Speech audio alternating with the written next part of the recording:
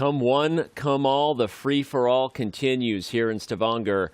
It's round 6 today of Norway Chess and Norway Chess Women. We are halfway through with 5 rounds behind us. Can Magnus catch Hikaru before the day is done? And will the women's world champion stop the destroyer known as Vaishali?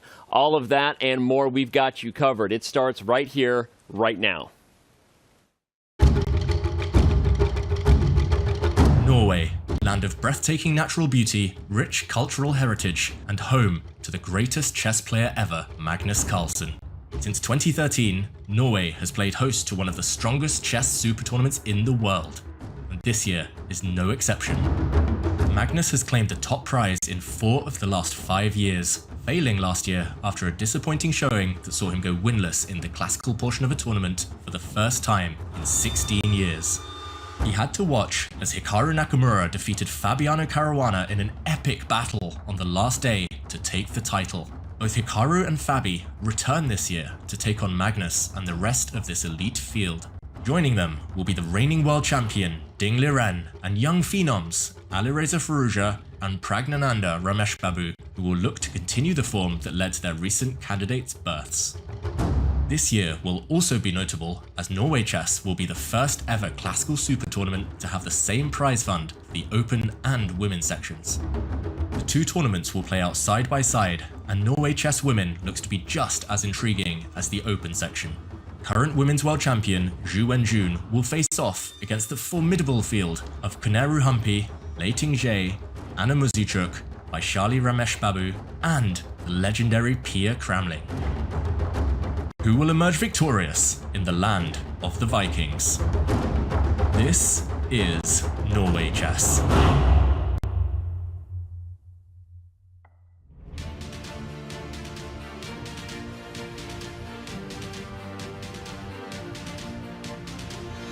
Round number 6, 2024 Norway Chess and Norway Chess Women.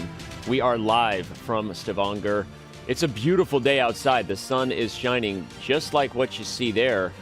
We're all going to be inside playing chess where the action will be just as hot, as they like to say. Maybe not as much sun on your skin. We'll see if we can take care of the sun in the windows today here in the studio. But the players have not arrived just yet downstairs. The rock stars will make their way across the red carpet, sit down on the battlefield of 64 squares, and we're going to get into all of it in just a little bit. But before we do, welcome into the studio, International Master Danny Wrench here alongside the amazing International Master Anna Rudolph and the one and only Grand Master David Howell. Team, half of this event is done. We switch colors and play the same opponents that we started the event with, the royal we, the proverbial we. We're not going to be doing anything but commentating on it, but are you excited at this point of the event when we get rematches? Extremely excited, and I think it's going to be very different from the first one. So just as a reminder to everyone, it's a double round-robin system here. You play 5 opponents, but with both colors. Today in round 6, everyone who faced each other on day 1 are facing each other with colors reversed. But on day 1, we had 6 draws in classical chess. Only Armageddon was the decisive factor. I don't think it's going to be the same today, David. Yeah, it's unlikely, just judging by the last few days. It feels like the players have woken up and chosen chaos. It's been a lot of fun, and I'm hoping that continues, Danny. Well, Anna did a great job of reminding you of the format. I also agree. I don't think Magnus is going to go for a quick draw with white against Ding Liren like Ding Liren did against him in round 1. But okay, before we dive into previewing all that is in store, let's give you an even more detailed breakdown of the amazing and innovative format that is Norway Chess. Norway Chess and Norway Chess Women will both feature a 6-player double round robin for a total of 10 rounds. The time control will be 120 minutes with a 10-second increment starting from move 41. No draw offers will be allowed until after Black's 30th move. All drawn games in the classical time control will be immediately followed by an Armageddon game with the same colors. White will receive 10 minutes on the clock, while Black will begin with 7 minutes. A 1-second increment will begin from move 41 for both players. In the event of a draw, Black wins. Players receive 3 points for a win in the classical game and 0 points for a loss. In the event of an Armageddon game, the winner will receive 1.5 points, while the loser will receive 1 point. For the first time in a classical super tournament, the prize fund for the open and women's sections will be identical. If 2 players tie for first place at the end of the 10 rounds, a 2-game blitz playoff will decide the winner. If 3 or more players are tied for first, those players will play a double round robin instead, with additional tiebreaks if needed. The winners will be crowned this year's Norway Chess and Norway Chess Women's champions.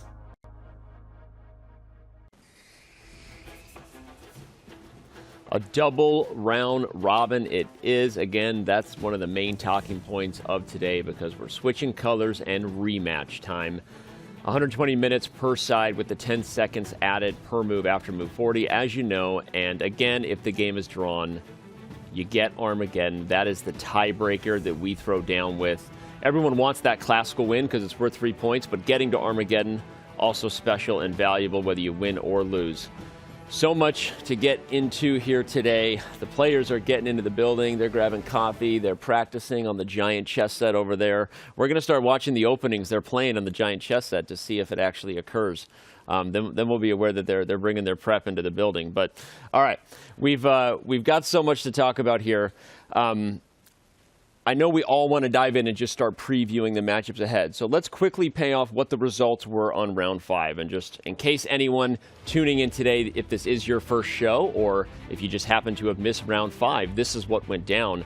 Magnus Carlsen got it done against Alireza Firouzja, and boy, was that dramatic. A draw up until the final few moves. Alireza Firouzja blundered in time pressure. Magnus squeezes water out of a stone yet again. Hikaru Nakamura was dominant. It was a one-sided affair. The struggles for Ding Liren continue. Praggnanandhaa Ramesh Babu beat Fabiano Caruana in an instructive night endgame, and tough for Fabiano. That was his second loss in a row. Vaishali Ramesh Babu has now played 10 straight classical games without a loss. She also won an Armageddon. Ju Wenjun will try to change that today, as we already said, but she got the job done, winning her 5th Armageddon match over Humpy Canero. Anna Muzychuk got her 2nd classical victory in a row. So much going on. Just big shout out to where we sit in the standings after that round. The Hikaru Nakamura train will not be stopped.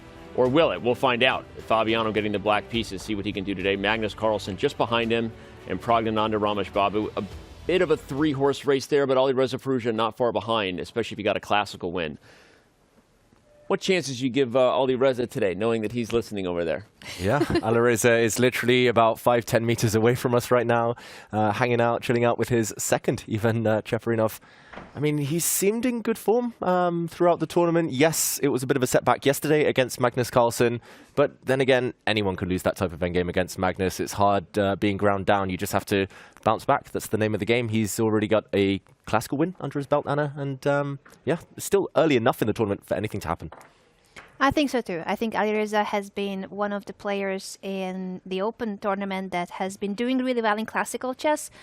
Some of the points he lost was in Armageddon, except for yesterday's game.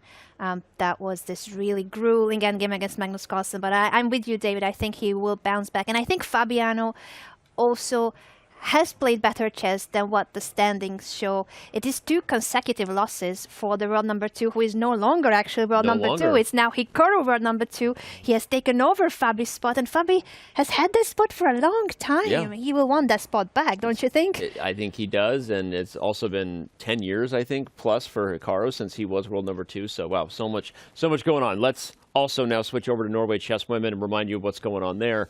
We mentioned it at the top of the show. The destroyer known as Vaishali, if the nickname has been embraced, I think it should be, because she has been destroying the field and just continuing to impress everybody in clear first, also with a score of 10, just like Hikaru Nakamura.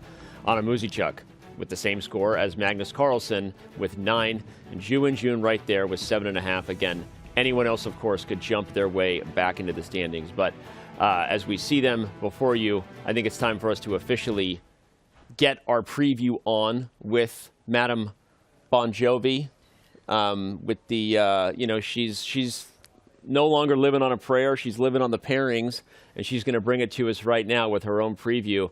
Jovi, take it away and tell us what's happening in round 6. Thank you, guys. Yesterday was dramatic. 4 classical wins and Hikaru cementing his lead at the top. But the players are going round the horn once more, which means that we're going to see a repeat of Magnus against Ding. Now, their first encounter had to be decided by Armageddon. But since then, Magnus has regained his legendary form, whereas Ding is still struggling. Meanwhile, Alireza will cross swords against young Praggnanandhaa. Now, Praggnanandhaa has been exceptional with the white pieces, but as he told me, things have been a bit shaky with black. Meanwhile, things have been even more turbulent for Alireza as he struggles with that 17th piece, the clock. And we are back to an all-American encounter between Hikaru Nakamura and Fabiano Caruana. Now, Hikaru is in tremendous shape, having won his last 2 classical games, whereas Fabiano has done the reverse. And if Fabi wants to win, he needs to start doing so now. Moving on to Norway Chess women, it's going to be a titanic battle between tournament leader Vaishali and Armageddon queen Ju Wenjun. Now, both of these players have been in exceptional form in classical, but as Ju confessed to me, she is desperately looking for a win in classical to take those much needed points. And it's been a tale of 2 tournaments between Liren Jae and Anna Muzichuk. Anna, with 2 wins behind her, has the wind in her sails, whereas Liren Jae has lost her last 3 Armageddons. And finally, we have a big battle occurring between tail-enders Humpy Canary and Pia Cramling. Both of these players are struggling to make their mark. So a much-needed classical win is going to take them right up the standings. Back to you guys in the studio. Great stuff, Jovi. So many things to unpack there. She does a good breakdown of each matchup. I want to go back to the beginning and review them all again and analyze her thoughts. But right now we've got a live shot into the playing hall. We've got Ding Liren, hopefully feeling rested and ready today. You all want that for him. Speaking for all the fans, I'm saying you all want that. Everyone wants that.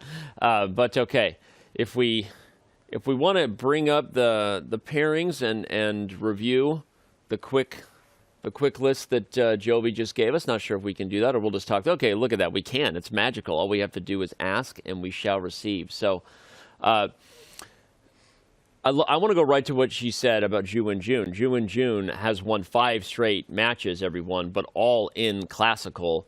Her thoughts, Ju Wenjun gave her thoughts openly that she knows she has to get a win in the longer portion to make her move here at some point, Anna. Yeah, she won all of her matches in Armageddon, so she's really looking for that classical game win. Maybe today, is it today the day she's got the black pieces against the tournament leader, Vaishali, the Destroyer, as you named her. And Vaishali, coming from the tournament in Toronto, the candidates, where she won her last 5 games, and here too she's cruising. She is on such an incredible streak, best in her chess career. Who will stop her? Will it be the reigning women's world champion? That is the main question in Norway Chess Women, I think. Yeah. It is the biggest question. Will she ever lose in classical again? Obviously joking and knocking on wood. No reason to jinx anybody. But going over to this matchup, the battle of the top 2 Americans and number 2 and number 3 in the world. Talk about a rivalry of the generations, right? It feels like these 2 guys have been going at each other for a couple of decades now. Your thoughts, if you're in the Fabiano camp, on the right mindset coming in to really avoid tilt here, right? You've lost 2 in a row, David. You don't want it to be 3. Yeah, there's many strategies when you're trying to avoid tilt, but usually you're not black against one of the most informed players in the world, Hikaru Nakamura. I think Fabi has to not focus too much on the opening. Hikaru has mentioned in the past that because Fabi is trying to play specific lines, Hikaru is able to dart around, dodge any prep, and kind of psychologically get under Fabi's skin very early in the game. So Fabiano has to maybe just be a bit pragmatic here, not take too many risks. A draw in classical chess would be a great result at this point to stem the bleeding. So yeah, we'll see whether Hikaru can continue his great head-to-head form there. And we shall also see whether Ding Liren can find his form. Unfortunately, this has been the most heartbreaking storyline of Norway Chess and also every single previous event of Ding Liren ever since he won the World Chess Championship match. He's got the black pieces today against Magnus Carlsen, and while their round 1 game against each other was very peaceful, they made a draw on move 14, and the match was only decided in Armageddon. I think Magnus is going into this game thinking very differently. 5 rounds have passed and 5 rounds show who is in form. Unfortunately for Ding, it's 3 consecutive losses in classical chess, and he will need to stop the bleeding somehow. Yeah, it's interesting just today's clashes. It has very in-form players against, at least on paper, out-of-form players. Like you mentioned, Magnus starting to pick up speed, starting to move through the gears here. Ding, though, he's such a classy player. He's only lost once in classical to Magnus, so he should take heart from that. Yep. I don't think that's going to be one-way traffic, as many might predict. I agree, and he's got to take heart in something. So if he can dial in on his overall record against Magnus, which has been pretty good, and get a good hold here. I think Magnus knows he's on form, and everyone knows Ding Liren's struggles. Probably no one more than Ding Liren. But I don't think Magnus will be careless here. He'll make sure that he only takes the opportunities given to him. But I agree, and we're definitely not going to see a quick draw like we did in round 1. So, all right. Well, it looks like all the games are underway. As we've said before, this is a repeat of round 1. Colors reversed. We are now in round 6 on the back half of this amazing double round robin. We do have knight f3 on the board by Alireza Firouzja, but not exactly a ready there with Carlsen. So just to shout out the inside the room conversation, Alireza Firouzja has come to this giant chessboard over here and played a practice game with his second, or done something that we've thought maybe was prep, like every day. And so today we paid special attention to the opening to see if he actually was revealing his prep. I don't think he actually is. No, in that game over there on the giant chessboard, meters away from us, it was a Reti, and no, Firouzja instead opening with his queen's pawn, and Queen's Gambit accepted, but a bit of an odd twist to it. Pragg defending his pawn, very ambitious stuff over there. Anna, which games catch your eye at this early stage? I was looking at the Pragg's b5 move, defending the pawn, and I'm also looking at Liren Xie against Anna Muzychuk. That is, Anna not making a move. I hope she's at the board. I hope she's in the playing hall. Maybe she's just choosing how to react in case she expected 1d4, which is Liren Xie's usual first move, and she's trying to consider. Yeah, she's sitting there. Everything is good. She has won her last 2 classical games, Anna Muzychuk, and is in second place behind Vaishali. So I'm sure that she's coming to this game very ambitious, but she will be considering here why Liren Xie starts with 1c4 instead of 1d4. Is she going to try to transpose into any queen pawn openings, or is she not pushing her pawn to d4 at all? What is her approach? Those are kind of like the minor details that end up being quite a big factor sometimes in chess. The move order, the slight change in terms of the opening variation that you normally play. Yeah, the big opening nerd in me wants to dive in and show all these different move order tricks, but you never know. Maybe Anna Muzychuk, oh, there we go. I was going to say, maybe she's doing a vidit, just meditating the first few minutes, getting in the zone, but ultimately the symmetrical English, bit of copycat chess at this early stage. But Liren Xie doing the opposite of Anna, just moving instantly, saying, all right, you took a few minutes to play one of the most common moves, and I'm ready. Here we go, knight f3. Yeah, maybe we switch from this one as Anna continues copying. When in doubt, you know, just mimic the opponent. I remember when I was young, that's how I first started learning openings. Did you really? Yeah, they play e4, I play e5. They play d4, d5, c4, c5, anything. Copycat chess. Exactly. But then with white, I just felt like I was in Zugzwang all the time. Okay, maybe we leave this one for now as both players just getting going. Yeah, back to the bird's eye view, and let's spy it around. You know, I like the variety. Not just the color set, but an interesting ready over there between Carlsen and Ding Liren. Like you said, not your everyday Queen's Gambit, an aggressive approach from Pragg with b5. That's going to get us dynamic.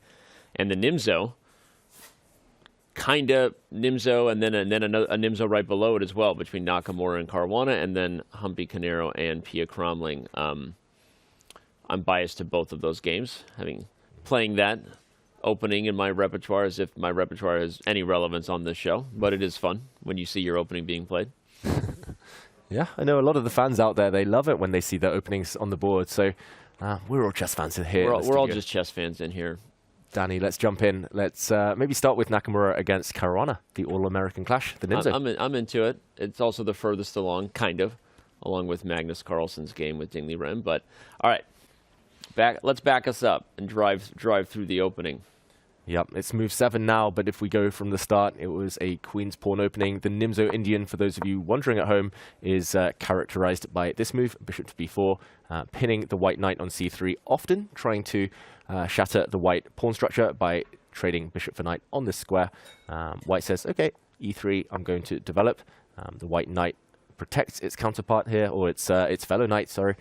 Bishop to a6, and this is a very old line. It used to be really trendy back in the 80s, 90s, I believe, and I haven't seen it for a long time, but bishop takes knight voluntarily. Normally you wait for that bishop to be nudged before making this decision, and d5.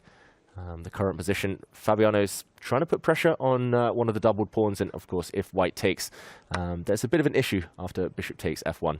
Do you take with the king or rook and lose castling rights, or do you worsen your knight by taking back on this square? So I don't think Hikaru will be rushing to make that decision. At the same time, it's an interesting anti-Nimzo decision. Again, often when you play these structures, just to back up, White normally has to keep those double pawns because black is playing c5 and trying to imprison them right where they stand. And again, not that this was going to happen, but if c5, black's next moves are things like knight c6, knight a5, and the rook comes to c8, and black is doing everything they can to barrel up against the weaknesses.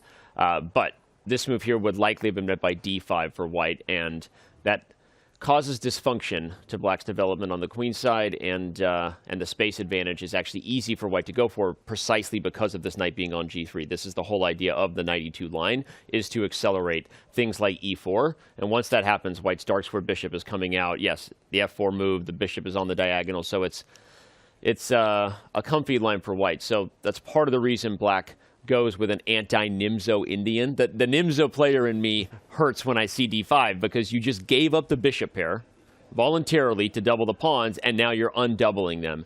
And make no mistake, that is the small advantage white will have for the rest of the game in these positions, but you're doing so to stop the purpose of the knight on g3, control the e4 square, and then, like you said, highlight the tension on the diagonal a6 f1. So, yeah. Sorry, just went full Nimzo Indian player there. Just had to give a little breakdown.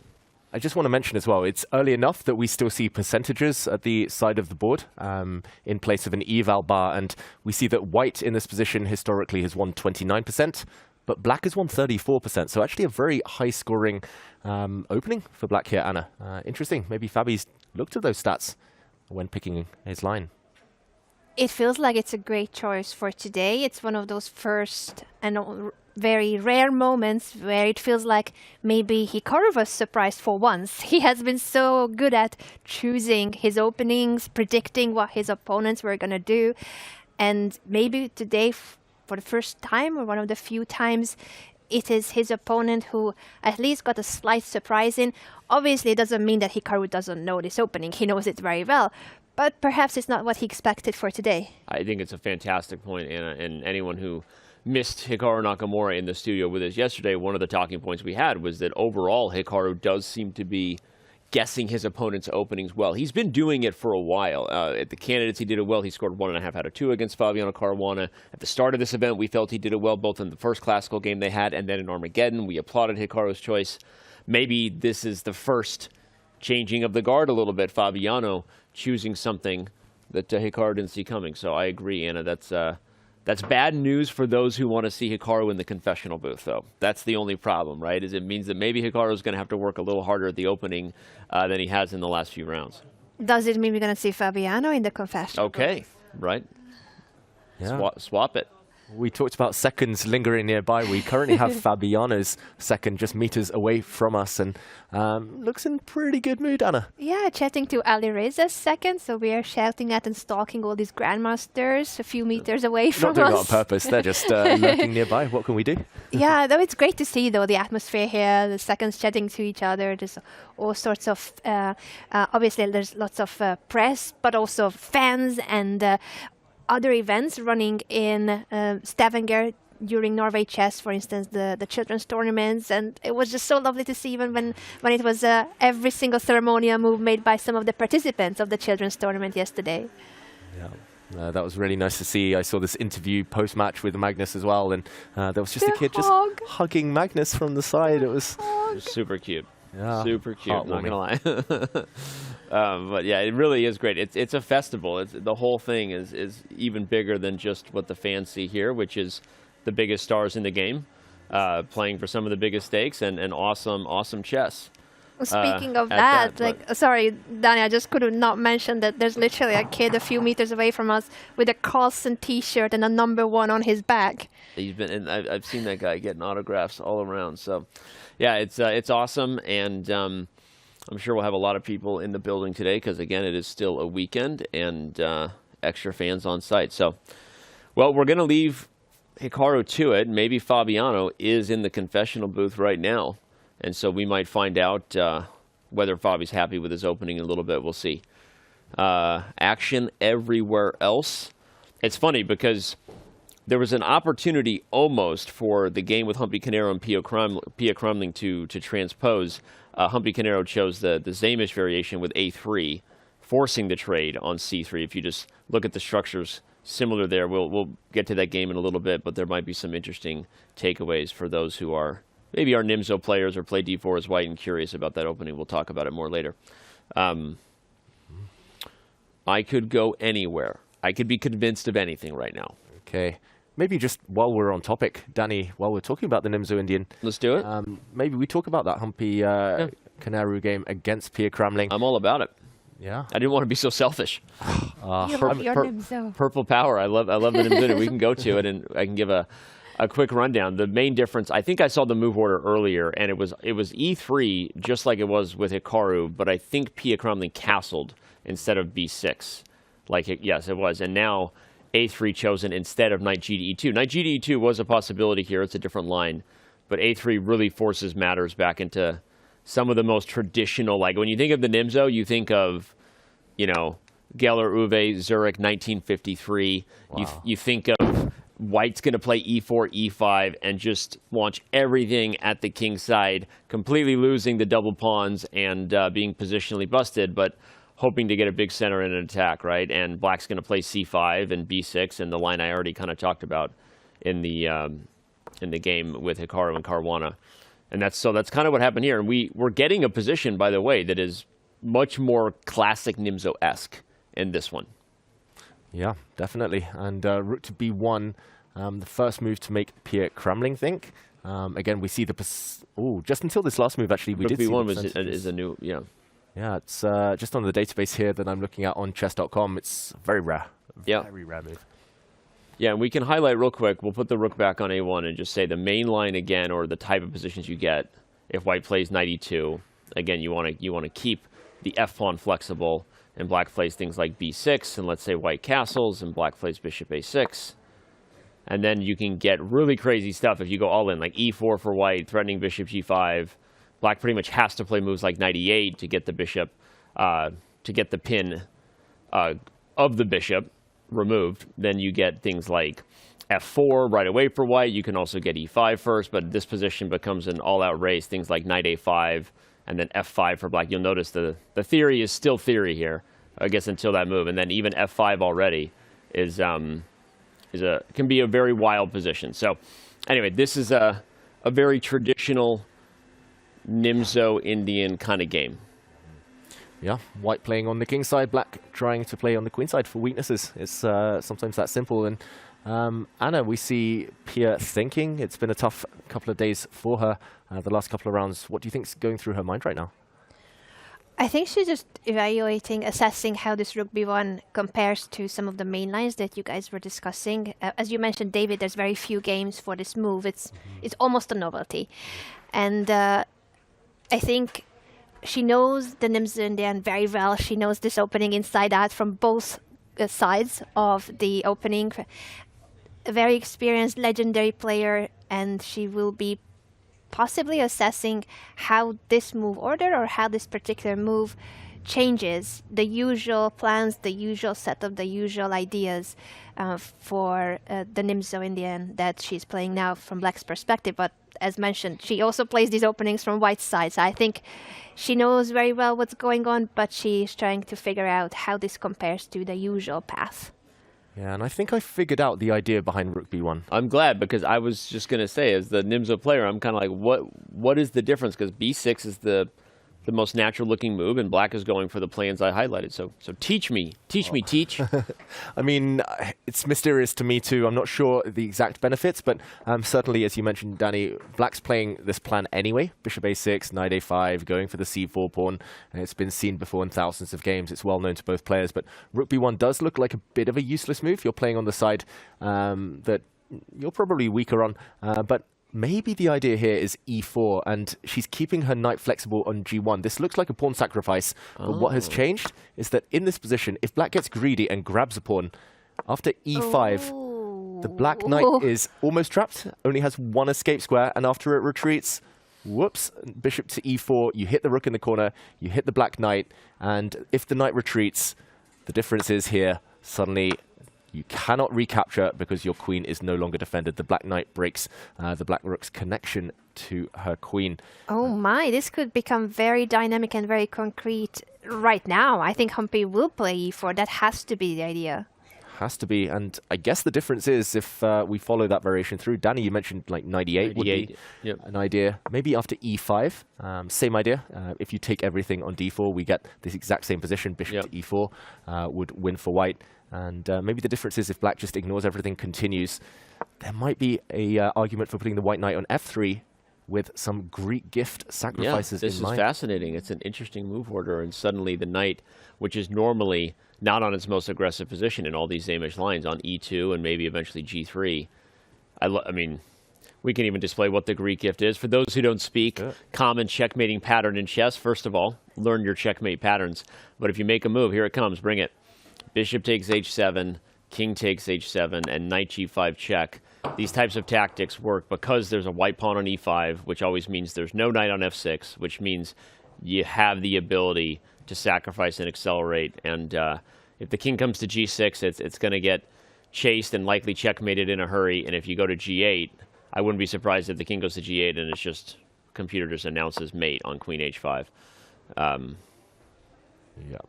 You can sacrifice the queen for Black, so it's not mate. The queen can give itself up on g5. All right.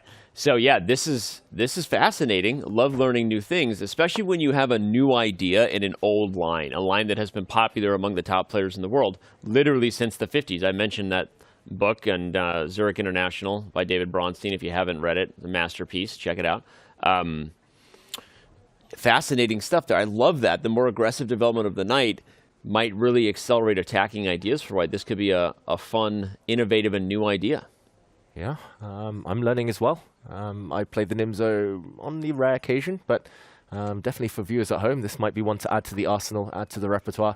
And Humpy, after spending a few minutes early on, maybe lulling Pia into a false sense of security, Anna, she sped up the last couple of moves, showing she's still in prep.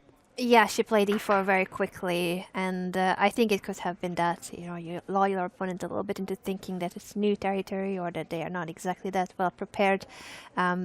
But it really is what Humpy wanted. She comes to today's game with a very interesting idea that could actually be quite unpleasant for Pia, because as well as the Nimzo-Indian, this is concrete.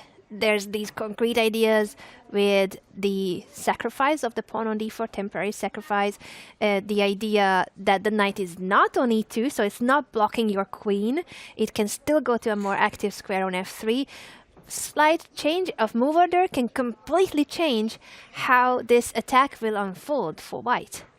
Yeah, and Pia is retreating her knight. She's clearly well versed in the patterns that we are so accustomed to in the Nimzo-Indian. Both players showing their class, but yet to be seen how deep Humpy Kanaru's preparation goes. I do really fear for Pia.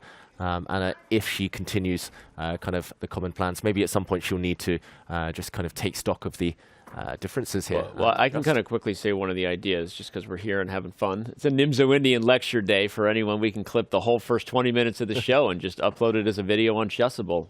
Add some lines, and there you go. Often after e5, let's say it happens, whether right away or not, Black doesn't have to commit fully to the bishop a6 plan. You have moves like d6 to consider. Maybe it's super risky here because of the diagonal. You also have moves like f5. f5 is a very common kind of counter shot for Black, which either closes down the diagonal. I wonder what the computer thinks about it. Let's just play it because I'm curious. It's a new line. And White's choices are to either en passant, and then the knight gets back in, and you have the f-file, and you're no longer as stressed, right? So we see that this is a good example that you don't always have to en passant. But if White doesn't take en passant, despite what the computer says in terms of evaluating White's position as an edge, Black is actually happy to get back to bishop a6, knight a5, and the traditional plan. There are some really fun lines here that almost transpose to one of the main theoretical approaches, which is if White plays like knight f3 and Black plays bishop a6, you get like d5 for White, and if knight a5, White plays d6 and just like traps the knight where it stands, even at the sacrifice of the pawn. And this is, in fact, the computer likes my line, because this was a very popular motif for a while, where White would sacrifice the c pawn and keep the knight trapped. So anyway, this is great. I'm excited. You can tell I'm going to be a selfish little kid here today and have a lot of fun with these games anytime we have a chance to come back to it. But on that note, let's get back to the bird's eye view. We have jumped in pretty hard here to the two Nimzo-Indian boards before your eyes. Hikaru Nakamura versus Fabiano Caruana, Purple Power, Humpy Kanaru versus Pia Cramling. And before we get into all the other games, we are actually going to take our very first break of the day.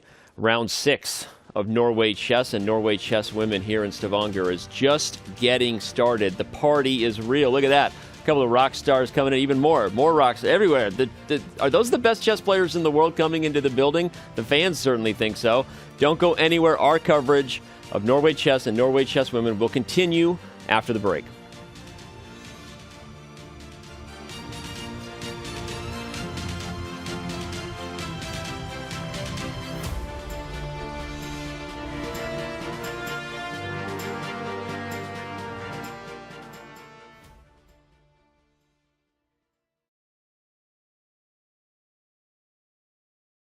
I'm Levi Rosman, and I have the privilege of being joined by world number 6, the youngest ever player to cross 2800 ELO, playing in his second candidates tournament, Alireza Firouzja. Alireza, my man, first of all, good to meet you. How's Toronto treating you this time around? Yeah, it feels great to be back. It's a very beautiful city, so I'm very excited to be here. Let's start not with chess first. You made a very big mistake a couple of years ago of doing an interview and saying you were into fashion, because now every interview, somebody has to ask you about fashion. So I want you to rate how I'm looking today, 1 to 10. It's very nice suit. Yeah? Yeah. My man. Thank you. I like what you're wearing too. Can you take us through the glasses, the outfit a little bit, or? This is Louis Vuitton glasses. This is Ralph Lauren. This is Valentino. The socks, I don't know what it is. Anyway, we're gonna talk about chess. I don't want to bring up bad memories, but obviously 2022, the candidates was supposed to kind of be the moment where in the beginning of the year you crossed 2800, youngest one, you broke Magnus's record. Then Magnus was giving all these interviews like he's not gonna defend unless you win the candidates. So as an outsider, I was thinking there's kind of a lot of pressure on you to win, and then you'll be playing for the World Championship. So what was the tournament in 2022 like for you? The preparation leading up, obviously going into it, you probably wanted to win, if not win, then finish in the top 2, top 3. Can you take me back to 2022? What went wrong, and then what's going to be better this time around? Yeah, I think I was just too young for the candidates. I know they're on the same age or younger even than me here also, but I think physically it's very difficult when you're 18 years old to play candidates. 14 rounds is very energy taking, and for 18 years old I was just trying to get experience, but the outside things came into the game. But it was cool because I was getting advertised so much. So whenever they talk about me on internet, I like it, so even if it's negative. And for this time around, what has changed? Obviously you're older, but that's not the only difference, right? So is the training camp the same? Is it a slightly different approach? Because this is a weird candidate. There's a lot of young players. I don't know where the young cutoff is, but let's say 2021. So half the field is young. We have players that are playing in their first candidates, like Vidit, who's almost 30, Abbasov is almost 30. How's this training camp been a little bit different than 2022, than preparation leading up? Did a lot of sport to be in good shape because it's a very long tournament. So this was my own main focus, kind of. Because the chess part is very close always, and we have to see what will happen. But I tried at least physically to be in good shape. Cardio, weightlifting? Not weightlifting. Not weightlifting? Cardio mostly, yeah. You jogging a lot, you cycling, swimming? Yeah. Is that generally what it is? What about like chess specific? What percentage of it is openings? Nowadays it's probably more than 70-80% openings, I think. Basically, out of opening you could understand the game will toward to draw or who will put pressure the whole game. This is the chess we play nowadays. Yeah, it's interesting. Whoever works more gets the results. So.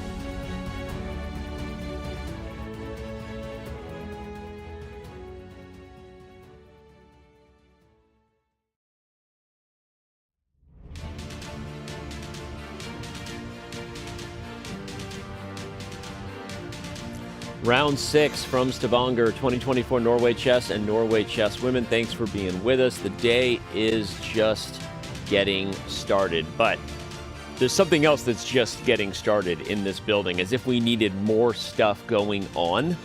It's being broadcast live right now at twitch.tv/chess. Did you know that there is a Guinness World Record attempt happening right now between childhood friends, Oscar and Udin? They are 8.5 hours in. They've been here since 9 a.m. local time. My back hurts just looking at them. Wow, they've played 52 decisive games already in 8.5 hours. I was talking to them last night. They were so excited about getting going, but they were super nervous as well. 61 hours is more than a marathon. It's going to be tough, but they look energetic for now, keeping a quick pace, Anna.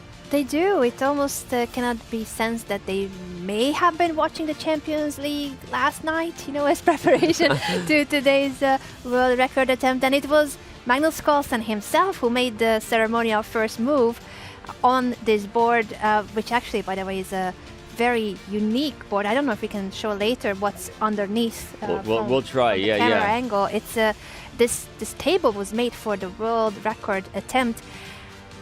Both of them are very good friends of Magnus Carlsen, and they said that, Magnus is like, this world #1, former world champion. What have we achieved in our lives? What can we do to make our mark in the chess world? So they came up with this idea. We're gonna beat the world Guinness record for the longest ever chess play. How do you even call it? Playing chess for the longest time? I don't even know. It's crazy. It's honestly crazy that we're also going to be here in the moments where the record is broken. If they make it there, right? This is a truly difficult task. It is quite the ordeal that they are choosing to undertake. And if it happens, it'll happen local time here around Tuesday night at about 10 p.m., which is right when round 8 will be coming to an end. And so it could be history in that moment. We'll obviously be keeping touch with this game. They'll be downstairs as we leave 2 more times and come back for the next couple days.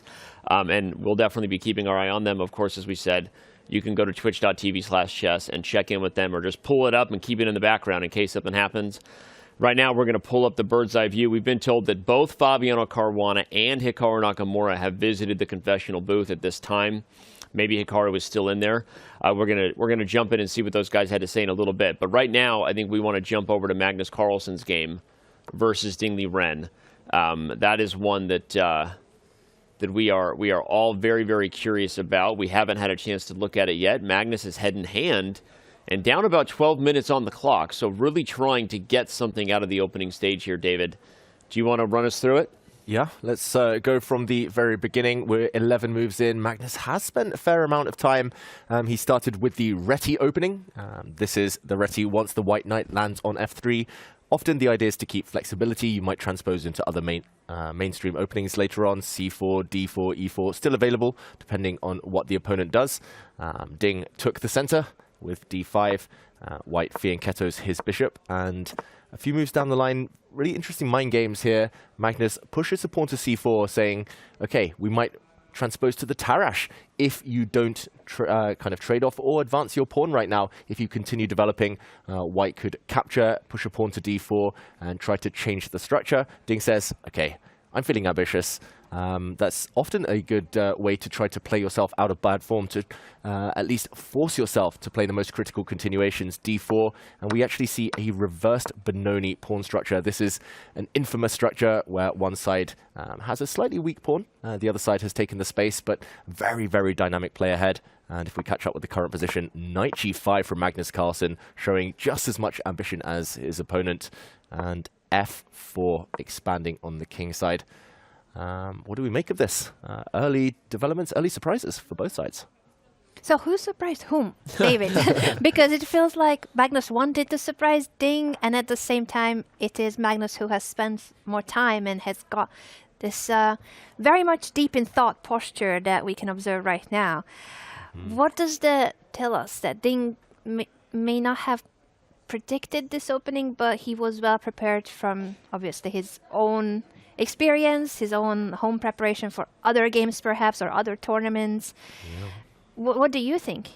Well, I mean, knowing Magnus pretty well, these days he relies a lot on opening theory, maybe more than he used to back in the day when he was just getting a position, just playing chess, as they say, where he would happily play these long games.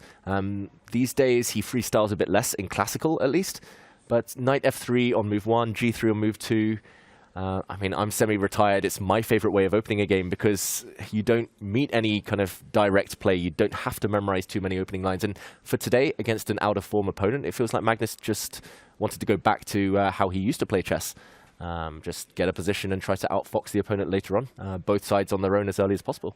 Yeah, I think he also maybe has a sense that if he's going to go all in, which knight g5 and f4 are very ambitious moves as far as going all in toward the kingside, that he needs to be thoughtful about that right now, right? You don't want to overcommit to an attack, David, that might end up being dubious.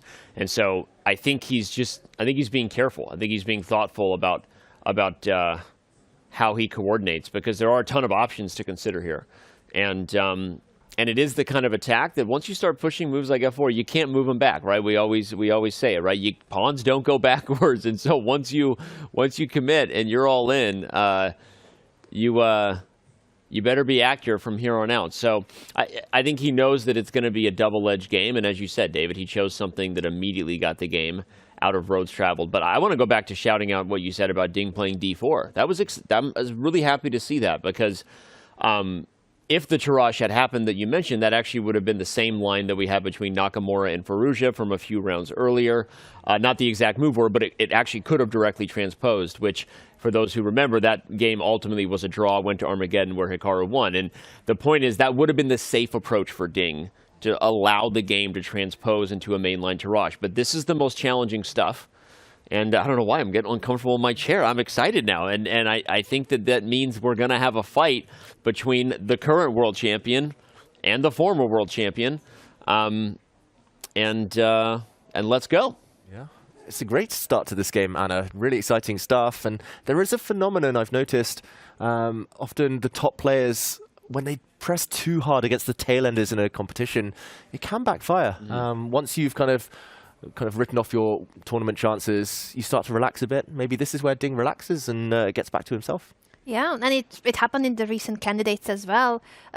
The one game where Gukesh didn't manage to do well almost cost him the tournament, but that was against an Alireza who already lost his chances in the event. So it's very true that once you are unfortunately not in shape, but it also takes away the pressure. We sure hope that Ding Liren finds his form. Is it going to be the game where things turn around for him? Because this would be a big one. I was going to say, there is no win better to get in chess than one against Magnus Carlsen. Like, that is an objective fact. So, we'll see. If Ding Liren gets himself in a sharp affair with Magnus, maybe at least he'll have some fun along the way. But okay, I mean, I think Magnus will show us the way, right? He will shine a light on what he wants to do, whether it's putting a knight on e4 here, whether it's bringing one of them to f3. Like, is there even ambitions already of trying to advance further kingside pawns? I don't know if you can play h4 or g4 just yet, but every one of White's pieces is geared up to join the fight. And then I wondered if there even is some weird ideas at some point of f5 for White. At some point. So, okay. As long as you got that bishop open on g2, for the record, Black can't get that aggressive yet on the queen side, right? There's a knight on c6 that's attacked, and so even though Ding Liren played rook b8, he's not immediately threatening counterplay just yet. So, okay. But, yeah. I was going to say, Magnus can do anything under the sun. He's played pretty much every opening under the sun, but the one structure I very rarely see him touch is the Benoni. So maybe just familiarizing himself with the plans. And like you said, so many moves, and that's where the top players spend their time. Maybe we check back in once Magnus has decided. Let's do it. We could check back later and go back to our bird's eye view where we can see all 6 games taking place at the same time. Lovely colors. I know Danny always goes for the purple one, but we already visited the Nimsendes. We'll go back at some point, Danny. I love it. And we see kind of what we talked about. The d6 move from Black in that game with Pia Cramling is to avoid the lines I was suggesting, where White gets those advanced e5 and d6 pawns. So anyway, exciting stuff there, and one that I'll definitely be noting and learn from. But as far as the open section, we have not looked at Firouzja-Praggnanandhaa yet if we'd like to. There's also an Alpin Sicilian in the lower left between Vaishali, Ramesh Babu, and Ju Wenjun, the world champion. A huge time advantage again for Vaishali, the destroyer. She's leading the field with a 10-point score, just like Hikaru Nakamura. And she's... we've been applauding Hikaru's openings. Has Vaishali been the lesser prepared player in any game so far? Never. She always comes to the board extremely well prepared, and kind of what we said about Hikaru, she seems to be predicting very well what her opponents are going to play with either colors, white or black pieces, doesn't matter. Vaishali has always been the better prepared player in any of her games from here, I believe. That's true, and I think maybe the rare occasion where she hasn't won the opening battle, like against her countrywoman Humpy Kanaru, she's outplayed her opponents later. Impressive stuff, Vaishali. Alpine Sicilian, close to my heart as well, Danny. Let's do it. Let's jump in there for just a little bit. That's a good call out. I was trying to replay the first 5 rounds in my head. That was the one game where she lost her way a little bit. It was actually the one game she joined us in studio, too, even though it was not the best opening. And by her own admission, she got a little bit overly ambitious. It worked out in the time scramble. So not a lot of things going wrong for Vaishali. Let's review the Alpine real quick. Show us how we got here. Yeah, it looks more like a French defense almost at this point, but it did start with the Sicilian. The Alpine, or the C3 Sicilian, does begin with this move as White aims to build a pawn center, different from the open Sicilian, which is more about piece play. This is about often pawn structures, and knight f6, the main move alongside d5 in this branch of the Sicilian. White steps forward, attacking the black knight, knight d5, and Vaishali actually employs a slightly rare move in this position. I believe it might be the 3rd most common move after just developing the white knight or immediately stepping forward in the center with a pawn to d4. She first hits the knight on d5, and this is a very common idea, but normally it's played a bit later, and Vaishali firstly wins the opening battle by surprising Ju Wenjun with this rare alternative, but also there is a twist. There is always an idea behind any kind of concept developed by a grandmaster in the opening. Bishop b3 here, and as we see later down the line, in this position after d5, normally there would be a white knight on f3, black's bishop would come out and pin it, but after the move bishop c2, there's a big question asked to black's bishop on c8. No good squares for development, so obviously black doesn't really want to shut down the bishop behind the pawn chain. Anna, because it's a French defense. I know, it's so painful that they want to avoid the French defense at any cost because it would make the bishop on c8 so unhappy. Yeah, it would be not the happiest piece here. Still a playable position, but a closed structure, and I don't think Ju Wenjun dabbles in the French defense too much. Instead, knight b4, a very logical move, trying to pick up the bishop pair, and White's bishop doesn't move. Instead, she happily lets her light-squared bishop be traded, Vaishali, and this is the current position. Finally thinking, but clear that this black bishop, not too happy, black behind a development, potentially. What do we make of these early stages? We see the clock. It's hard to look past it. It's funny, though, because White is also missing the light-squared bishop. And from Black's perspective, if you can accelerate the queen side, one of the main ideas here is to put the rook on c8. And then if the queen is still on c2, you might even go knight a4 like right away. And the main structure, David, you know what I'm trying to get to try to highlight, is that when you trade on c3, now you've got that pawn, right? The anchor of a target.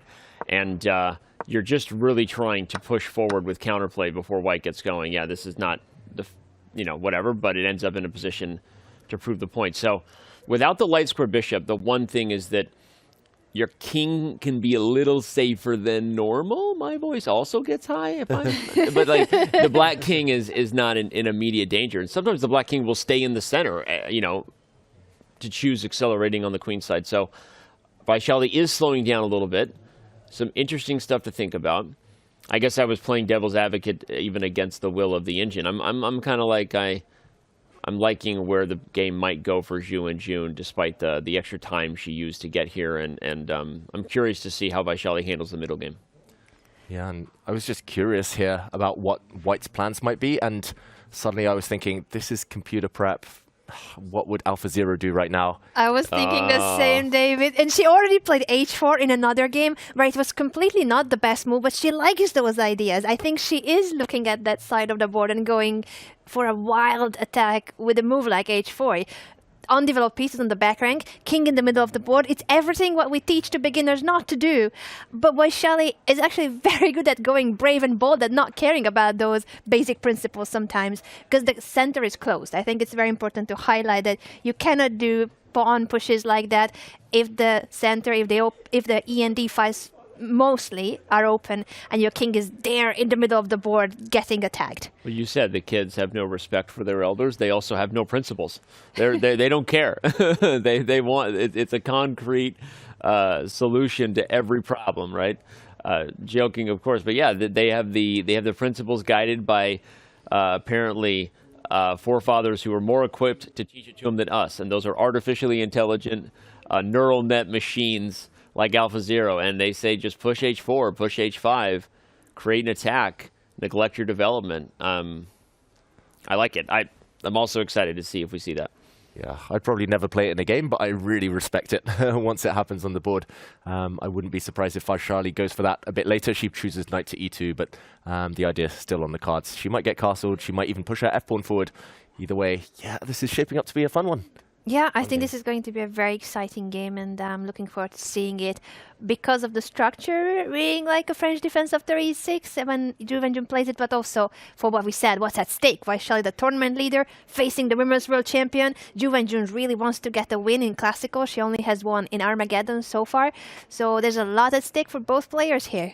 She's actually the only player who hasn't lost in the event. Vaishali lost an Armageddon battle. She didn't. Yeah. She hasn't lost in Classical, but she lost one Armageddon battle to Ju Wenjun. It was the first round of the event. So Ju Wenjun has won all of her matches, but again, all in Armageddon. All right. Well, we're gonna back up to the bird's eye view because it's time for us to back up and get our first trip to the confessional booth of the day. Normally it's Hikaru, but nay, not today, says Fabiano. Today, the first confession will come from me. And I've been told that we get a pretty clear idea early on in this confessional how Fabi's feeling about his position.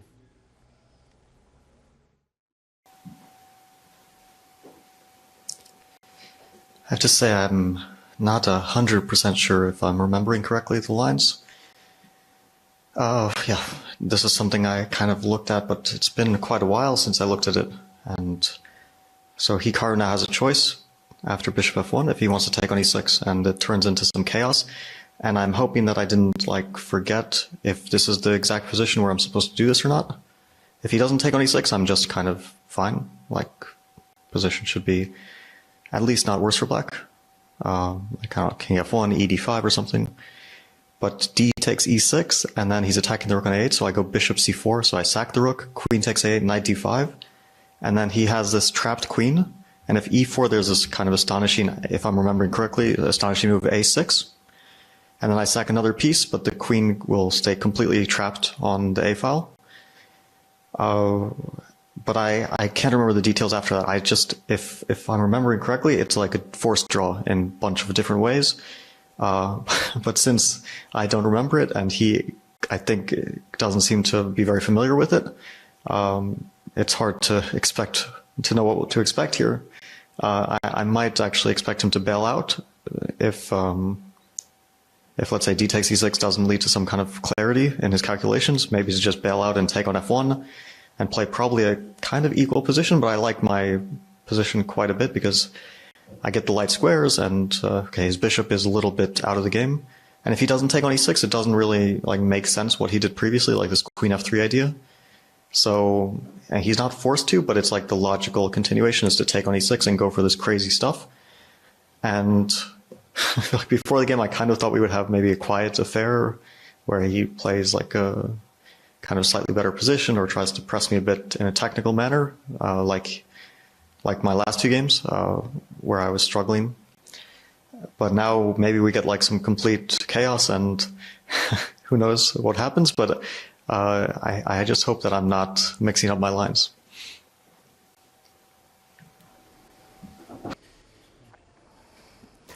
Wow, that was fun. And speaking of lines, we're gonna dive in and show everything that he just analyzed, chat. So don't you stress about that, fans. Now that king is on f1. I'm loving to zoom in, just emphasizing. As Fabi said, which, from Fabi's perspective, he should be doing fine, and the computer agrees with him. The bar slightly in black's favor, just to say that there's a long chess game ahead here, but black has gotten off to a great start. So, yeah, let's pull up the analysis board and back up, David, let you show those variations. our team behind the scenes was being super helpful, running it on an even deeper engine. We already kind of knew this must have been crazy prep, but no one knew that those were the lines Fabi had prepared. So let's take a look. Yeah, let's jump back to the position that Fabi was talking about. Here, there were safer options. White's just taken a pawn on d5. Black could, for example, just recapture with a pawn, similar to the game. But Fabi wanted to play the most ambitious move. Bishop takes f1. We will ignore that question mark. I will just remove it temporarily because clearly it was very, very deep preparation analyzed with the most super of supercomputers. And the idea is to stop White from castling. White actually took back the king. We'll talk about this in a minute, but the most ambitious reply from Hikaru, as Fabi mentioned, would have been d takes e6, winning material because there's now a hit on the black rook. Either you guard this rook and lose your bishop next turn, White would merge 2 pawns up, or you play what Fabi suggested, bishop back to c4, black's a piece up, so White's all in. You capture the rook on a8, and Fabiano said, okay, the path of the queen's return is now blocked with knight to d5. The queen struggling to get out, and he said e4 and pawn to a6, I believe. Astonishing. Wow. Incredible. We see the evaluation bar rise, but again, this is not the deepest of computers, and already it's starting to drop back down. And there we go. The computer trying to come to terms with what is incredible prep, let's face it. The idea is if, I guess... Look at that. The computer thinks for just a little longer and the bar comes all the way down. It's amazing. Incredible. If we take the knight, as Fabi said, White is a whole rook up, but the White queen is totally trapped. I'm not sure the exact way to catch her. Maybe we just take this pawn and say, okay, the queen's not coming out long term. If White just castles, for example, at some point, queen c8 and knight c6 will catch her in the corner. No way out. Absolutely insane preparation, giving up a full rook to then trap the white queen. And it's not an immediate trapping the white queen. It is quite a few moves for which White would be holding on to the extra material, but there is no way out for that queen. And Fabi wasn't even sure if he's 100% remembering his preparation. He said he looked at it, but it wasn't very recent.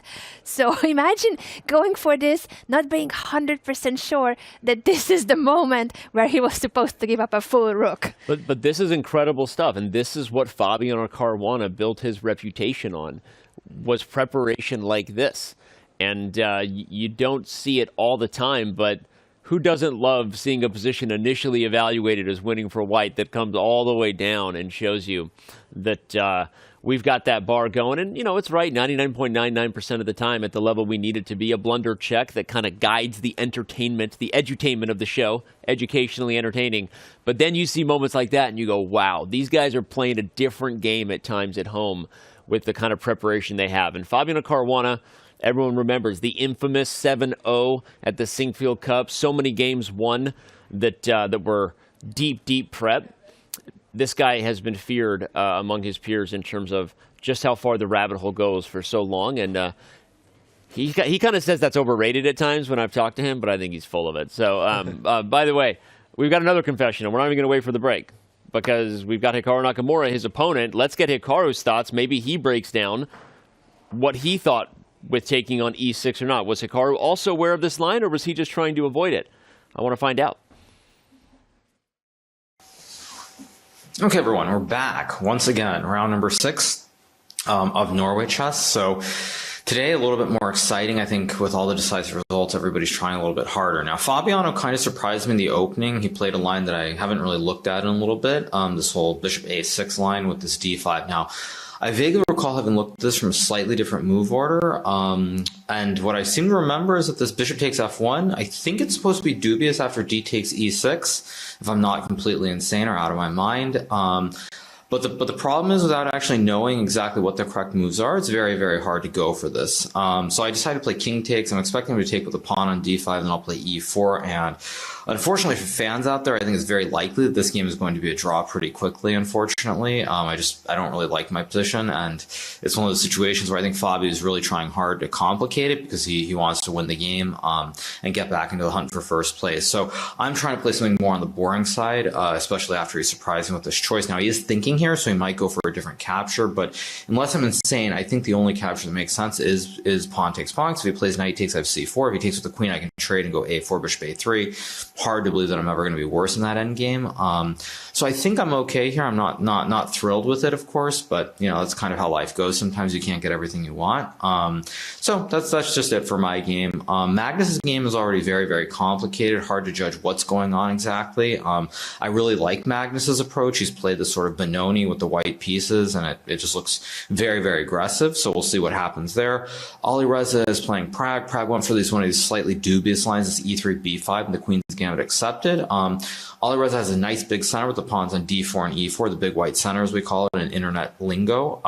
So I like Firouzja's position, but Pragg is also, I think, someone who, based on the candidates, will try very hard to go for big messes now. He tries to be very creative, and he's in a position to do it because he is trying to play for first place. So it feels like Pragg's trying to channel his inner Arjun, I guess, for lack of a better way of putting it. Because I think Magnus did some interview recently where he's talking about the Indian players, and he said something like Arjun's a madman who tries to kill you every time. And I'm getting the sense that Pragg is trying to incorporate that a little bit more rather than being super pragmatic, pun intended. So that's pretty exciting. I mean, I think all the games could be exciting. I think my game is probably the least exciting right now, but it's a decent start at least. I would say today there's potential, to use another term from one of my other side gigs, which is real estate. Potential is a word that you use a lot in that industry. So it's something where I would say there's a lot of potential today for exciting games from the get-go. So we'll just have to wait and see how the games continue. But so far, it is what it is. See you guys.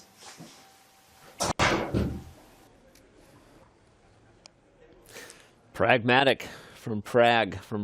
There.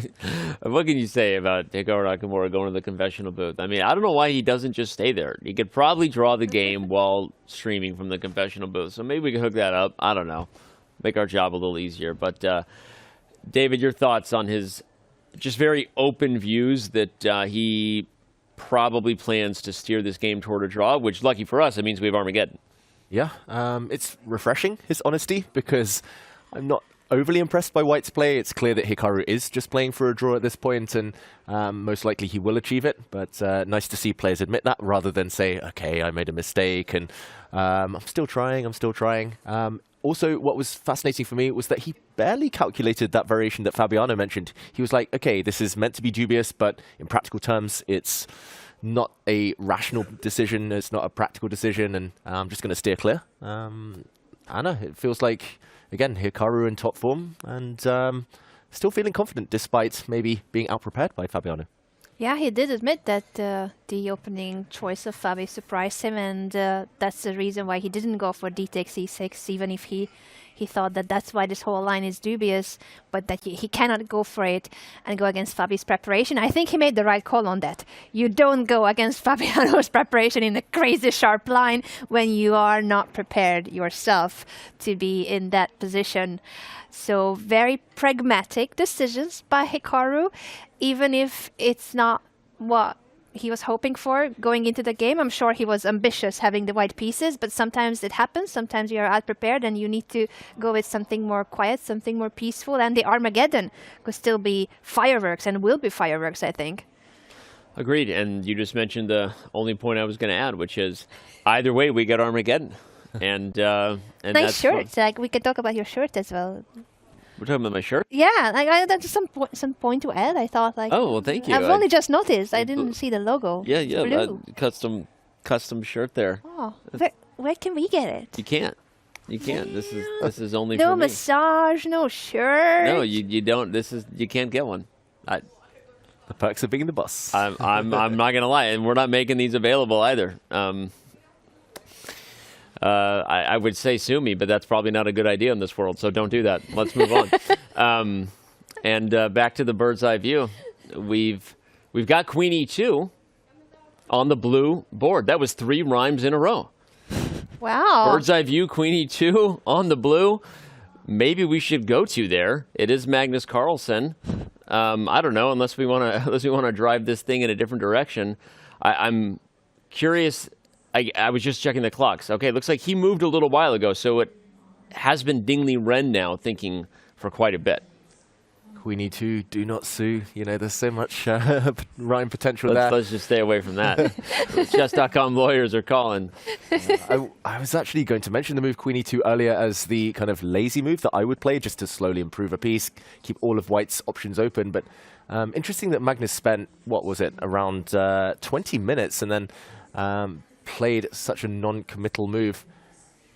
Ding now in the tank for 20 minutes himself. Yeah, it's one of those positions, I think we touched on it earlier, it's so flexible for both sides, kind of highly ambitious for both sides as well, and it's unclear exactly what the plans are for Ding.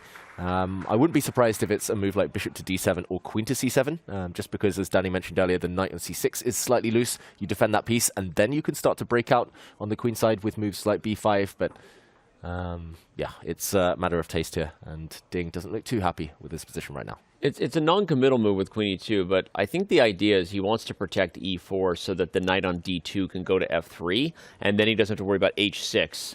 The knight would go to e4, and on a trade, you'd have to take with the pawn, which maybe isn't ideal. And the reason I'm anticipating that is because I think White's ideal, if you give White two moves here, not the cheating two moves where you play like knight takes e6 and knight takes queen. I think the two moves are knight f3, knight e5. Right, I think if you can establish the knight on e5 quickly, that exchange is likely good for White. Kicking the knight from f6 will accelerate the attack. So I think queen e2 was flexible by design, but also preparing this idea for Magnus, and this is just me making a guess of what the likely plan is to come. But Ding Liren spending some time here, wisely so, I would bet. Yep. The pressure to his king side will be very real here soon. What does he need to do, David? How do you see when White's plan is so clear, as Danny said, knight f3, knight e5, definitely will be coming unless you do something as black. Yeah, it's difficult. I wish I knew. I'm not a huge kind of fan of playing against the Benoni. I'm not brave enough to play with it. I'm not brave enough to play against it. It's one of those types of openings where it's just pure dynamism across the board on both flanks. I'm still inclined to kind of go for quick counterplay on the other flank. It feels like that's the side black should be playing on. Maybe if you want to release the tension, you can play the move h6, immediately ask the white knight what it's doing, and if it retreats to e4, just try to trade off, simplify the equation. But I don't know, it feels like that only helps White's initiative there. So you don't like attacking dynamism. I just... What happened to you? All about the grind, as a kid? You talk about old man chess, you're all about the grind. What happened to you? Danny, until I was like 23, I thought every game had to end in checkmate. It was like attack, attack, attack with both sides, with white, black. I'd sacrifice everything. Yeah. And then I woke up one morning and decided it's all about the endgame. And then you woke up and said, I'm going to become a better chess player than you, Danny. And I stopped playing every game for an attack. So that's what happened to you. Okay, noted. I get it. No, kidding. But yeah, it is going to be scary. Mm-hmm. It's going to be scary for Ding. Knight e4 coming, knight f3 coming. Yeah, watch out for those g4, g5 later. That was earlier mentioned. Yeah, I think it's a good moment, as you mentioned earlier, just for Ding to sit, to ponder for another few minutes, and then launch a plan. Ideally, a way to react against what's coming next from White.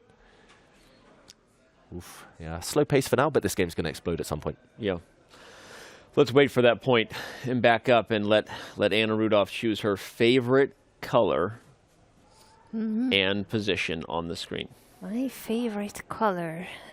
The problem is I also need to recall which games have we analyzed recently. Wait. So those are not my favorite colors. It's not like red is my favorite color, and I would really like to go to that board, but we probably should address what's going on in the game between Lei Tingzi and Anna Muzichuk, because we haven't touched on that opening. It's not the most complex or dynamic or exciting of games, but maybe it could be one of those that is heading toward an Armageddon, like Hikaru's game. So if we could just evaluate what happened in the last few moves and who is happier here.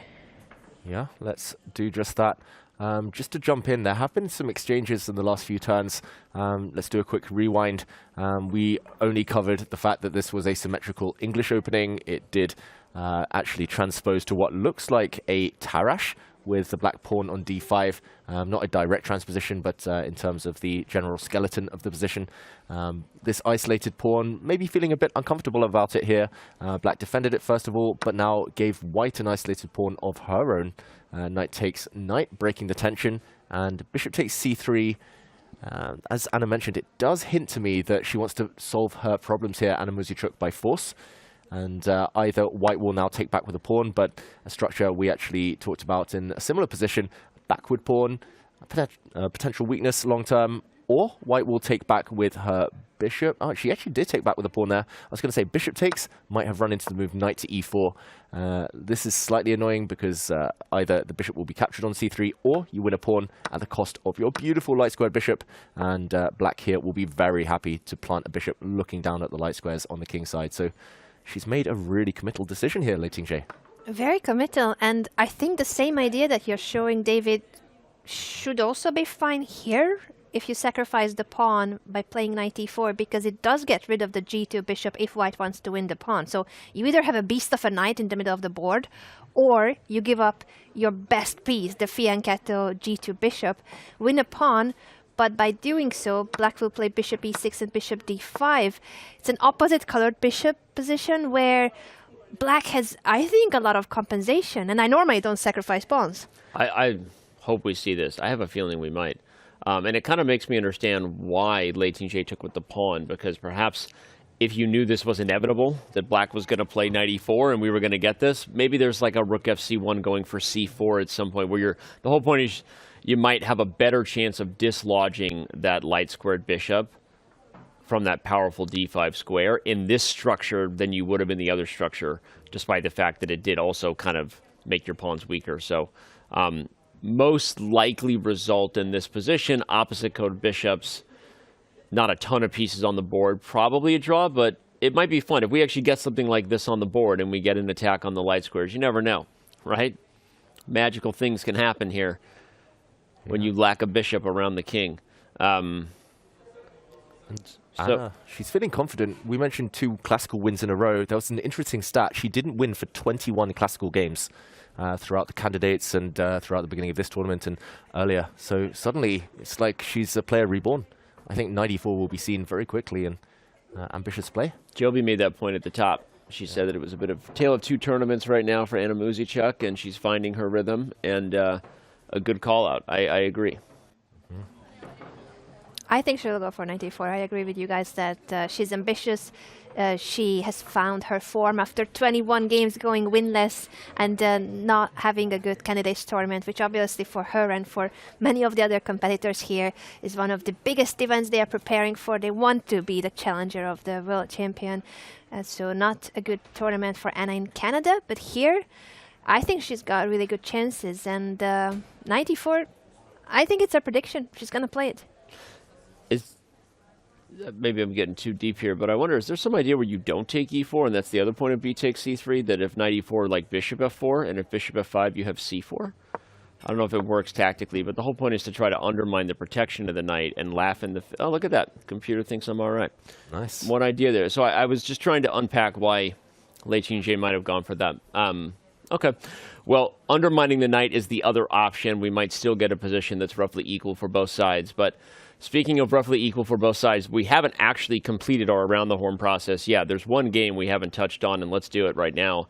It is the battle between Alireza Firouzja and Praggnanandhaa Rameshbabu. Prag was leading the tournament after a few rounds. If you missed it, where were you in the early rounds? We needed you, and you weren't here. Sorry, that is no, not too far. But you're here now, and that's what matters. And we got to take a look right now at Firouzja versus Prag. Let's do it. Maybe Prag is in the confessional booth. Anna, what do you think? I hope he is. We love to hear his thoughts. And he even had a moment a few rounds ago where he discovered a line in his calculation. It hit him in the confessional booth. So it actually was this moment of realization and enlightenment that a line that he thought was okay against Hikaru Nakamura, in fact, wasn't okay. And he noticed it as he was talking about it in the confessional. We discussed this already, like how useful it seems to be that you can speak your mind, you can express your thoughts in words, and we saw how it actually is like sometimes the way for them to discover something even deeper than what they thought of the line or calculation, the analysis they had in mind. Yeah, it's really nice to see players like Prag go into the confessional, even if he was struggling like he was the other day against Hikaru. This position, however, I don't think will go from the start. This game began life as a Queen's Gambit accepted, but this current position, there's a tactic in the air, and I wonder whether Alireza is going to go for it. A lot of calculation might be required. Loose pieces drop off, as they say, loose pawns drop off, and here white can target both of them. There's a knight on c6. There's a pawn on h7 that's only defended once. If you start with a move queen to c2, you might well just walk into a knight jump. I'm expecting the move knight to b4 here, attacking the white queen and attacking the white bishop. You can win a pawn temporarily, but you better be careful that your bishop doesn't get trapped here. I wonder whether the move g6 will be played. Maybe there's something even stronger, but here white would be forced to sacrifice his bishop for some pawns, so this needs to be evaluated. I was going to say, if you do flip the move order in the game position, not only is queen c2 available, attacking this, but tactics often work in two different orders, one often stronger than the other. Bishop takes h7, I'm wondering about as well, with a check, luring the king out, and now queen c2 check, hits the king, hits the knight, wins a pawn, and this would be the position Alireza has to evaluate. But it's still wild, even if he gets it, right? You win the pawn, but who's better here? Right? Better? Yeah. Black has the bishop pair. Black has a beautiful knight on d5 as well, and a passed a pawn. Yeah. It feels like black is up a pawn, like honestly, Yes. because It does look the like pawns it. on d4 and e5 are stuck where they stand by the knight on d5, and that h pawn is irrelevant until the end of the game. Like if you get to the end of the game, like maybe there's some extra way to use it, but the bishop pair and the pawn, you love seeing the dynamic compensation there, and even the computer agrees. But it would be wild. Speaking of wild, Magnus Carlsen has made his first trip to the confessional booth. We're going to have that at the break. So a good reminder to throw us your Prime if you've got it on Twitch. We do appreciate your support. Makes all these events happen. If you're a sub, then you don't got to do anything. Good reminder. Love that image we just threw together real quick of all the different benefits. A lot of people don't know that you can get an ad-free experience on chess.com. Anna, I would bet you didn't even know that long ago. All you have to do is connect your Twitch account, whether you're a subscriber to our chess channel, the Chess24 channel, any channel, and you get ad-free on chess.com. All you got to do is connect it. So, all right, we're going to have a Magnus confessional at the break. Now's your worthy opportunity to do that. Oh, 94. So he doesn't go for that pawn sack. Wise that he doesn't do that. Yeah, looks like a good practical decision. Still attacking chances in the future for Alireza Firouzja. Prag now mulling things over in what is a really tense middle game. Indeed. Well, we are actually going to back this thing up and take a quick break. Like we said, we've got Magnus Carlsen coming at you in just a few moments, so don't go anywhere. We've got so much more action ahead. Round 6 is just getting underway. 2024 Norway Chess and Norway Chess Women. We are halfway through, and the players have switched colors. So much in store. We will be right back in just a moment.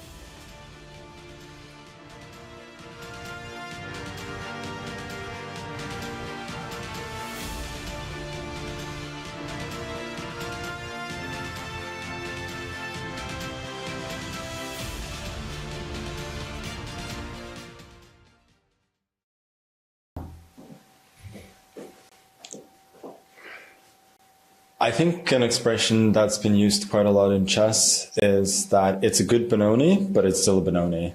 That's kind of how I feel right now, that I feel like I've gotten a pretty good version of everything, and it feels like there are a lot of tempting moves, but I'm not quite sure I'm actually like close to being better still. But you know, he's thinking a bit, so that's promising. But apart from that, I'm not so sure. But we got ourselves a double-edged position, and that's really all I wanted.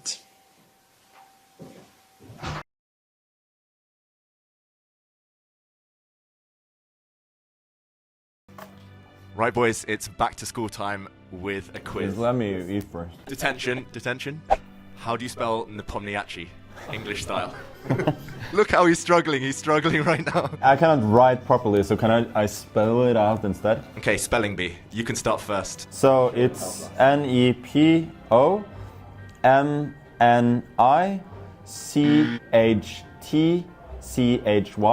Isn't there no A after I? A Nepomniachtchi, right? Yeah. Nepomniachtchi. Yeah, but I wrote this A. But you didn't say it. Okay, but I just said it wrong. Just because I cannot speak, it doesn't mean that I'm wrong. First he was telling us not to trust his writing, then it's not to trust his talking. No, you have to do like in the spelling bee. Nepomniachtchi. Nepomniachtchi. Nepomniachtchi. Yes! Okay, I will show perhaps. Never in doubt, never in doubt. On October the 1st, the new James Bond movie is released, No Time to Die. How many other James Bond movies have the word die or dies in the title? Bonus point if you can name all of them. Okay, it's probably not 0 then. Unfortunately, it's 3. So it's Die Another Day, It's Live and Let Die, and what's the last one? Tomorrow Never Dies. But there was 2 in a row, basically. What is the world's oldest currency? Some kind of krona, whatever. Magnus. Salt. I don't have one. Because that's where salary comes from, because they used to give you your salary in salt. So that was the first. You have a currency, yeah? List as many countries as possible that consist of 4 letters. Yeah, I don't have any idea. Well, I have 7, but I'm sure there are a lot more. There's 11. Wow. I have Peru, Fiji, Togo, Mali, Iran, Iraq, Chad. Okay, 7. Pretty good. And Christoph, you said? Peru and Togo. Okay. How many knights can you place on a chessboard so that no knight can capture another knight? This guy's like, this knows by heart, he just like... Yeah, I know that. Yeah, I'm trying to do like mathematical solution to this, because 64 squares, like... Yeah, I'm just guessing like half of the squares, but I have no idea. 32. 16. 32. 32. The answer is 32. I guessed it! But how can you... If you put them all on the same color complex. Yeah, like that. All in the same colors. Oh, that's so easy. That's obvious. Chess stuff I'm terrible at. Which chess players became world champion without beating the previous title holder in a match? Which, or are there... Which player or players? Player or players. Wait, you said beating... Without beating the previous... The previous. There's a trick in there. There's always a trick. Okay, so the way I understand the questions, it should be Botvinnik, Karpov, Alyekhin, Kasparov, Stanit, Lasker. You're saying became world champion. But these people became world champion several times. No, but that was not the thing, I think. This is open to interpretation. 2 hours later. So it should not be... That wasn't meant to be a trick question. It should not be Tallinn Petrosian. So you just want Botvinnik, Karpov and Steinitz, no? Yeah, that was the plan. That's my answer, yeah? 2,000 years later. Okay, so this was a terrible question. If a pawn is worth 1 point, and knights and bishops are worth 3 points, rooks 5, queen is 9, we're forgetting the king. How many points does each side start with? 32? 39 or something? 49. Yeah, Anish gets there first, I think. Oh, okay, I counted 1 for the pawns. Not the other 7. Wow, that was a big mistake. We have a winner, Anish Giri.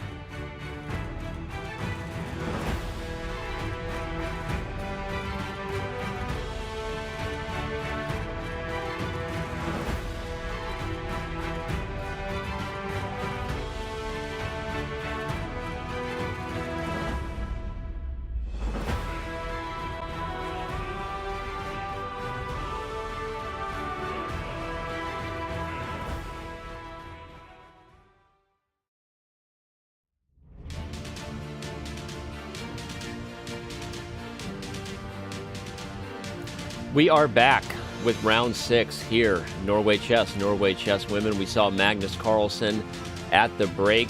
Our subscribers enjoyed his breakdown. He talked about the Benoni and kind of said that even if it's a good Benoni, it's still a Benoni.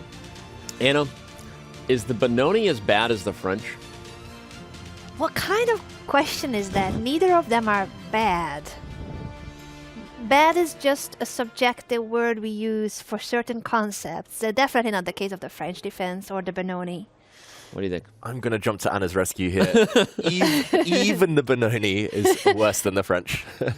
Even the Benoni. Okay, you jumped to her defense in a good way. Thank you, David. No. Jokes aside, the Benoni position Magnus is getting is unique, really, and I think his position is looking pretty good overall. We'll head into the bird's eye view first, remind you of where we sit. All 6 games are still in action. If you were with us from the beginning of this event, remember, round 1, all 6 games went to Armageddon. We kicked this thing off in style with the innovative Norway Chess format. Now that we are in the back half of the event, round 6 means that the players are facing off yet again. They've switched colors. I don't think we're going to get all 6 games in Armageddon today, but stranger things have happened. And your thoughts? We're getting action there. We're getting several moves. Ding Liren expanding on the queen side, which is what black has to do there. Magnus yet to really give us an answer on the knights, but he has played g4. Super aggressive stuff. So I say we jump right back in there after the Magnus confessional. Yeah, let's do that. Just a quick mention as well to Nakamura against Caruana, which looks like it's about to fizzle out, potentially a draw in the next few minutes. But we'll break that one down when it comes. We'll also see the Armageddon when it comes. Let's figure out what Magnus was discussing during his confessional. The Benoni is, the meaning at least, is Son of Sorrow for the opening. Oh. And really? It's a sorrowful opening. Yeah, that's what it means. I didn't know. I thought everyone knew that. No? I thought you just made it up. I just knew it rhymed with baloney, and I always said the Benoni is baloney. Wow. I mean, it is, but Son it's a true of fact. Sorrow. It's a true fact. Son of Sorrow, the Benoni. And I'm not sure exactly why it's called that. I know that it often leads to sorrowful positions. And right now, let's recap the last 3 moves that have occurred since we were last here. Ding mulling over his next turn. We saw the move Queen E2 earlier. Queen C7 was one of our predictions. Black needs to create some counterplay and fast. Black is lacking an active plan, so B5 was next to come. G4 though from Magnus, G4 for the score. G for go. Let's go for the Black King. I guess Magnus is hoping that after a move like pawn to H6, he might even have retreated his knight. Firstly to E4, very healthy, but to H3 with ideas of G5. Now that there is a hook on the H6 square, you can wrench open the king side and go for the Black King using this pawn. G5 next to come, but B5 instead, not touching the king side, and B3. Magnus keeps the status quo. Yeah, I really don't like Ding's position. Just feels uncomfortable. Not sure what he should be trying here. Does he release the tension, trade the pawns? I mean, what else? It's really a tough position. It's one of those positions where even though the evaluation bar is saying roughly equal, I don't think this is an equal position for 2 human beings facing each other in a really sharp dynamic battle where White's plan is pretty straightforward, going for the Black King, and Black has to be extremely precise to hold that equal evaluation that the computer is suggesting. So equal in terms of if computers and humans play perfectly, then it's equal. But it's a lot harder to play this accurately from Black's perspective, I think. Totally agree. Although I think we've done a good job pointing out that one thing Black probably doesn't want to do is play H6. You actually would like to leave White's knight and White's G4 pawn fighting for that G5 square. And I think that makes me think of something like A5 for Ding. I mean, just like being straightforward. Your opponent is attacking on the king side. You're attacking on the queen side. Let's open up lines and give the rook on B8, the queen on C7, and the minor pieces in waiting some chances to explode over there. And by the way, no. Oh, no, I was going to say right on cue he does. He moved a pawn. I thought he was playing A5, but he takes C4. Also interesting. That is the most straightforward way, right? The most concrete way to solve the problem. Big decision to Magnus now because he can actually take back in 3 different ways. Although I anticipate him taking with the B pawn seems to be the most logical, but maybe knight takes as well. Knight takes or B takes, certainly. He would not want to create a D pass pawn for black by capturing with a D pawn, and B takes C4 is indeed on the board. Yeah, knight takes c4 would have looked attractive, giving white a very strong knight on an outpost, but it would have also granted black the d5 square for his knight. So I think Magnus reluctant to give black any activity. So b takes, just maintaining the queenside. That's very tense. I could see this backfiring on white if white isn't able to deliver some kind of checkmate to the black king, if black's knights start creeping around towards the queenside. The Benoni pawn on d3 often becomes a huge weakness long term. Black's knight could jump in via b4 as well. Some launch pads, some weak squares in white's camp if Ding can get to them. It's a big if, but he has to try at some point. By the way, I don't know if you see what's on the screen there. Okay. Oh, word of the day, Benoni. Ancient Hebrew names still occasionally used, meaning son of my sorrow. Yeah, you gotta trust me. I never thought lie. he made I it never up. lie. Oh my gosh, word of the day. You gotta tell people what to do with the word of the Word day. of the day, you got to use it on social media in a funny way. You know I love GIFs and Photoshop contests. We'll give away some diamond memberships. But yeah, word of the day, it's an educational show. So at least if you leave saying, I hate those commentators, I did learn something. You know, no matter what, you learn something on these shows. And in this case, it's the word of the day. It was massage yesterday. Massage. But no, today we don't see a lot of positions that are going to be massaged to victory. We actually did have several games where players pushed and won yesterday. None bigger maybe than Magnus Carlsen's victory over Firouzja. But a lot of these games look a little more clear. The most clear is that we're going to get an Armageddon here in just a few minutes between Nakamura and Caruana. Let's head over there and see how they traded off the pieces, because last time we left it, it was somewhat more complex than this. No one's at the board over there with Maybe Magnus they're and Ding both Liren? at the confessional? No, maybe. I don't know that Oh, Ding no, would these go. two are at the board. No, I was talking about Ding got up, which meant I no one see. at the board. But now we've got Nakamura and Fabiano. A tale as old as time. A couple of chairs face off to play chess. Let's just quickly pay off Hikaru versus Fabi, because we're probably not going to come back to this one, maybe just to capture the handshake, but there's really nothing to say here other than whatever breakdown Dave is going to give us to just show how we got here, and then we will be back for Armageddon. Yeah, just very quick rewind. This is the current position. White should hold, despite black being a pawn up, simply because there's no way to get this pawn moving. It can always be targeted by a second rook. Black's kingside structure as well, a bit fragile, so this one should be a draw. If one set of rooks were traded, maybe black has some chances, but ultimately Hikaru will hold without too many problems.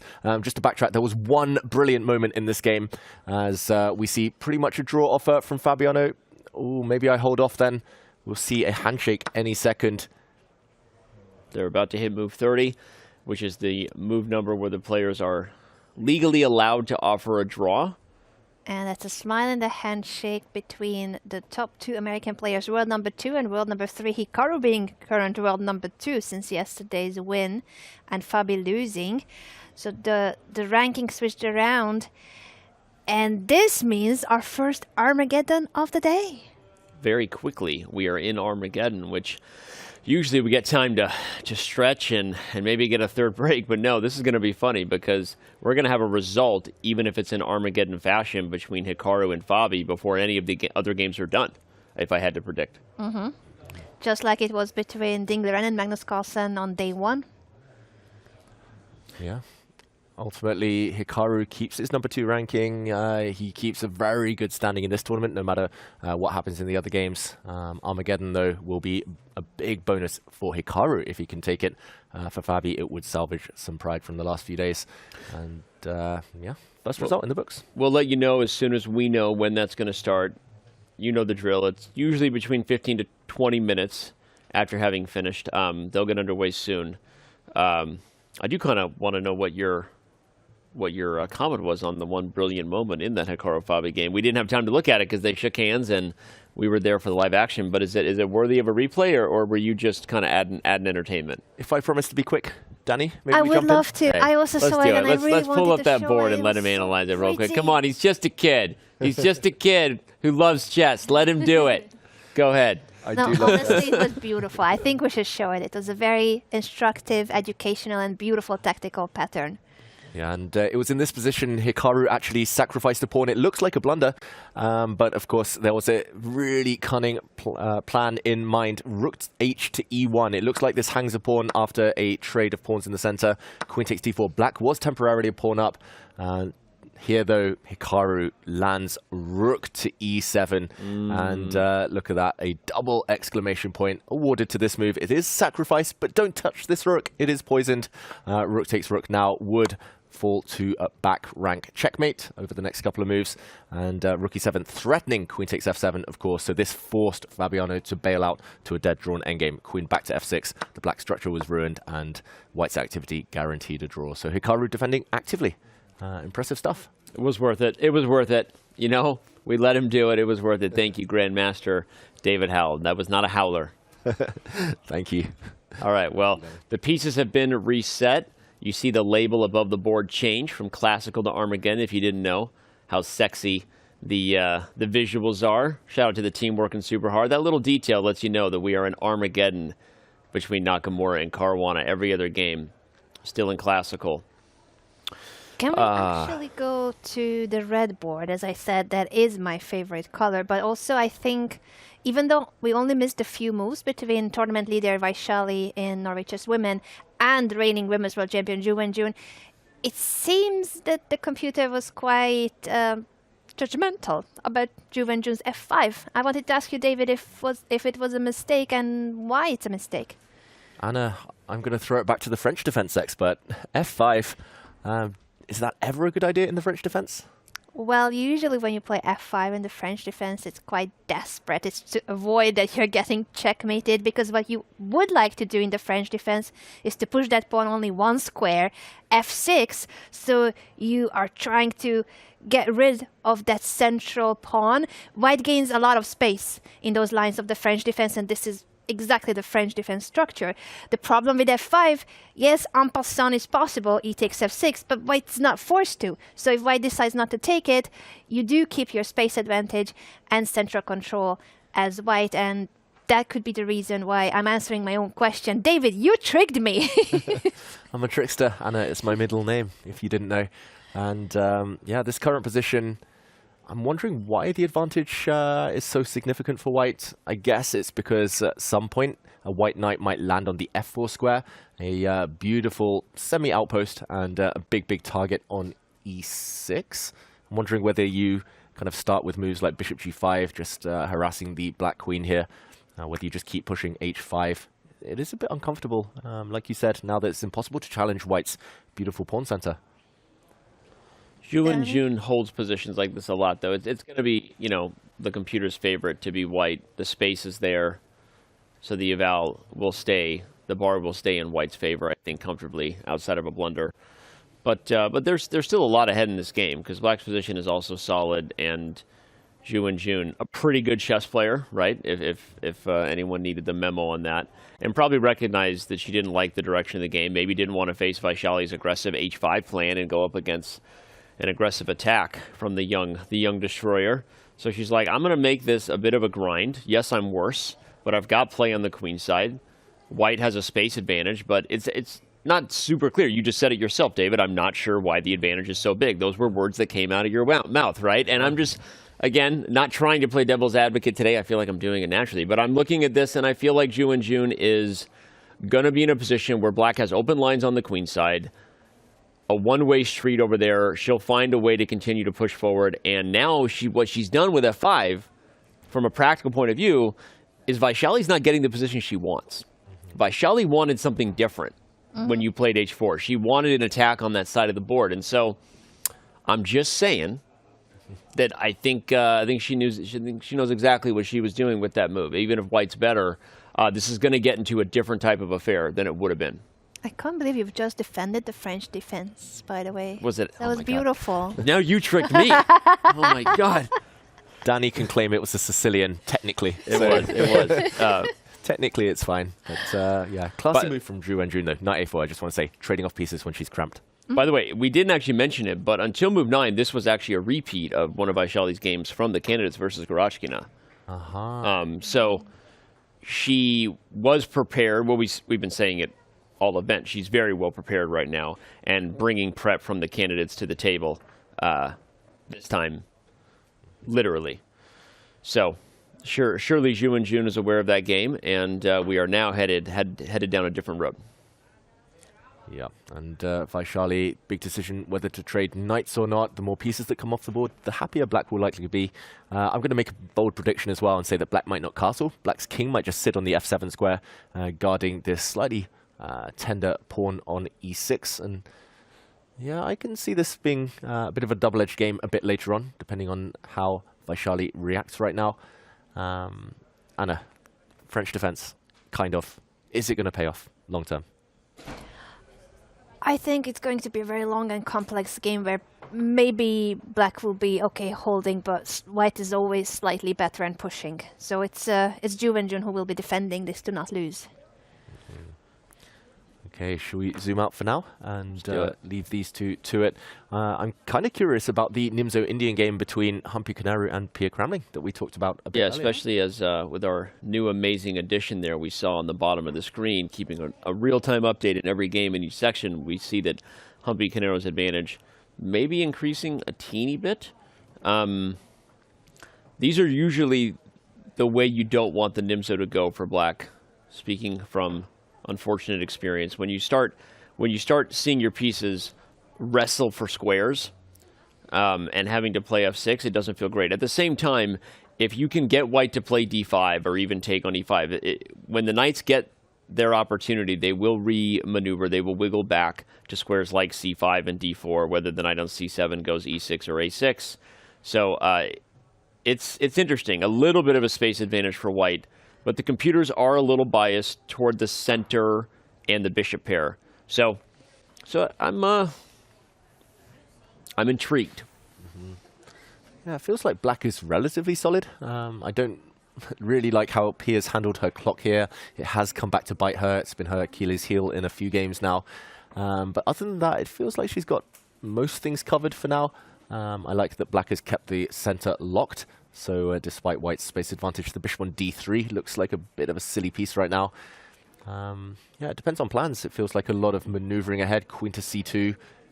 Bit of a mysterious one, I guess, improving the white queen. But there we already see the evaluation bar slide. And yeah, I have a feeling Pia might be relatively comfortable in these types of positions, despite the clock situation. Well, it's funny because Pia Cramling might be feeling comfortable because she's visited the confessional booth for the first time. I know, you were on the edge of your seat. I was going to tell you, we're going to go to it right now. The first female player to ever visit the confessional. This is a big moment. She did it. She's leading the way. Her experience, she's saying, come on, everybody, you can do this. And she jumps into the confessional. Let's see what Mrs. Cramling had to say. So, hi, this is first time I'm here, and I just feel I have to take the moment now when my opponent is thinking, otherwise it will be too late.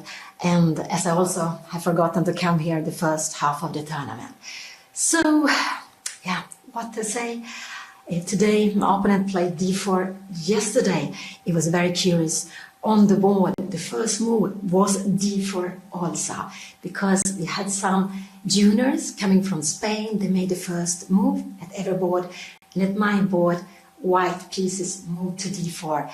And afterwards, the move took back, and then my opponent, Anna, she didn't want to play d4. She went e4. So yesterday, I had to face two first different moves, and today was only one. And yeah. So I'm going back to fight.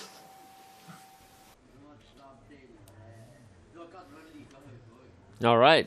She said she forgot to visit in the first half. Maybe that's a sign of things to come then. A very, very quick visit from Pia here in the But it's a big step. It's a big step because no one from Norway Chess women have visited so far up to now. Until Pia visited the confessional booth, there were no female players doing so. So this could be the start.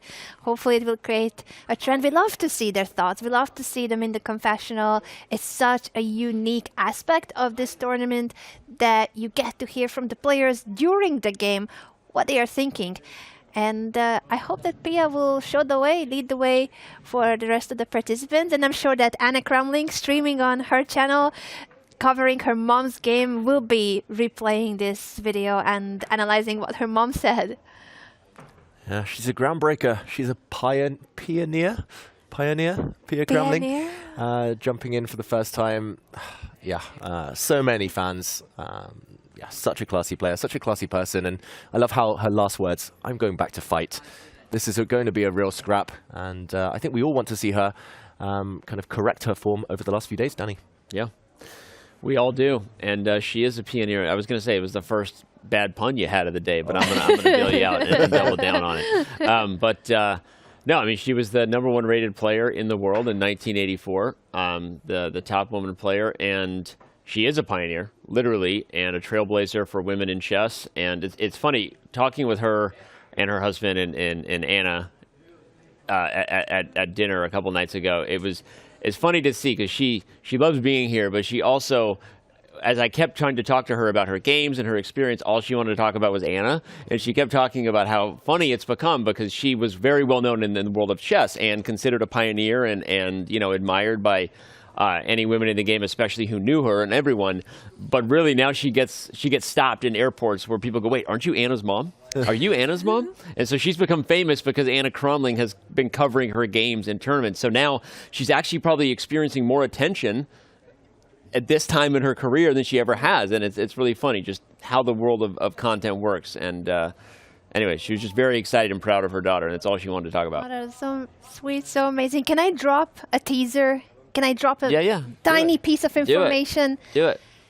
Anna Cramling may have taken a lie detector test and might have responded to a question that suggests that she had to pick what's a bigger achievement, her mom becoming a grandmaster at the time where there were very few women having the title, or Anna herself reaching 1 million loyal followers on YouTube. Which one is a bigger achievement? What do you think she answered? And is it true that she took a lie detector test? Yes, it is true. It is true.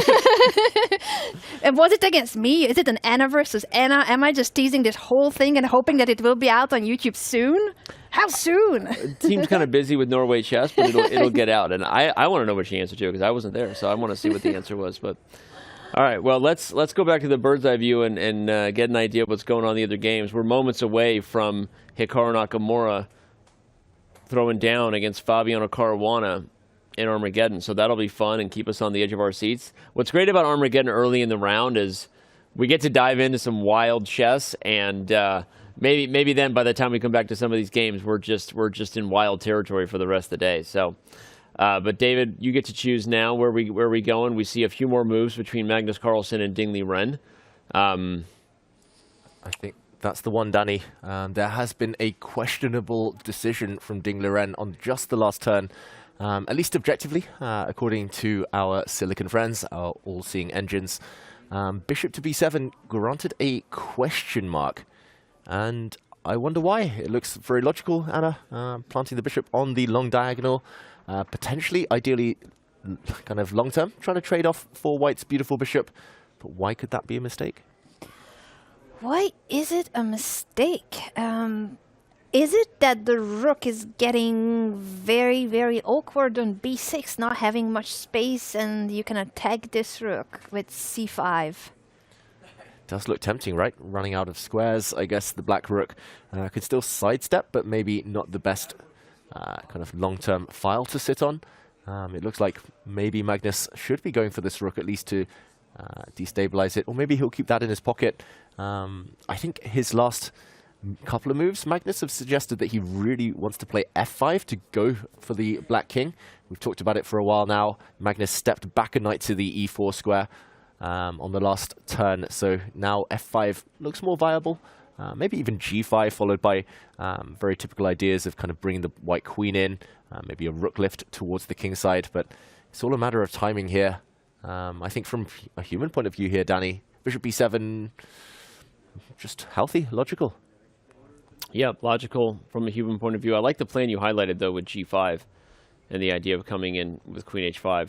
Although I wonder if black will just play g6 if you do it to kind of slow down the pawn storm. One of the things we talked about in an earlier round is that when you're launching a pawn storm against a structure that has no weaknesses, Ding has not played h6, g6, or moved the f pawn. There's no lever, right? There's no hook to tear open, and so it can take a little while to get something. So my point was I like g5 because at least the plan of queen h5 and then rook f3 to h3 is a clear battery that would be hard to stop. But all right, you can't stop the Armageddon train, and we back up. We're going to get back to the game between Magnus and Ding just in a little bit. But Hikaru and Fabiano throwing down in their second Armageddon battle of the event in round 1. The colors were reversed, but we had the same result in Classical. Hikaru Nakamura ultimately won in Armageddon if you missed it. And here we go. We're off. We're off. Who will launch the first improvement? It is the Nimzo Indian again, making you happy. Danny, we're going to get another lesson here. The same opening, Anna. Exact same. I'm just waiting to see who will deviate. Or will they now go for that crazy line where black would sacrifice a rook? No, this is not the exact same now. Okay, so very, very fast decision from Hikaru, which means very, very fast prep in between the game, right? He went right from the end of Classical to catching up maybe with his second on site, Chris. Shout out to Chris if he's here. Because Hikaru came back to the board, did not choose queen f3, David, went directly for c takes d5, and then the f3 transition here to try to get a big center. Yeah, and white has lost castling rights, but watch out for the white king to maybe castle by hand, as they say, artificially getting the king to safety. White does have the opportunity to build a huge pawn center as well.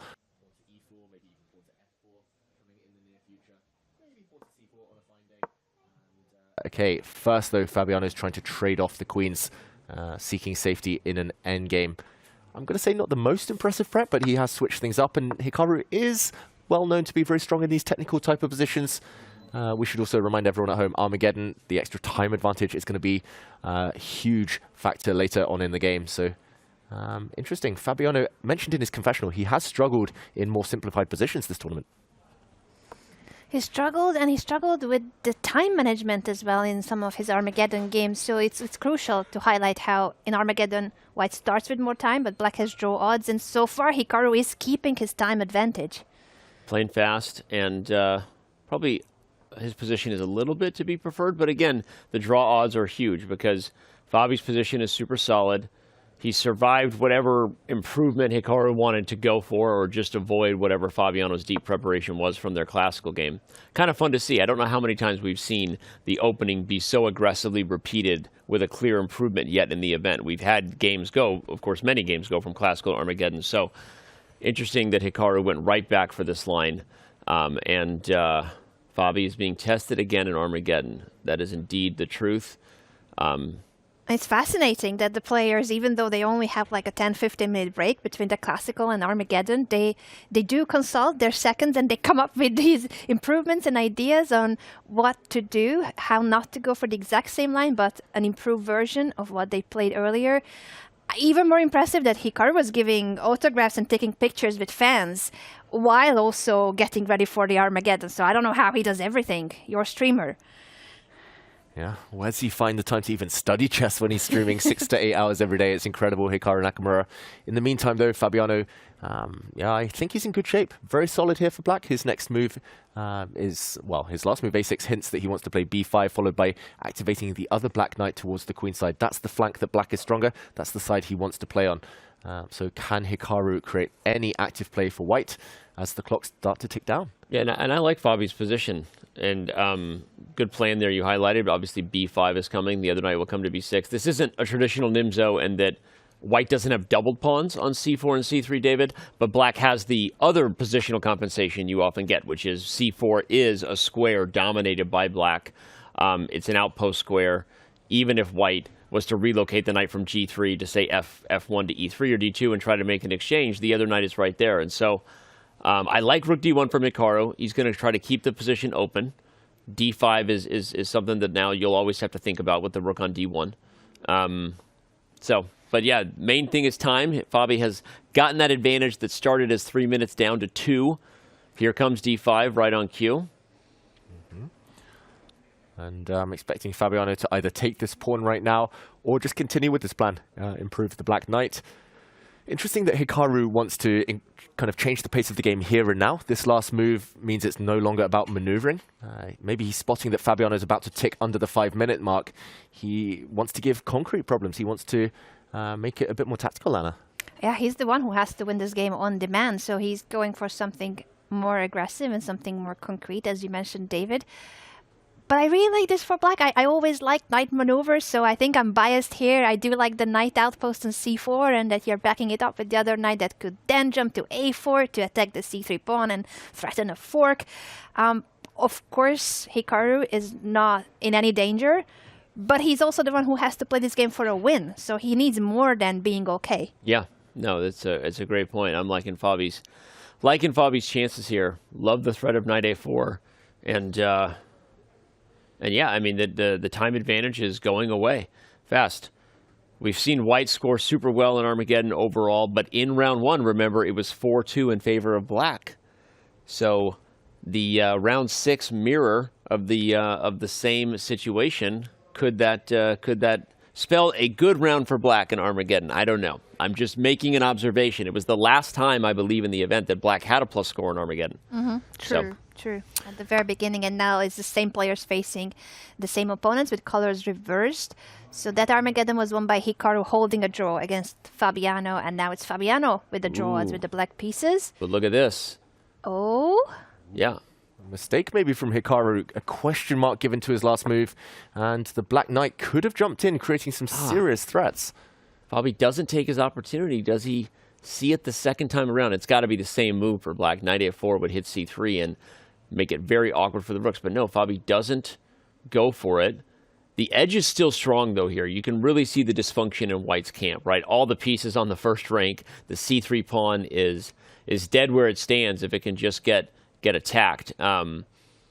So a tough position for Hikaru. Sorry, go ahead. Yeah, I was just observing that he started shaking his head, and Danny, you are very good at reading Hikaru's body language. But I thought even me without the knowledge, I feel like he's not comfortable. He's not comfortable. Agreed. Here comes knight a4. His position's falling apart, though. There's so many weaknesses, and Fabi is playing so well right now. Not only probing away on the queen side, probing away at a loose pawn here in the center. Watch out, the white king even in trouble potentially with some knight checks. Oh dear, Hikaru, it's all gone wrong. Just these last few moves, he was totally fine, but it feels like he's been the architect of his own demise here somewhat, just giving Fabiano a plan, and black's moves are so straightforward. Clock advantage down to under 1 minute. Board advantage all about black right now. Fabi can even try and repeat the position. White has just yo-yoed his knight back and forth. If black's knight comes to a4, Hikaru needs to find something different. It's a great point. I might just play knight a4 because of that. Play knight a4 and just see what Hikaru's intention is, right? Is the only, and he does it, the only move, knight back to e2. Hikaru might just accept his defeat right now. I mean, it's not advisable because you might as well lose. It's the same points on the scoreboard at the end of the day if you lose with white or draw. Remember, we talked about the time. It is 10 minutes to start and 7 for white, 7 minutes for black. But the score, no matter what, even if you lose, you at least get a point. The winner gets 1.5 points. So, okay, Hikaru does do something different, but that was interesting. Yeah, it looks like Fabiano giving a check now. There is a pin on the f-file, so at the very minimum, black could pick up a pawn in the center right now. The white e-pawn not actually defended here. Does he get greedy? No, Fabiano just keeps the tension. Looking beautiful for those black knights. Stallions. Yes, an incredible position to have the knight outpost on c4 and also really strong a beast on d3. He simply plays rook to d5 with the idea of doubling rooks on the next move, improving with every single move. He's improving his pieces slightly but surely and confidently, where in a position where white doesn't really have the same kind of luxury that you can just go and improve your pieces and improve your position. It's a nightmare Nimzo for white without the light square bishop. Now Fabi going to take the most concrete solution. He takes c1, enters with rook d2. He's winning the a2 pawn at the end of this line. That's a material advantage, the first one of the game. It does give Hikaru a little bit of life over here if Hikaru can get the knight to e4. Maybe f5 is on the agenda now. Yeah, knight comes into e4. The one thing in Hikaru's favor is the clock, and we all remember Fabiano's catastrophe against Firouzja when he was totally dominant, totally winning in an Armageddon, but then lost control. So will lightning strike twice? Will the clock play a factor? This is Hikaru in hustle mode, pretty much.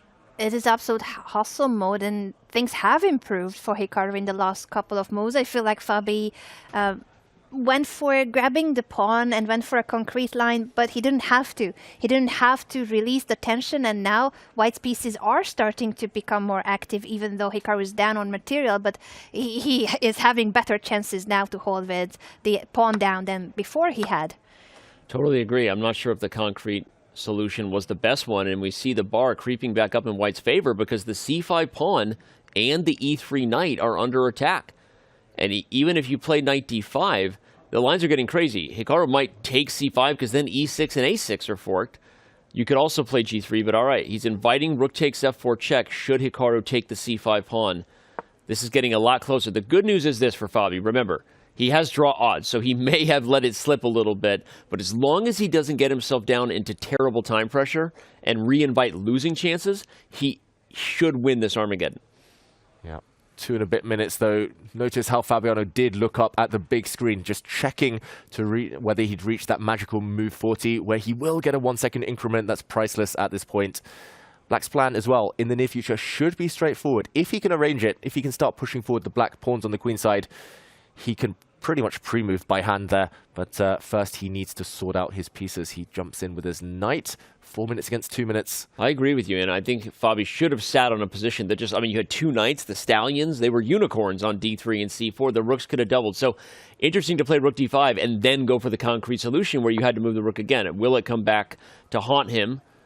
Again, I'm guessing not because he has draw odds, but Hikaru is getting Fabi under pressure now. Here comes f5 at some point. Wow, he's mixing things up. The blue arrow makes an appearance. That means that Black's best move by far is to start pushing already. Will Fabi find it? He does. Okay, very strong move there. Releasing the black rook as well, but counterplay. This one's getting really sharp now.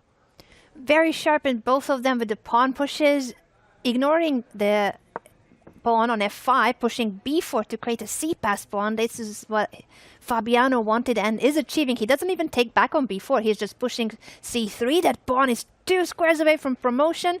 How can Hikaru stop it?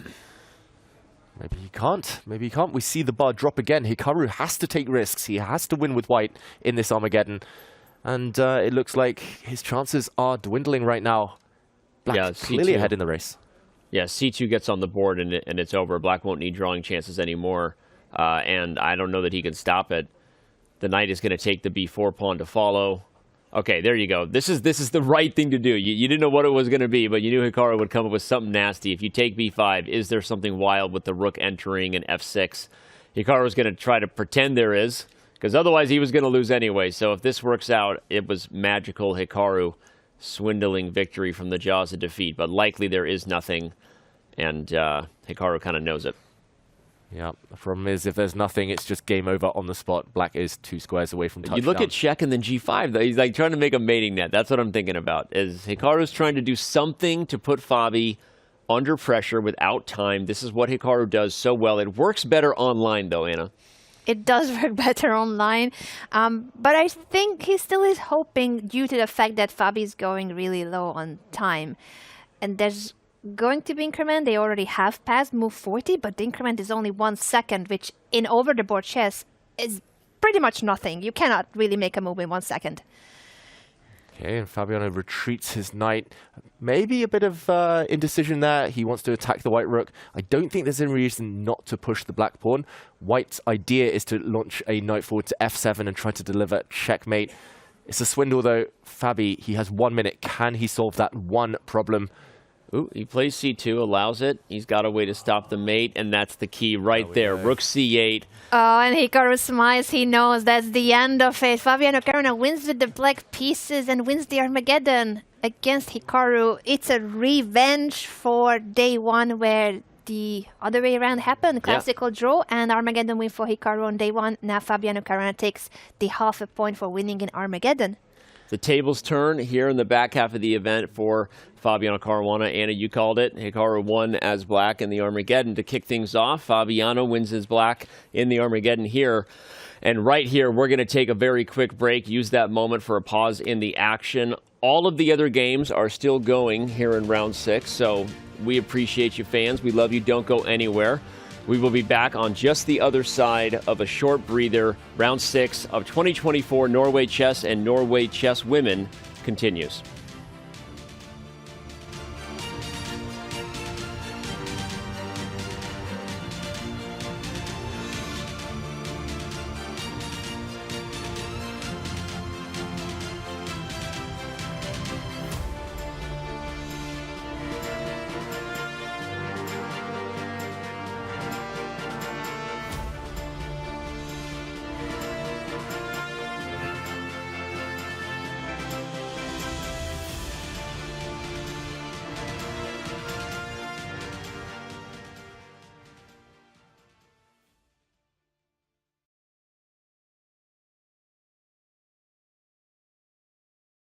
Magnus, do you ever regret walking away from the Classical World Championship? Not ever is hard to say, but I would say that overall, I don't regret it. Yeah, that's the truth. Okay. Good. Just checking. Just checking. Regardless of who wins the candidates tournament coming up, do you think Ding will successfully defend his title? No. He's telling the truth. Okay, controversial. Magnus, do you ever regret making 2900 a public target? No. It's the truth, but it's a very sensitive question for him. Okay, touched a nerve. Magnus, do you feel you've peaked as a chess player? Yes. That's the truth. Okay. Magnus, do you fear the effects of AI in chess? No. So it is a lie. Ooh. Okay. Do you think you could beat Hikaru Nakamura in a chess boxing match? Yeah. That's a lie. Wow. Do you think you could beat Levi Rosman and Danny Wrench in a blindfold simul? I don't care. I don't know what the rest of the question is, but I don't care. He does care. He's annoyed by that.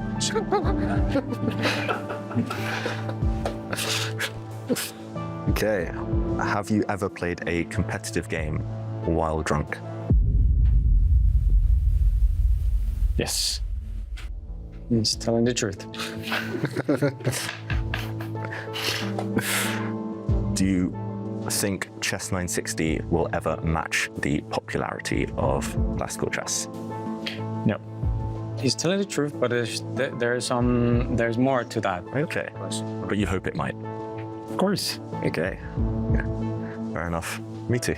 Magnus, do you think cheating is a widespread problem in online chess? Yes. Yes, he's very sure about that. How about over-the-board chess? I'm not sure. He's telling the truth. Okay. Have you ever cried after a game of chess? Yes, many times. He's telling the truth. Yeah. Just out of curiosity, when was the most recent time? Probably the last time I can remember was the London candidates in 2013. Yeah, seems like truth. Okay, nice.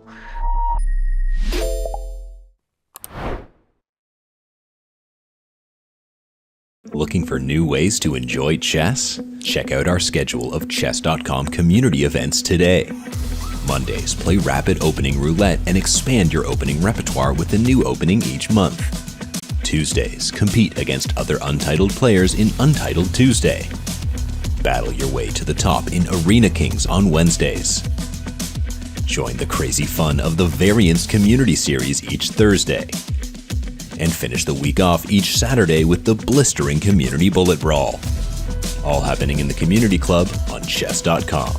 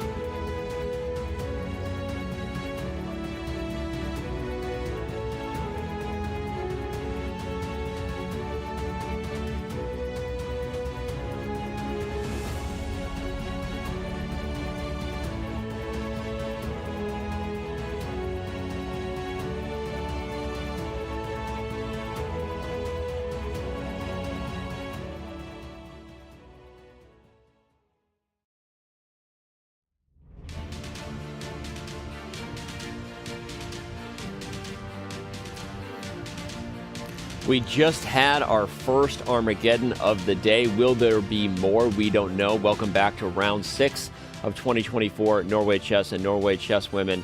Ultimately, Fabiano Caruana gets it done, team, with the black pieces. He gets revenge, if you will, from round 1. With me here, Grandmaster David Howell and International Master Anna Rudolph. Yeah, Fabi's got to be feeling pretty good about what happened there, right? He held his wits, kept his nerves in the speed chess battle that went down there in the final moments.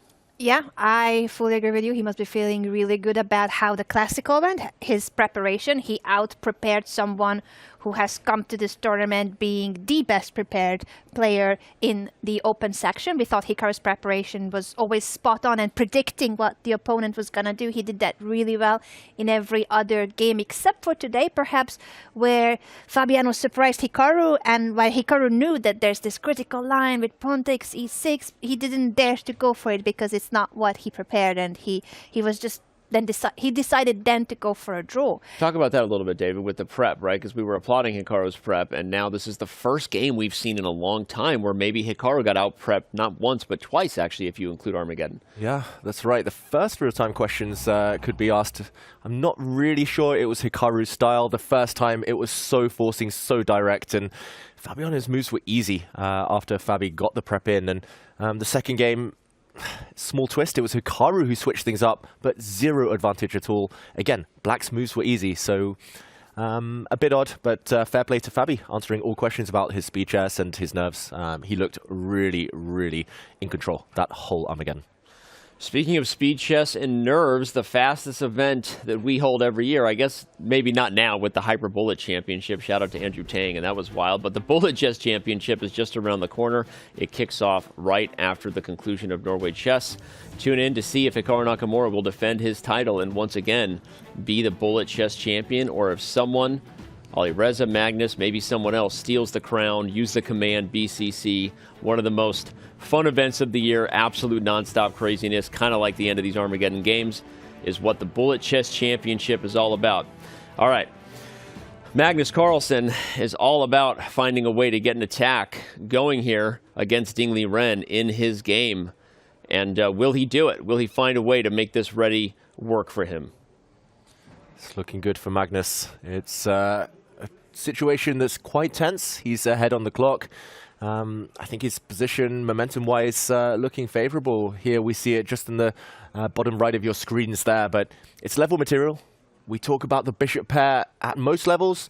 It might be a negligible factor, but here it could potentially play a key role. White's light squared control, White's light squared bishop, just unrivaled right now. And Ding is solid. He's got everything protected, but can he hold forever? I didn't see any real active plans for black.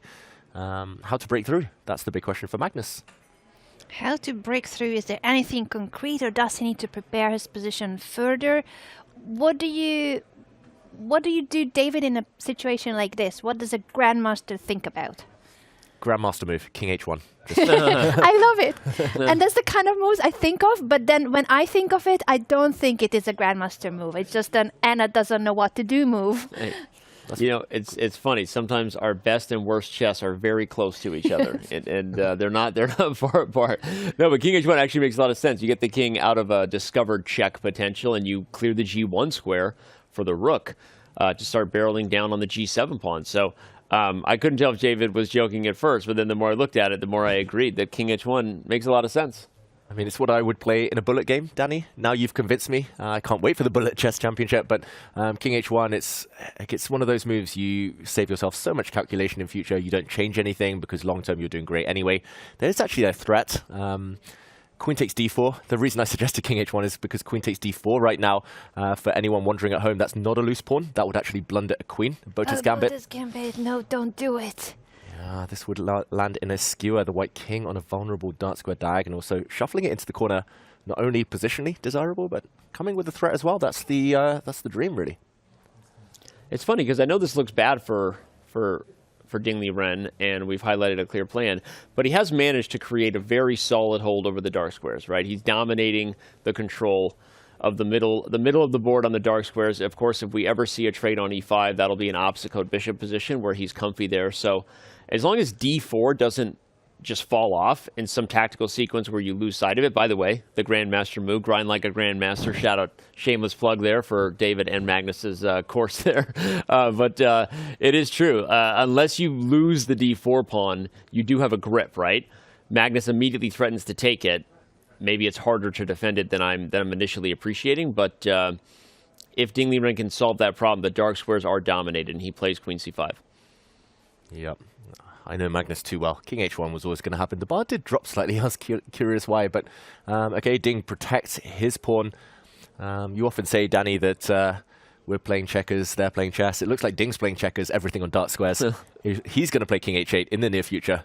And h6 to Maybe complete the h6. checkers. No, please don't. That's such a weakening move.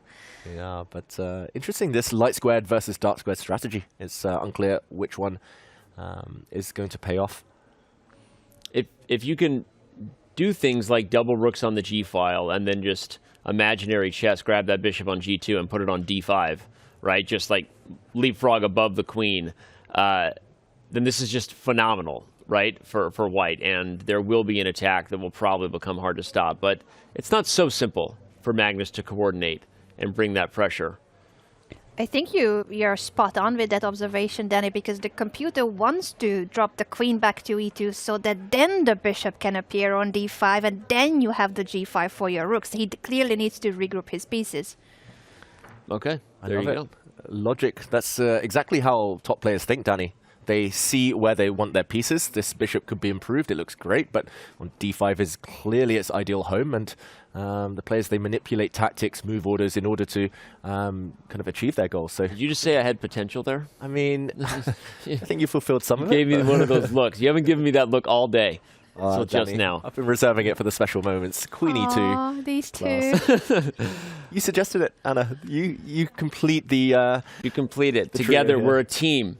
It's not my credit, though. This was the engine, but I do see the idea and I do love it. I would have played king h1. That's up to where I thought that's what I would have played. The rest is, it is logical. Once you see the move, queen e2, it is really logical that sometimes you need to retreat to then launch your attack, regroup your pieces, have the bishop where it should be on d5, double the rooks on the g file, and then what can Ding Liren do?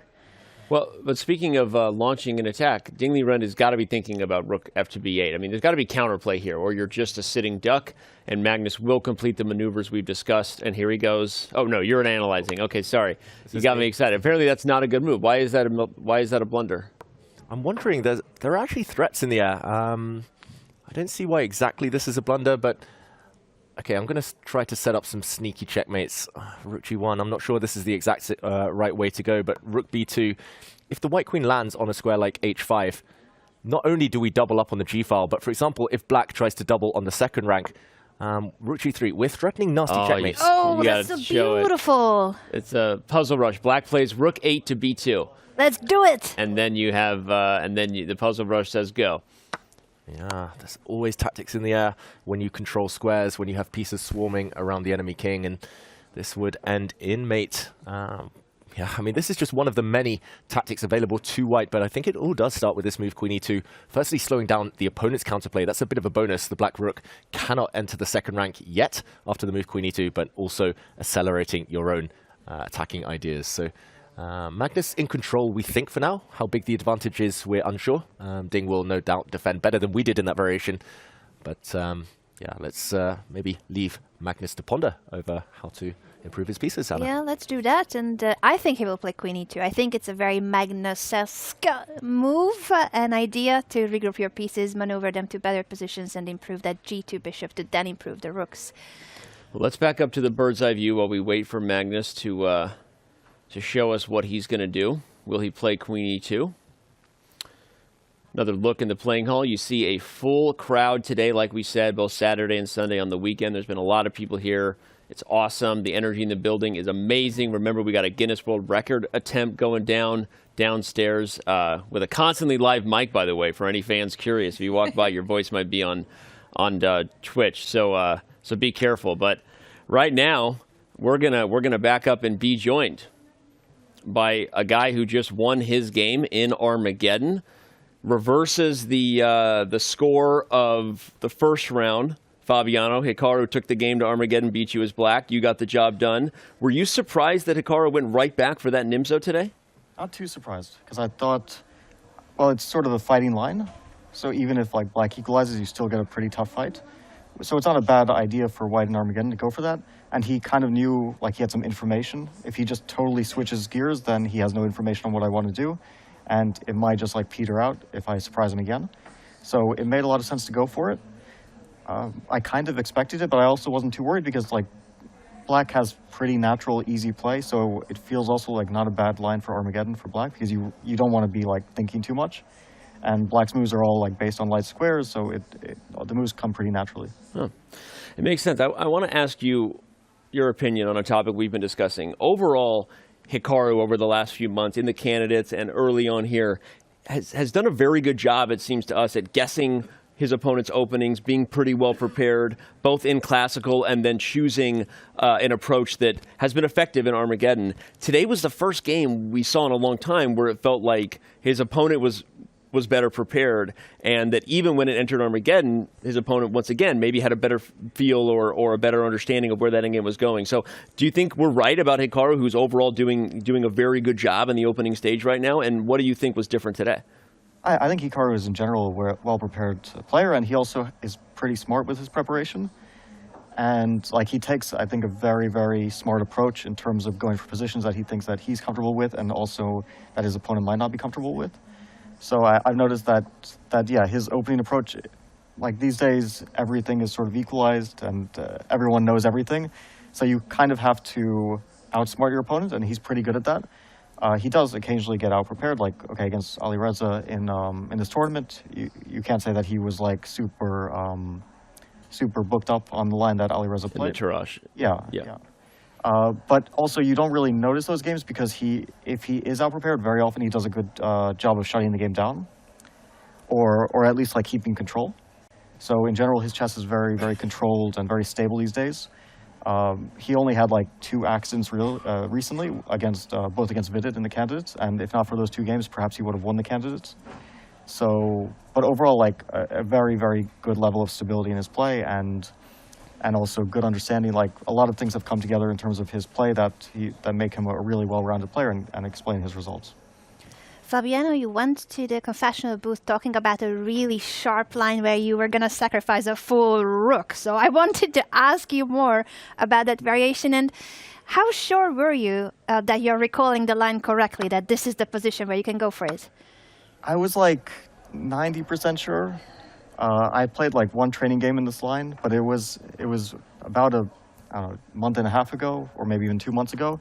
And the position is pretty crazy. Like, if are you willing to show us a little bit of it? I know. Yeah, I don't want you to. I can show you the entire training. Let's bring it up. You can follow right there on the monitor there. Yeah. So bishop f1, d6. I mean, like it's pretty clear that white's play is leading up to d6. Otherwise, it doesn't make sense. So bishop c4, queen a8, knight d5. Okay, the queen is in trouble, and white can play e4, which is very logical to attack the knight. Probably the only testing move, and a6 is kind of the brilliant idea.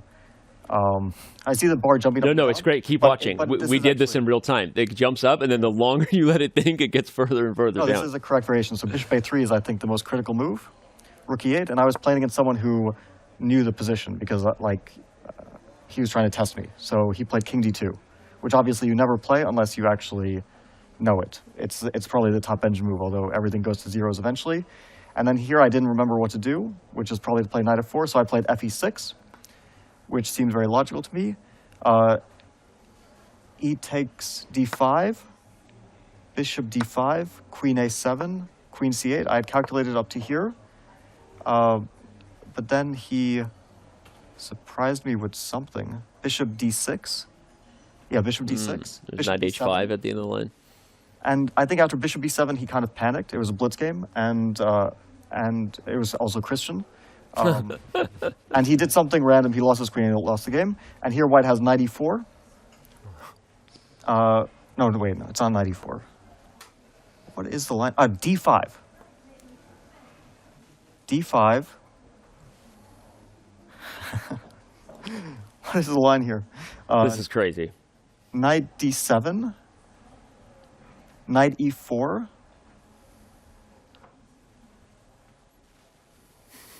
ED5, knight C... No. ED5? Why can't I remember this at all? Knight C5, you might be Knight right. C5, it lose my mind. Oh my gosh. I think this was the line, but I... Trying to open the B file to get at the black bishop. Wow, I told you I'd show you the training game, and I can't even remember the game. But yeah, this was what I was trying to recall during the actual game, and I couldn't remember like too much of it, honestly.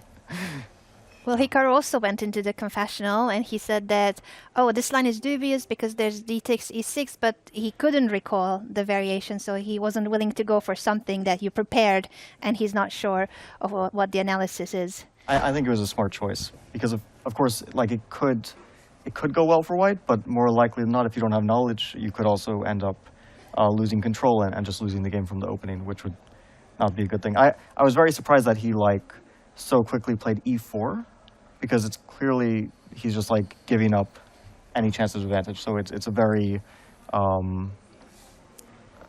guess it's a sort of practical approach. Like he knows the position he's going to get. It's like slightly worse, and then he's just going to try to make a draw. But the speed at which he played it, I was impressed that he was like so ready to try to kill the game. And that's what he said in the confessional, right? Like after he said d takes e6, no, but I will not go for it. I just need to like now hold and go for the draw. Like he had it clear from that moment on that he takes back on f1 instead of challenging your line, that he doesn't want to get worse and he's gonna go and try to force a draw. I'd love to get your thoughts on the other games in progress if you're willing while we're here. I mean, it's been a while since we did commentary together. Yeah. You know, we don't have a couch. That's unfortunate. We don't have a couch anymore, but that would make Anish really jealous. What? We don't have Robert either. We don't have Robert here. Anish Giri would get super jealous if we were just to sit on the sofa and commentate away. But Fabiano Caruana, the content creator, commentator, takes over for just a second while we have you. Give us your thoughts real quick on Magnus's game with Ding Liren. So, I mean, he's definitely better. Like white is not risking here. But like, what's the plan is the question. I would think trying to take over the b file is a logical plan, but I don't know if rook b1, or you could maybe play queen e2 and try to put the bishop on d5. Don't know if that does much, or rook f. Like I'm definitely thinking about like some queen e2, bishop d5, rook f4, rook h4, but maybe it's a bit too much. We were actually looking at something similar. We thought it was quite promising. Some big attack. I mean, in terms of Magnus, do you think he's enjoying this? Is this up his alley? I think he has really good chances to win this game.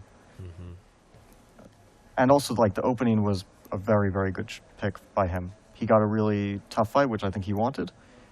And he should be fighting for a win this game to fight for first place. So it was a good choice. I think, like, Ding has been consistently playing this reverse Benoni in the Grenke tournament. And I was thinking about it, like, to play it against him, but I thought there's no way that he keeps going for it because it's so double-edged. But it looks like he really believes in the line. He did indeed. He went right for it again. Magnus played a Benoni and mentioned in the confessional booth that even if he got a good position, it was still a Benoni.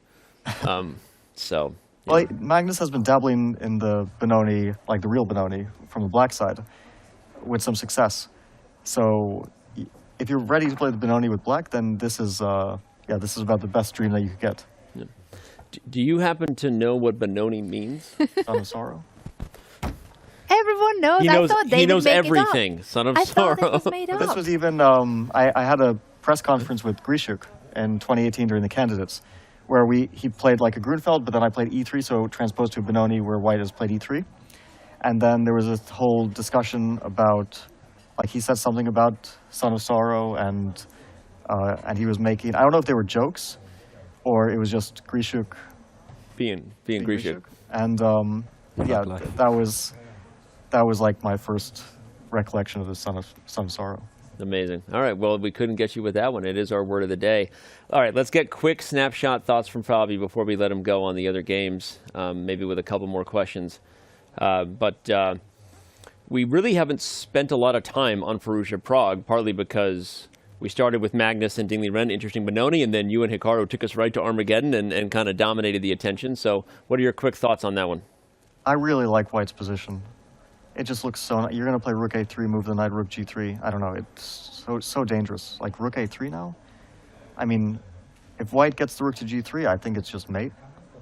I don't know if white will get it there. There is like rook a3, knight c6, but I don't know. I can maybe play knight c5 or already start looking at like some queen d3 or something. I mean, or just, yeah, knight c5 is like good enough.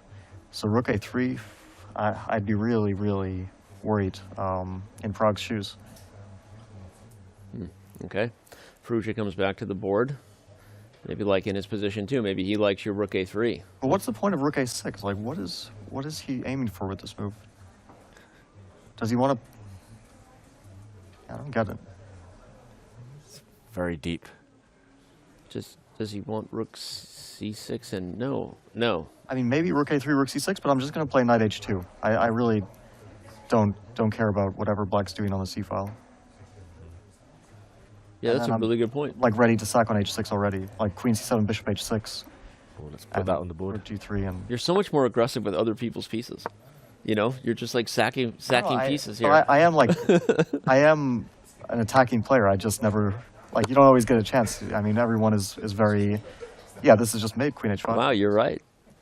Yeah, this is over. So after rook a3, I don't know. Wow. Alireza is definitely looking in that direction. Looks super strong. Wow. Okay. Well, you might have called the shot, and we'll definitely. Okay, so let's try to survive. Okay. How does black survive this? Grandmaster David Howell, help! Fabiano's here. Why me? Okay. Where do I even start? Okay, let's say I play your knight c6, just to try and hit that rook. Okay, knight c5. Knight c6, knight c5. I mean, okay, let's say I try and trade, and unless you flick in queen c2 or queen. Okay, I was going to try and play knight b4 to try and force queen queens e2. off. Queen e4 is coming. Yeah. Guys, you've stitched me up here. What's happened? I need the bishop on b7. I was going to say knight d4, but that only helps your rook get to g3. Yeah, taking rook g3, it looks like. Yeah. Those bishops are so nice. Yeah. Oof. Snipers along the diagonals. This looks beautiful. Just game over, as the eval bar shows. All right, we have one final hope, and it's Anna plus the engine versus Fabiano. Anna, what does the engine say black should play after rook a3? Do you think I can actually do this Let's do it with just like a basic engine against one of the best players in chess? We'll let you look at it while I ask Fabi a question from one of our featured chatters. I'm gonna try. So, a couple more questions for you. You get the win today. Armageddon win is black, but it was a draw in classical. Yesterday, there was a flip-flop in the overall live ratings. Hikaru Nakamura became number 2. You dropped to number 3. Is that something you think at all about at this point in your career? Are you always aware of where you sit in that spot? And is it something that matters to you to regain it? I mean, it's not something I'm thinking about too much. I know that it means a lot to chess fans, you know, what all the world rankings are. I mean, I think there's number 1, and then, yeah, if you're like number 2 or 3, it's not a huge difference. If you're number 1, of course, that is different. Like if I were to get the number 1 rating spot, that would really matter a lot to me. I have been number 2. I have been number 3 many times, and I've also, in like 2 years ago, dropped down to like number 14 during a tough period. So I understand sort of like where my ranking will be based on my play. I knew when I was playing badly that I would be going down. I felt that before it happened a few years ago. Then last year I started to feel good about my chess. I kind of had a feeling that I would be regaining some standing. So it really all comes down to the play. I mean, I feel like in this tournament, yeah, the result has been bad, and I've made some really costly mistakes, but I don't know exactly like what went wrong. Maybe there was some, like against Magnus, it felt like I didn't play terribly. I wasn't calculating terribly, but there were just some like very small moments which turned the tide. It was like very, very small mistakes. One was in the opening not playing a5, which right after I didn't play it, I regretted. One was like taking on g5. I kind of narrowed it down to that, which was very surprising to me that this is like almost by force leading to a really, really tough endgame. And then the final blunder, I was like kind of internally debating what if I play like, if I give 2 checks, what are my chances of drawing this? And I really don't know. It was based on a queen sack. Like, I don't know if you guys... We were looking at some of the lines, yep. But I basically didn't see this like perpetual. I just thought he's promoting, and I just made a random move. I already thought it was game over. So it was a really, like, I was really upset that I got into this endgame in the first place, because I thought at best I have like 50-50 of holding it. It's just so unpleasant with the 10-second increment. Against Prague, it was like really more disappointing, because I had 20 minutes and I really shouldn't be losing this endgame. So yeah, the play hasn't been great, but I can't say I'm like doing terrible, atrocious things. Just, yeah, some things haven't been going well, and hopefully things reverse a bit. Well said. It kind of felt that way to us too, certainly against Magnus, right? It was one of those games that in hindsight you go, wow, like really tough game to lose, because didn't really play, you know. I mean, to his credit, of course, he played a really excellent game. Really excellent, and like some decisions which maybe to chess fans aren't like so obvious, but when you kind of sit at the board, you're like, yeah, this is powerful play. It was like queen e7, because I already kind of chalked the game up as a draw at that point, but then he played this queen e7, and I still have to defend an unpleasant position. So that's sort of Magnus at his most dangerous in these types of positions, for sure. So yeah, I look back on the game with some regret, but also some understanding that it wasn't entirely my day. Yeah. I've got something. I don't think I'm going to hold this position, but I'm going to test Fabiano. Let's do it. Fabi versus Anna in the engine. I want to see it. Let's Fabi, clip it, I'm going clip it knight and ship it. We're going to c6. dive in. So after rook a3, I'm going to try to tickle the rook with knight to c6. Knight c5? That's it? You don't even want to move the rook? This is it? The computer doesn't like your approach to this, Fabi. It might be a bad move, but it's not like the most natural response. Rook a3 on the board, we should mention. We're headed in this direction. Yeah, we're headed in Oh, okay, so we could have this exact line in the game. If knight c5, I'm just going to move the rook to b6 and hope that you blunder your bishop. I don't know if it's like too obvious that I'm trying to capture the bishop. So what are you trying to do with queen d3? Let's do it. That's a great question. You want to take on b1, take on d4, and just sack the exchange like this? Yes. Okay. Okay. Yeah, this is key. It's a really tough decision to make, because you are now down exchange, and I don't think you have enough compensation, but you might have enough to make it tough for white. Okay.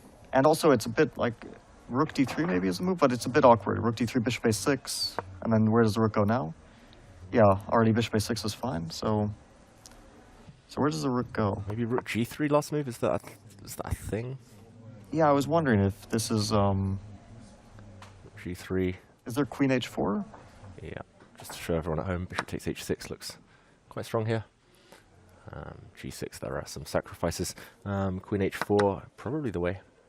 There's rook e4 now. Rook e4 is really strong. Uh-huh. There's like knight c3, but I don't know if that's that's not working out for black. So this is bad. So bishop d4, bishop h6. It seems that after bishop takes h6, black can play bishop takes f2 with the idea of king takes f2, queen h4. Wow. Bishop g7, queen d4. What is going on? No, bishop g7 must be bad, because queen d4 just rook e3 is fine. Well, now it's changing its mind, the computer, and says that black is just lost. Great that it was giving us some false hope. Fabiano Caruana just a little bit stronger than local stockfish on chess.com. We just found out in real time. Knight takes e3, you have to play bishop f8, knight g4, king f3, or what? Oh my gosh. Oh, not bishop f8. Wow. The blunders have begun. The blunders have begun. Bishop f8, I guess maybe black just takes. And queen f4 check maybe, and then queen takes g3. No, then rook f3. Wow. Okay. Instead, in this position. Yeah. Okay, you're in trouble. So bishop f6, knight g4, king f3, right? Uh-huh. Yeah, exactly. Killer move, king to f3. The queen guards b7. There are no checks. Incredible. Incredible. Well, you did it. You beat Stockfish in real time in front of a lot of fans, and it actually changed its evaluation as it went, which is funny because, jokes aside, I mean, the intuition you had about the position is that White's attack is about to get crazy, and the computer is like maybe not ready to sacrifice material at first. So, I'm not sure what would happen in real time, but it's a good example of where a grandmaster's intuition and some depth of understanding can maybe. It's all forced, clearly, as well. Maybe I mean, I like it. But, Fabi, congratulations again. Hopefully for you, maybe a start of a better second half here. I'll say that, in conversations we've had, not to bring a private conversation out, you made a comment to me that the key thing was in this format was to try not to lose in Classical. I know there were a couple of unlucky bad results there, but you reversed that trend. And so what strategy do you take into the second half, knowing you did have a couple of rounds that got away from you? And it's back to like, hey, don't lose in Classical, keep yourself within striking distance. What else? Well, I think that from my tournament perspective, I kind of need to win one game in Classical. Not to win the tournament, but just to feel okay about my tournament. Yeah. And I don't know exactly how I'll approach the rest of the games. I mean, everyone's tough. I'm playing Magnus with Black. That's obviously a tough game. First, I have Alireza, and you never know who you're getting with Alireza, right? He's capable of basically anything. He's capable of playing like the best player on the planet, and sometimes capable of not playing too well. So. Also, he's a fun player to play against. I mean, he's always up for a fight, so I really enjoy playing against him. And I respect him a lot. I mean, I think that he's truly a great player. So that'll be a good game to look forward to. Hopefully I'm playing well because, the last games have been shaky and trying to reverse the trend. But this game today, I don't know if I can read too much into it. I mean, it was basically a draw from the opening, and then we'll see. It also depends on the other guys because there's a lot of people in contention. Magnus, Hikaru is playing great. Pragg is playing great, but he's in danger today. And Alireza seems to be in good form as well. So basically, it's two of us who are not playing too well. And I'll try to change at least one of us. All right. Well, this has been awesome to have you. Thank you for joining us. And we do wish and hope for the best for you. Wish you the best of luck and hope for the best here. Thank you. In the next 4 rounds. So thanks, man. Good luck, Fabi. Good luck. All right. There you have it. The only person to get a victory so far in the day has been Fabiano Caruana. He got the job done in Armageddon. Joined us in studio, and we're going to head back to the bird's eye view, take a reset before we jump back into any of the boards. Now we're obsessed with this Firouzja-Pragg game because of Fabi's lines there and the sacrifices potentially available to White. That should be a lot of fun to keep an eye on. But David, maybe let you choose if there's another game you want to check in with first. Well, apparently Ding has made a slightly inaccurate move against Magnus, but from a human point of view, I think that one's still a lot of work to be done for the world number one. We haven't focused on the women's games for a while. Just a quick update, Vaishali against Ju Wenjun very much looks like a French defense. If I had to bet my life savings, and there isn't much, if I had to bet everything, I would have said this had to come from a French, not a Sicilian. I would have been bankrupt in no time. But thank goodness you didn't do that, David. Lei Tingzhe against Anna Muzychuk. I'm really liking Black's position, I've got to say, despite the pawn deficit. I think Anna maybe feeling confident about a third win in a row. Meanwhile, Humpy Kanaru against Pia Cramling. Peerless, we've said about Cramling there. I think she's done very well at stabilizing in that Nimzo Indian. So that's a brief recap, at least. But I'm dodging the question. I'm going to leave it to you, Anna, where to go next. I wanted to check in a little bit with the other Anna, because I thought it's very instructive to show a position where White is up a pawn. So material advantage White.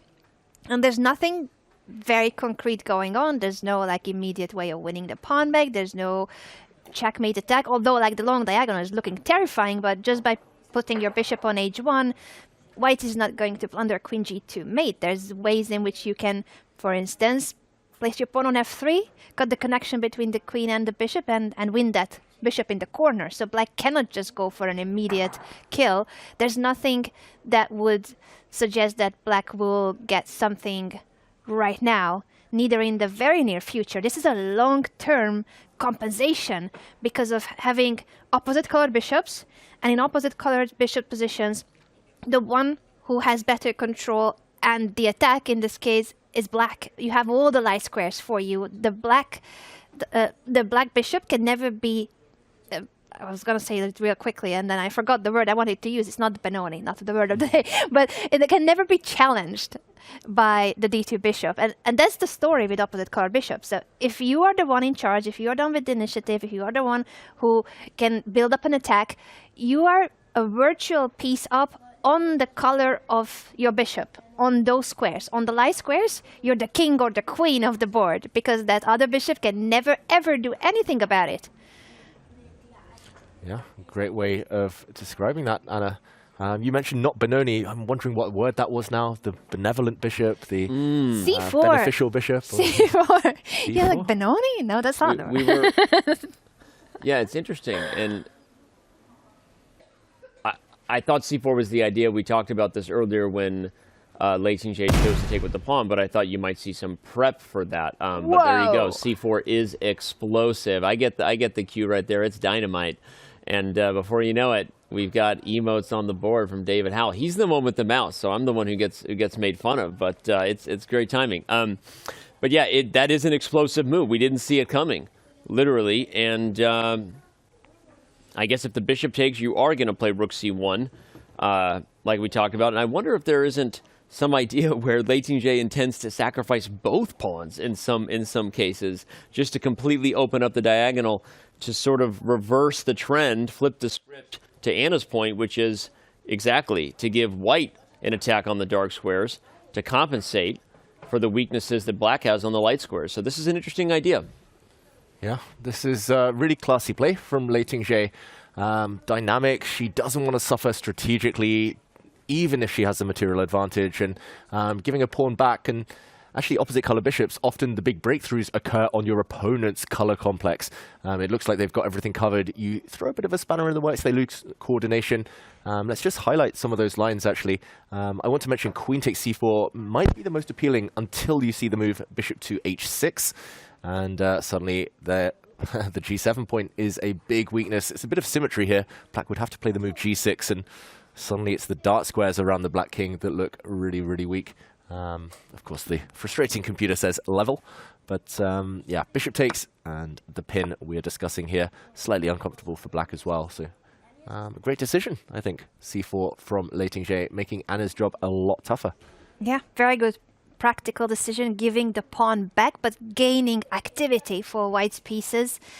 And I think, Danny, you're right that maybe, potentially in the future, even the d pawn in the right moment could be sacrificed to open up the d file.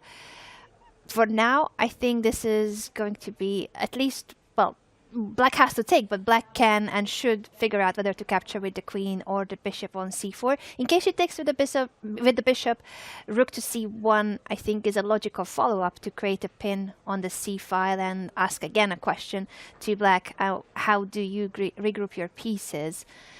Nothing concrete going on there, I think. It's not like a terrifying idea, but suddenly it is white who starts dictating the tempo of the game.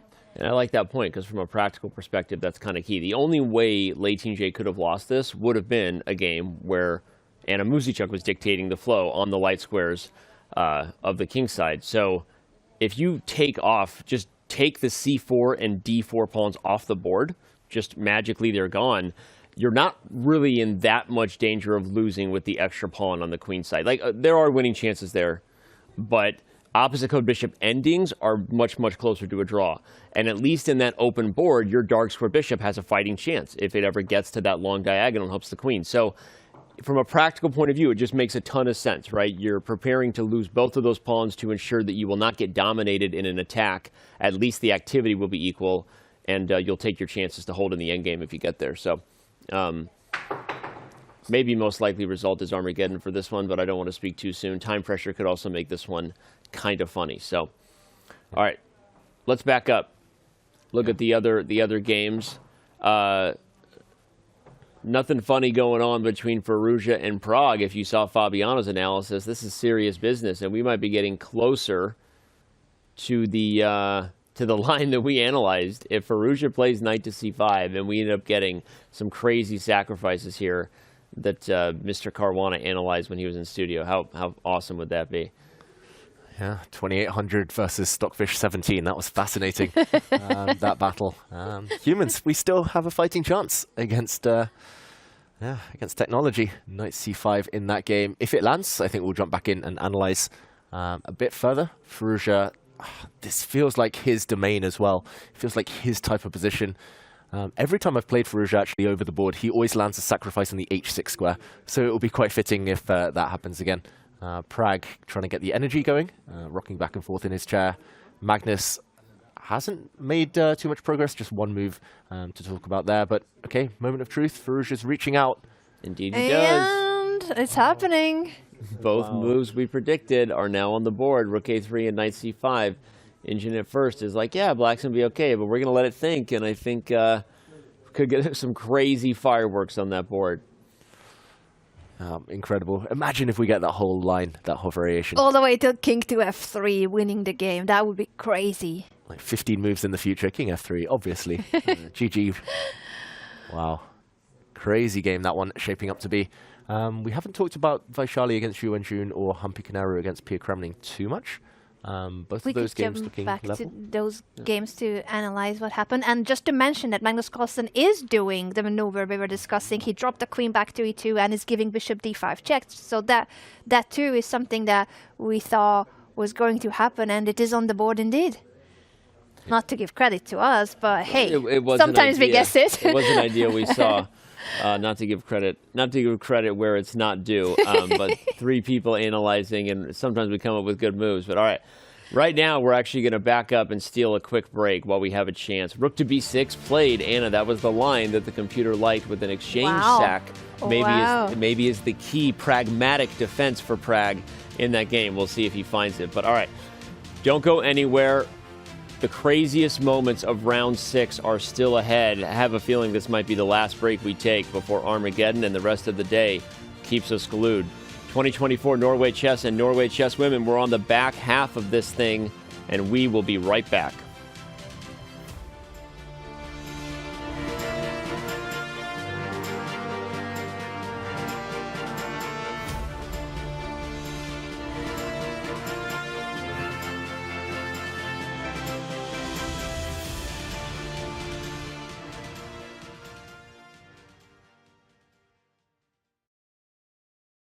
Looking for some cool merch or a gift for that person who loves chess?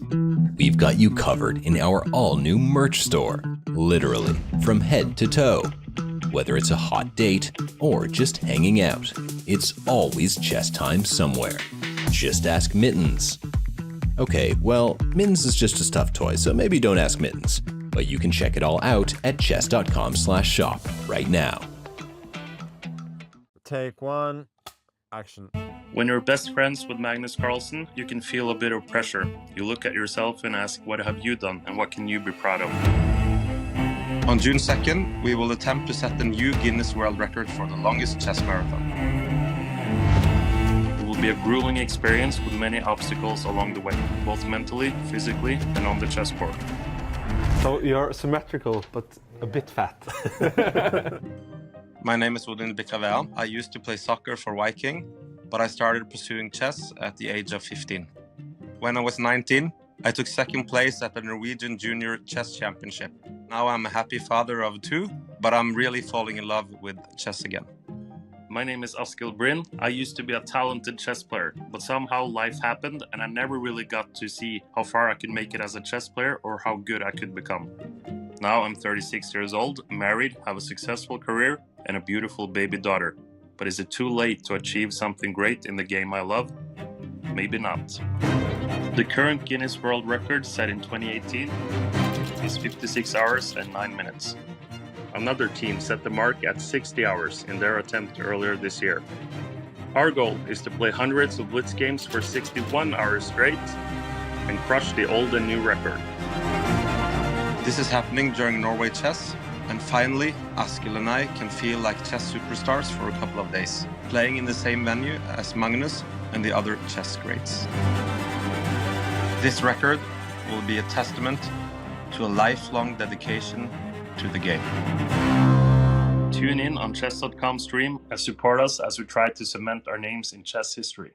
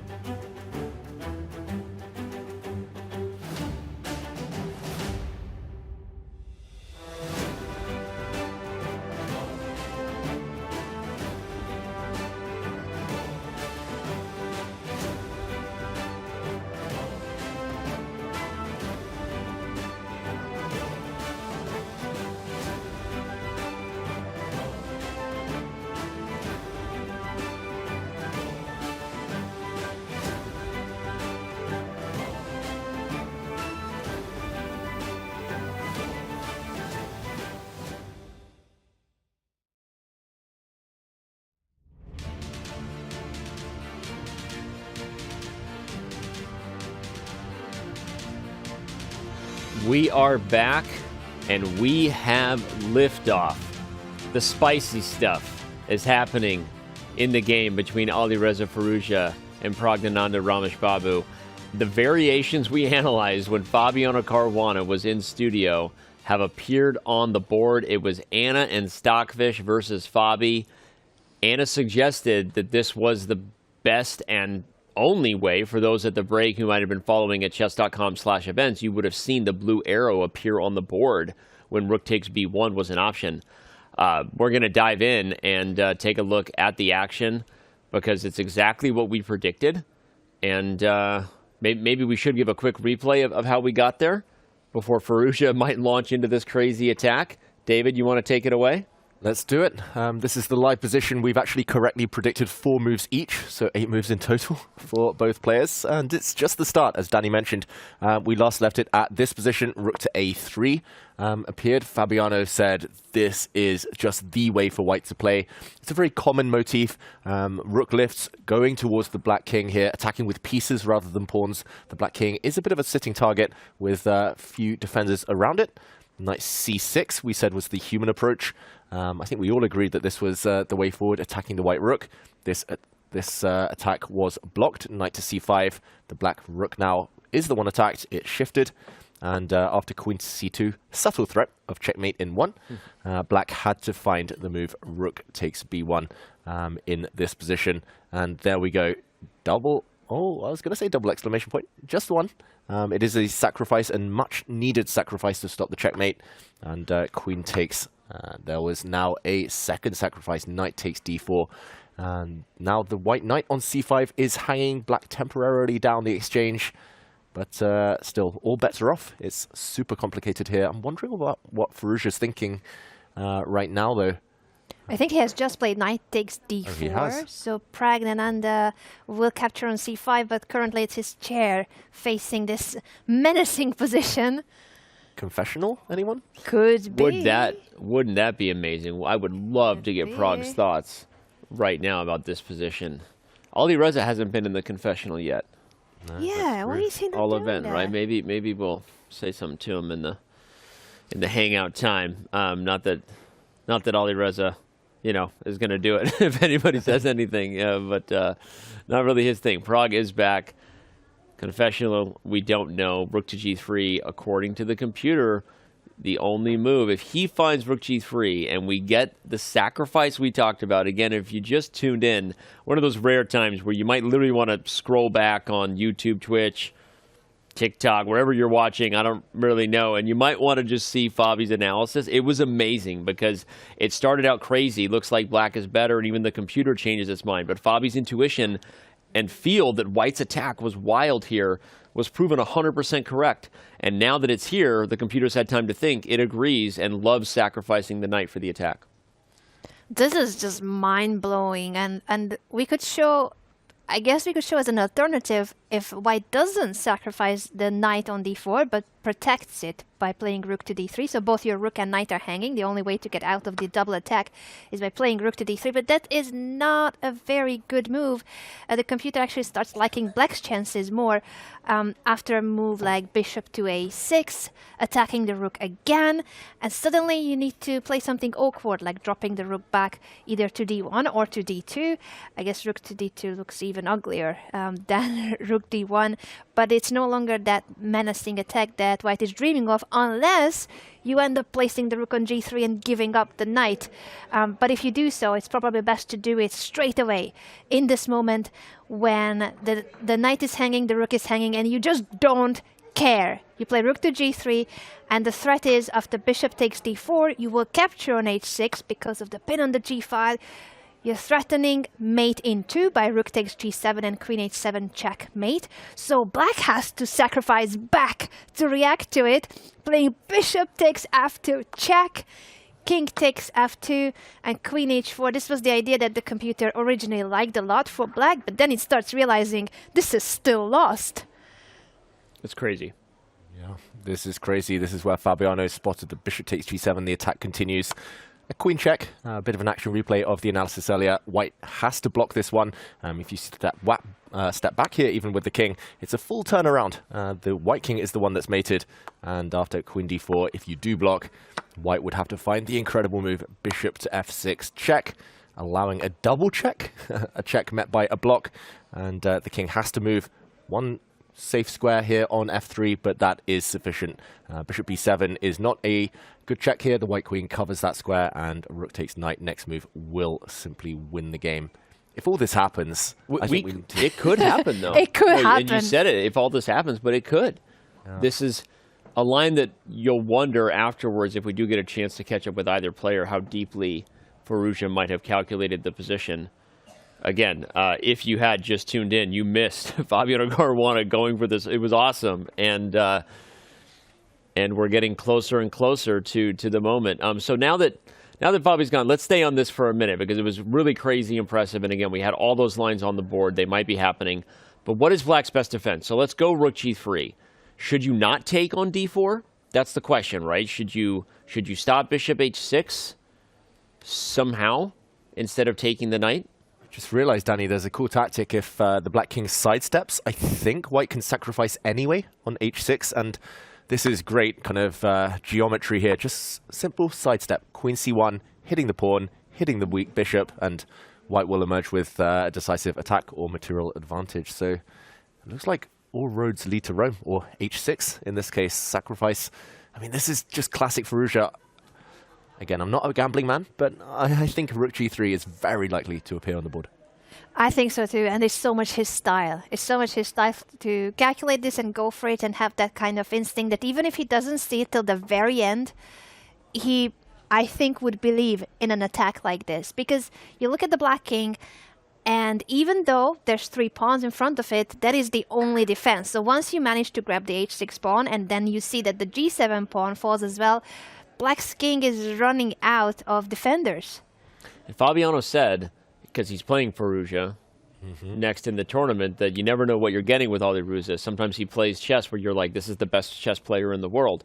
And other times he, there are times when he almost looks to beat himself, right? I mean, there was a game yesterday with Magnus where that literally happened, right? And Fabi was being complimentary of Firouzja in the process, just saying that this is the kind of player you don't want to face when it's this Alireza Firouzja at the table. And we've said it a million times. David even recalled his personal experiences of Firouzja sacrificing a piece on h6 and blowing open the king side for an attack. So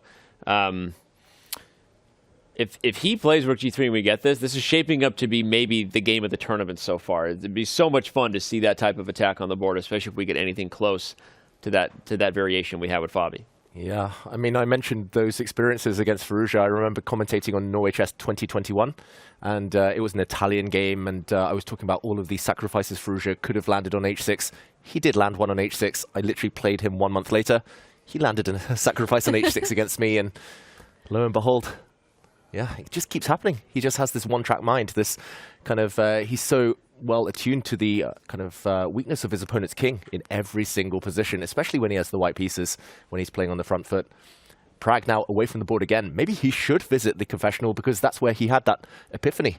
Maybe he needs that right now to save this game. It could be the only way, and we hope that that's where he is heading. He does have the time. He has quite some time advantage, and time is a factor that has played a big role in Alireza's game. So that is the only concerning part, I think, here for all fans of Alireza, that if he does use a bit too much time for this decision, he better has it all calculated because he's going to get into serious time trouble. I'm glad you're calling that out because it really is the thing we need to observe. It's already a 17-minute disadvantage.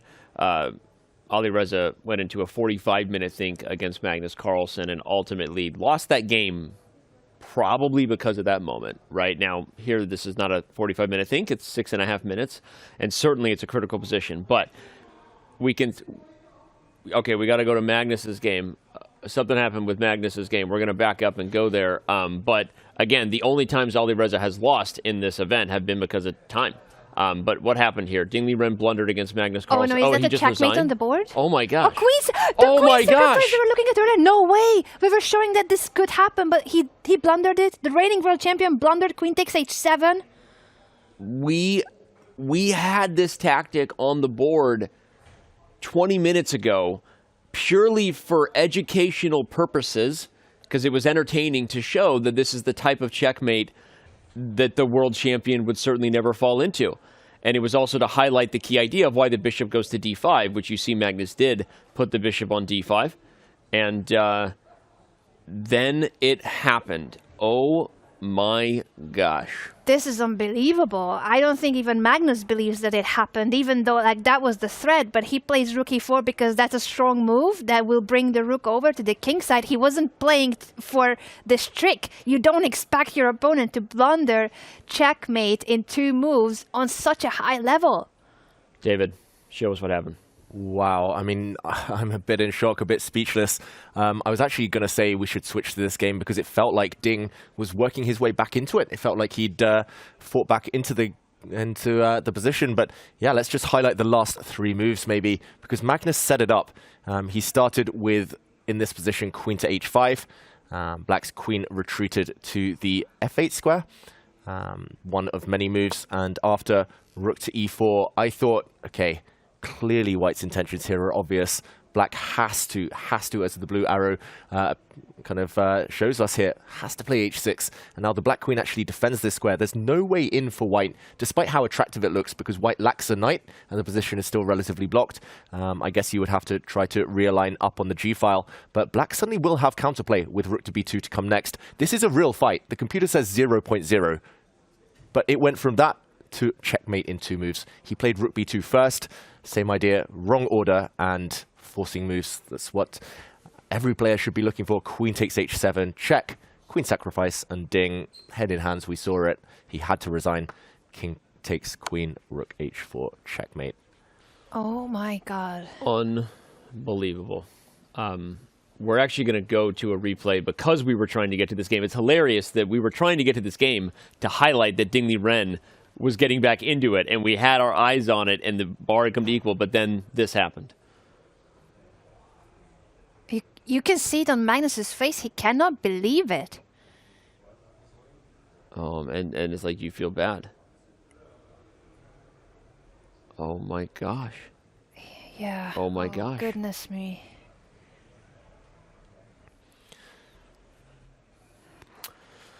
No one feels great winning like this. Everyone is feeling sorry for Ding Liren and everyone is worried about him. Not just for the chess results. This goes way beyond. We keep highlighting that storyline, but it's just so important to understand that it's not his chess skills. He knows that pattern. He knows that checkmate in 2. He hasn't forgotten it, but there's something else going on, and that is making his play be unrecognizable. Hikaru said, "This is a different person I played against yesterday," and he lost to Ding Liren in the candidates in the last round, and that's how Ding Liren played the World Championship and not Hikaru. Yeah, we saw it on Magnus's face as well, the frown. It's as if, I mean, this just never happens. I mean, Ding had 32 minutes. Ding was actually playing extremely well, so accurate, just to kind of balance that position out and counterplay like he played with rook b2 about to come. But I think that's the saddest part about it, is that he was playing extremely well in this game. Super well. Like, he was defending well.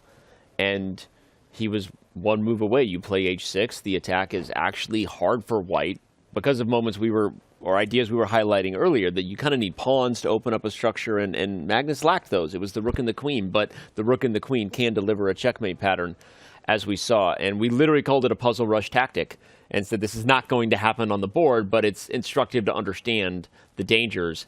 Little did we know that indeed it was going to happen on the board. And we have another move on the board between Firouzja and Pragg, but it is not rook to g3. It is knight to c6.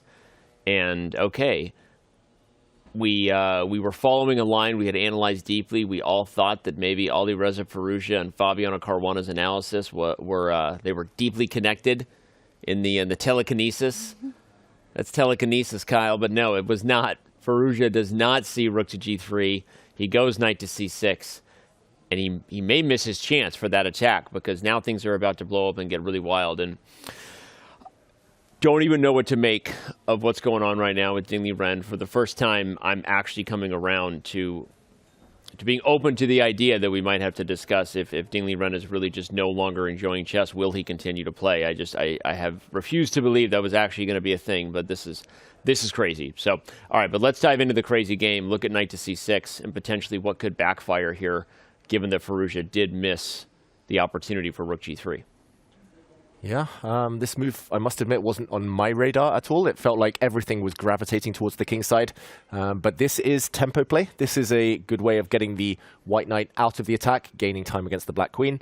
I guess the reason we were all kind of writing off this move is because it is a loose piece. The knight can be hit, for example, if the black queen simply moves. And the rook's still hanging on a3. So the big question is, does black prioritize going for the white knight, moving the queen out, Or does black swing the queen out the other way and create a second attack against f2? The reason I suggest that one is because then after queen h4, rook g3 would finally be impossible, because the black queen could take. There is a pin, after all, on this diagonal. G3 would not be protected. And Anna, it looks like Pragg probably in for a long think right now. He's in for a long thing, and he does have the time advantage. So I think it is a good moment to invest more time in your decision. It is crucial where to place the queen, whether you go for the double attack, queen to c7, so both the knight and rook are hanging again, or do you go for a more active square for the queen with the idea that it's a prophylactic move, preventing rook to g3.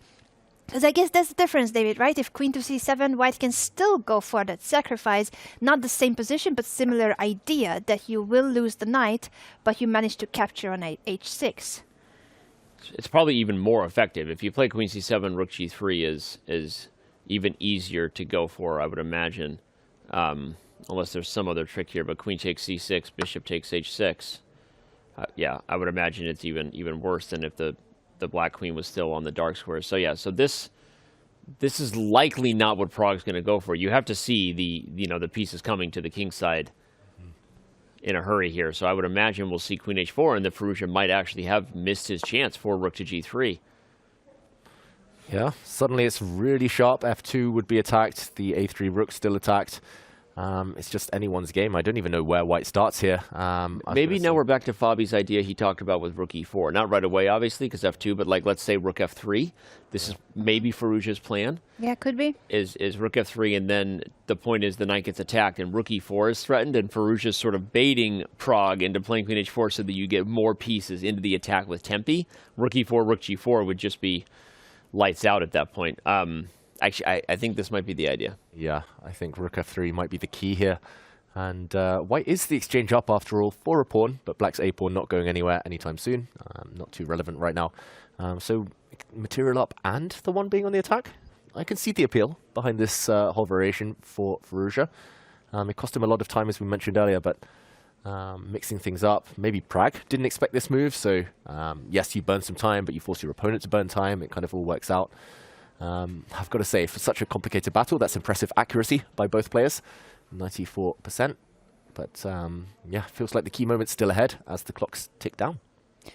Yeah, this is such a complex and crazy position. There's so many attacking potential, but also so much potential for white to go wrong. It's not obvious when you can give up when you can give up a piece, when you can sacrifice on d4, as it would have been in case of rook to g3, or if after queen c7 rook g3 happens, black is not obliged to take the knight, because that knight on c6 is trapped. It has nowhere to go, so you may as well step out of the g file, prevent bishop takes h6, and then want to capture the knight, right? Yeah. That's super strong. Yeah, yeah, that would be quite the find there. Mm-hmm. If queen to c7 and then you play king h8 and you're like, yeah, the knight has no squares. That looks like the best way to play the position for black. Yeah, I was wondering for a moment whether this tactic, as we jump in, this tactic still works from earlier. Bishop takes h6 with the idea of a double attack, but apparently not. What would black have up his sleeve here? We saw something very similar in another line that worked out very well for white, that just simply gave a winning advantage. Oh, my calculation is not as quick as it used to be. What's up here? Just looks super strong for white. Yeah, it looks winning. What does black have? Wow, chess is hard. Is it? Chess is hard. Really hard. I'm Captain Obvious today. That's my role. I guess black has to sacrifice the bishop because it's about to drop it anyway. Yeah. I was looking at something like bishop e3 at some point. But I was also looking at that move, but I can't make it work. Bishop e3. It would be pretty. It would be really nice. It would have been pretty if you can win the knight as black, but I think white is holding the knight. Once you move the bishop, the queen is suddenly protecting the pony on c6. So that's a problem. You can see why optically this would be really... Yeah, this looks super tough. Really tough for black. Maybe the idea is takes and actually... Wait, the white king... I'm trying to go process of elimination here. Oh, yeah, the king actually can't get back to safety, so if you go to the light square diagonal... Well, okay, that's a different light square. I was going to show that if you go to f1, bishop a6, and Bob's your uncle. Whoops. Problems. But if you go to f3, are you really going to f3? LOL. Let's do it. Yeah, black has to keep giving checks. Black's material down and getting attacked. Maybe there's just nowhere for the white king to hide. Wow, miracle save by black. If you step to the g file, there's rook g8. And if you go back, then the queen just goes back to b6, I guess. Yeah. And wow. Diagonal checks keep the white king honest. Okay, I mean, I don't think I would spot that from afar, but we have the bar after all, so a crucial variation actually. Queen c7 might well be playable, but you have to get over that optical illusion of white just being winning on the spot. Difficult stuff. This is a tough spot for Pragg to be in. I've got to say, defending is so much harder than attacking, especially with the time trouble rearing its ugly head right now. Very tough spot to be in, and I fully believe in Praggnanandhaa's skills. Obviously, he beat the world #1 and the world #2 at the time. Now it's Hikaru, but he did beat Magnus and Fabi in this tournament in classical chess. So he has been blowing our minds. He's only 18 years old, and he is just feeling so comfortable in a super tournament like this. He just thinks this is like, you know, another day at the office. So of course, he's more than capable of playing extremely high-level chess, but you are right, David, in highlighting that defending is always harder than attacking. There's a lot more on the line when it's your bout. Your king is getting checkmated. Am I getting checkmated or not? What do you think, Danny? Will he find a way to defend? He is India's wonder boy. We all want the secret of his powers. Sorry, couldn't stay away from my second tenacious. I got it. I thought he is one of India's wonder boys, although they have a lot of them. But I wouldn't put it past him. Pragg is playing awfully pragmatic chess these days, and he's calculating the time advantage that he had over Firouzja is dwindling. There we go. Team is all over it. Pragmatic, the word of the hour, apparently. We now have a word of the hour. They were ready for that one. Dealing with things sensibly and realistically in a way that is based literally the definition of Praggnanandhaa. I mean, the guy's psychology is next level. His nerves, mature and wise beyond his years. Pragmatic. It's misspelled, though. I think we should spell it with double G. Add a G, I agree. Yeah. I was going to say practical is misspelled. That should be practical. There you go. Practical.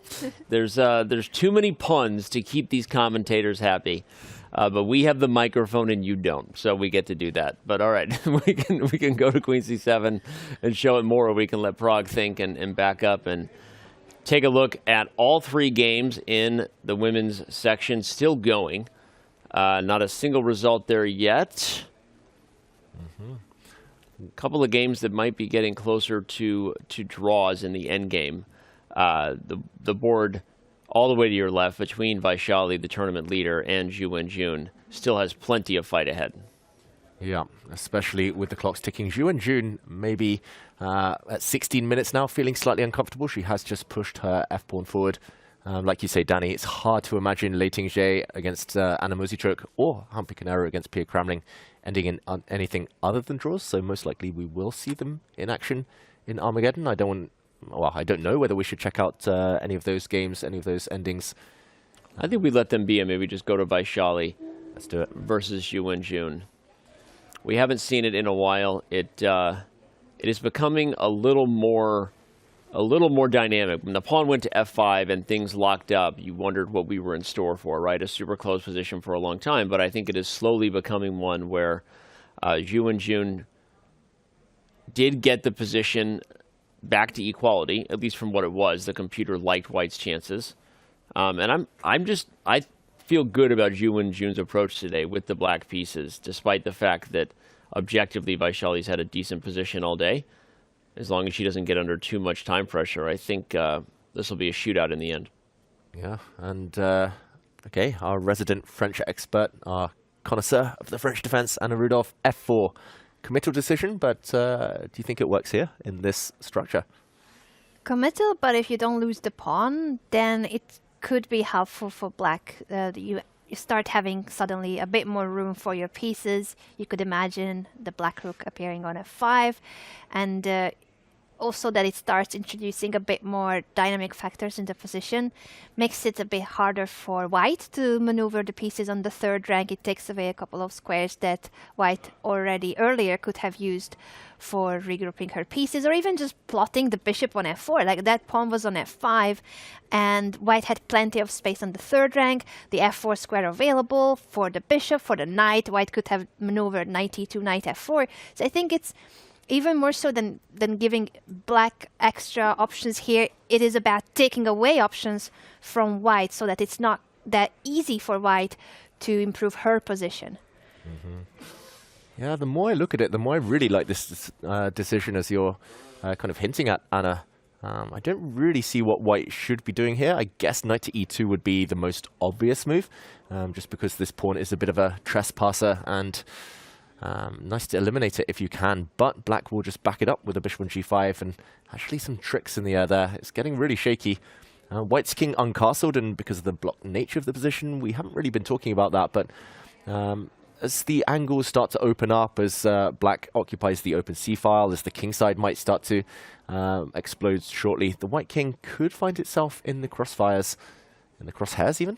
The crosshairs, wow. Chess is hard, talking is hard. But chess is hard, talking is hard. Yeah, and this position is hard, potentially, for This Vaishali. position is hard. Sorry, I was having fun listening to you struggle out of that. That's normally my job. Solidarity, Danny, I did it for you. Yeah, appreciate it. But yeah, and this position could also be deceptively better for the bishop pair than currently meets the eye, because this diagonal that has opened up on the king side, even if it's not being used yet, the light square bishop has the potential to maneuver from e8 over to g6 at some point when you're just playing the abstract, thinking ahead in the endgame type of position. Yeah, the h5 pawn is a target. The b3 and a4 pawns are also targets on light squares. So I feel like there are long-term features about this position that are very solid for black. I can't believe what I'm saying. I'm blacking out. I'm basically liking the French here, and I don't even understand what's happening to me. But a lot of long-term features here for black that favor Ju Wenjun. And again, best play, computer says the position's still equal. Vaishali's handled herself well. She doesn't need me to say that, right? She's up still 6 minutes on the clock, but it's getting harder for me to see like a good plan for white. She's struggling. She spent 15 minutes on this one move alone, and 15 minutes, and she still has a time advantage. So that goes to show how much time Ju Wenjun invested in this position up to now. And speaking of the time, they are only on move 20. Increment starts after completing move 40. Wow. They have 20 more moves to go, and both of them could be in really big time trouble. That's under a minute a move on average for Ju Wenjun, and likely soon for Vaishali too. This is going to be a real scramble to that, well, I was going to say finishing line, but move 40 is often just the beginning. 10-second increment, not that much anyway, so yeah, you would think with Ju Wenjun and her success at Armageddon this tournament that if it does come down to a bit of a speed battle, she might become the favorite, especially the momentum of this game as well. Vaishali, tournament leader, in a bit of trouble. Yeah, this is suddenly a 3-result position. I feel like earlier we described how white is slightly better and it's very comfortable. White can push, but I think now that after these last couple of moves, it is wide open who can win this game, and also with the time factor, it's anyone's game. Well, look at the immediate response from Ju Wenjun, by the way. That's the thing I'm most impressed about. Vaishali spends 15+ minutes to play 92. Ju Wenjun spends 15 seconds to play bishop to g5. And you can just see Ju Wenjun has a feeling this might be her chance to get the first classical win in the event. Remember, Ju Wenjun has won all 5 of her matches in Armageddon, including beating Vaishali in Armageddon to kick off the event. But she can sense it, and she is the women's world champion for a reason, working super hard on her opponent's clock.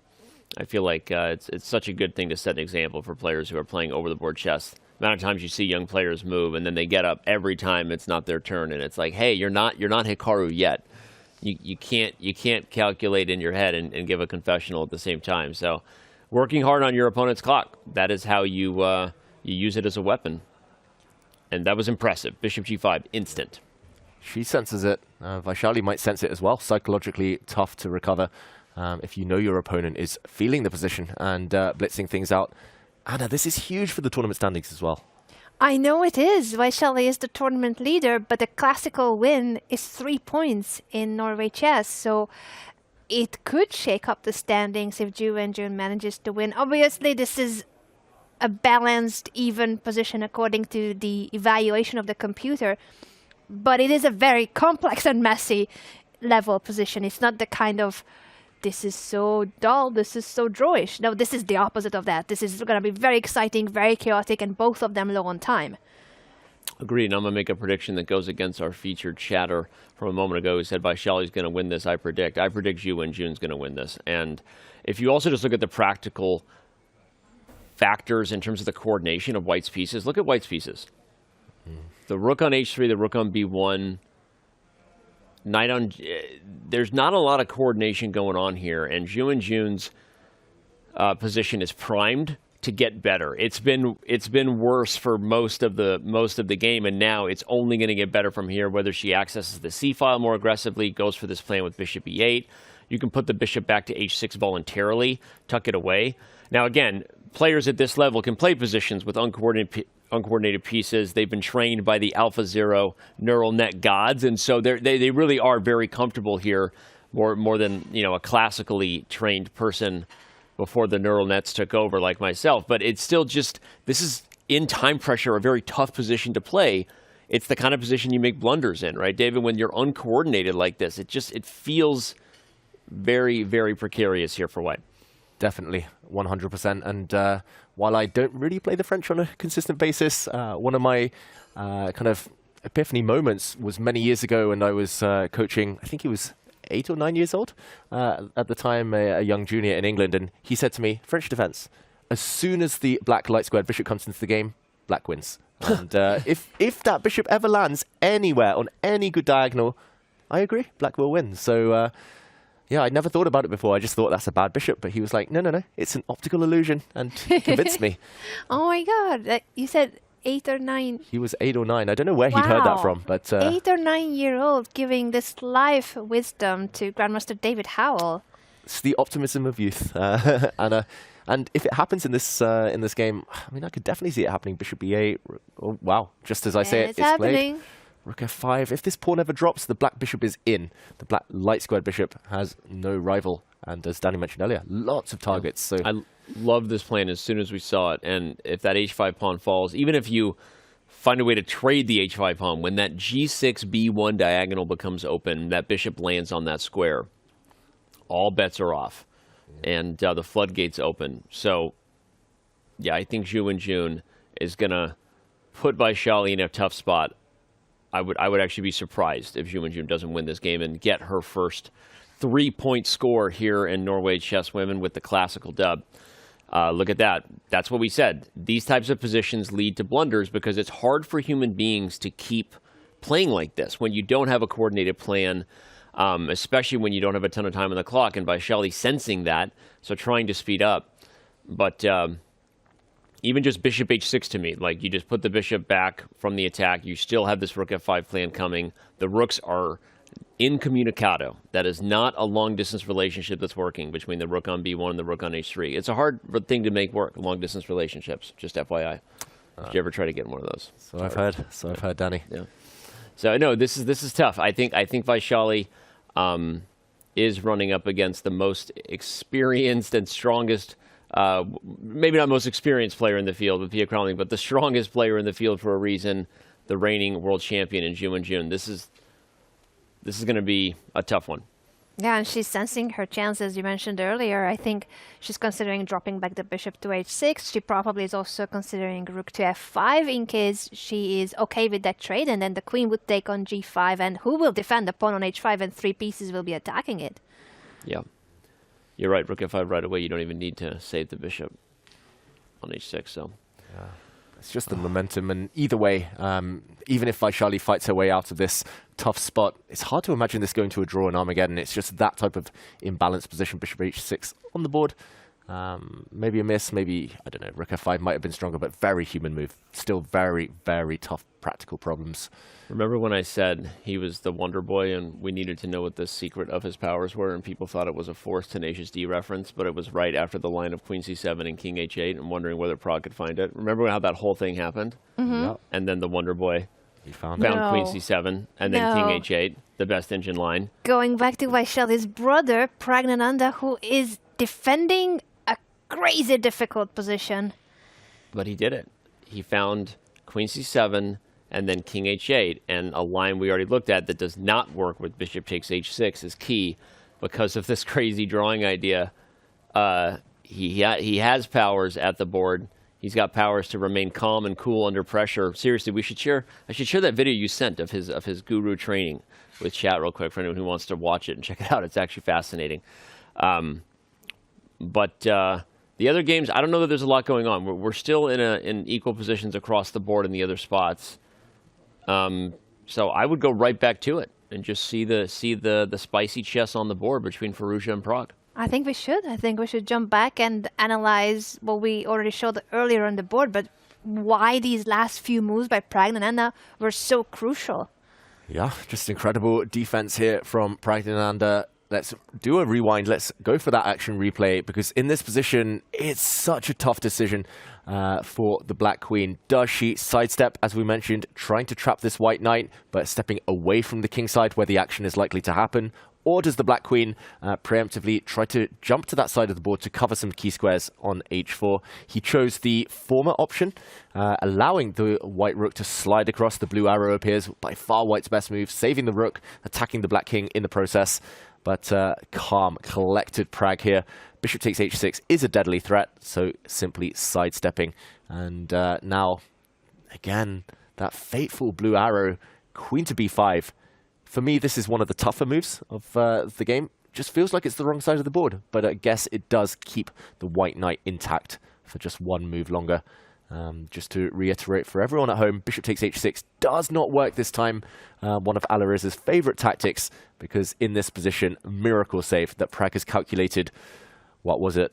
At this point, it's going to be 5, 6, 7 moves in advance. Here, Bishop takes f2 check, lures the White King out, a check on the diagonal, and there's actually no safe square for the White King. We might even see a repetition here. But Queen and King doing a bit of a dance. And, okay, Alireza, he reached out and retracted his hand. He didn't make a move. He did not. I thought he was going to reach for the queen.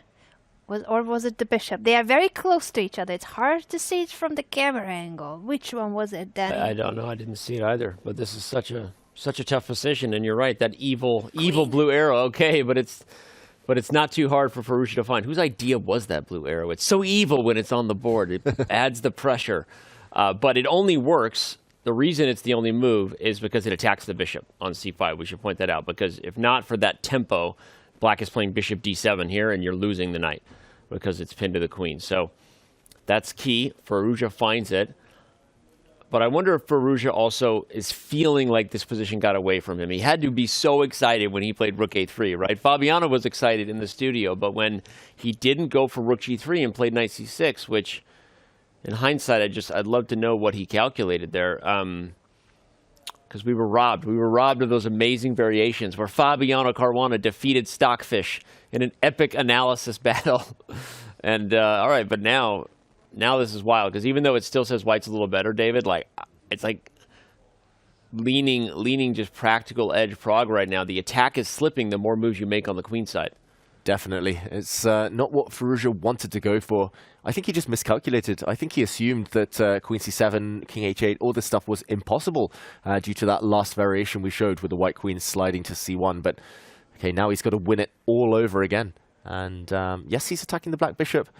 I do wonder whether Black has to slide back that Bishop, for example, to a safe b6 square, whether Black offers a trade of queens, or whether there's anything else on the board. I mean, to me, those would be the two most obvious options right now. Pragg, again, that typical movement of shaking in his chair, trying to get the energy going, trying to get the speed up. 12 minutes against 14 minutes. Anna, you mentioned the other game, time scramble imminent. Looks like the case here as well, as Pragg offers a queen trade. He offers a queen trade because that would help with the king's safety. If the queens are off of the board, suddenly those bishop takes h6 ideas will no longer be working. There's no other strong piece that could help at the g3 rook, not enough firepower. The queen trade does happen, so we end up going for an endgame where white is up an exchange. What black has as compensation is a minor piece and a pawn, but the minor piece includes a pair of bishops. Is this enough, David, to hold? I think if black gets one more move, not just the fact that the white knight is trapped, but if black just gets to mobilize his bishop, slide his rook across to a8, then it's only going to be black having all the fun. Black's two kind of minor pieces you mentioned, Anna, beautiful bishops, but also the knight on d5. I mean, statues should be built to honor this knight. It's such a beautiful piece, and it might just come down to whether white is able to eliminate the black a5 pawn. Ultimately, I think a good practical decision from Pragg, as we're becoming used to at this point. He's neutralized, nullified the danger, and that's the first step. Again, not the Alireza type of position that he wanted. I'm trying to do some quick calculation here. I'm not really sure how you extricate this knight from what is a self-inflicted trapped square right now. I'm wondering if it has to be some sort of trade on e7 with bishop a3. That's clever. Because at least if you attack the rook and force rook e8, now you can play rook to c1. Show this. I'm guessing. It has to be a forcing sequence of moves. Yeah, okay, good. Computer likes it. Passed the first test. And now I think you have rook c1. Okay, so this had to be it. And if you don't play rook e8, rook g8, which I don't know why you would do, then white can trade on e7 if you wanted to. But you pointed out that black is just a little bit of coordination away from getting a rook behind the a-pawn, and then you have a pawn for the exchange. So it's going to be hard to convert on the exchange here. I mean, I think the most likely result there might be a draw, but I'm obviously speaking, way out of turn right now. There's still so much action ahead before we get clarity here. Yeah, under 10 minutes for Firouzja. We're at move 27. Pragg looks up at the screen, just double-checking the move number, maybe checking out his sister's game. And, yeah, lots of action ahead. But no checkmates. No long, cool, flashy variations, unfortunately, Anna. Boo. No, it is a lot calmer than it used to be. And yet, as you both pointed out, the c6 knight has no way back from c6. There needs to be some concrete lines here, such as bishop a3, rook c1, to make sure that white doesn't drop more material. And kudos to Praggnanandhaa for finding a way out of that really tough position, because even if Alireza didn't play rook g3 in the moment where Fabi suggested it, it was still a really difficult position to defend. Yeah, still a very difficult position, but he's wriggling out Pragg here. I wonder whether we stick with this. Time scramble imminent. We're going to see actually action on all the boards now as the players do approach even that move 40. Magical move 40 where they do get the increment. I think we're actually going to back up and steal our last break of the day, because by the time we come back, we will all be in time pressure and then Armageddon underway. We actually have a Magnus Carlsen interview as well. We're not going to play that at the break. We don't want anyone to miss it. We're gonna throw to it the moment we're on the other side of it. So don't you stress, boys and girls. We've got so much more action ahead. What's going to happen in the 4 remaining games? We've already had two decisive results. One of them went to Armageddon. One of them ended in heartbreakingly puzzle rush fashion. Don't go anywhere. Right back at it, and all the action will return and continue here in round 6 of 2024 Norway Chess and Norway Chess Women.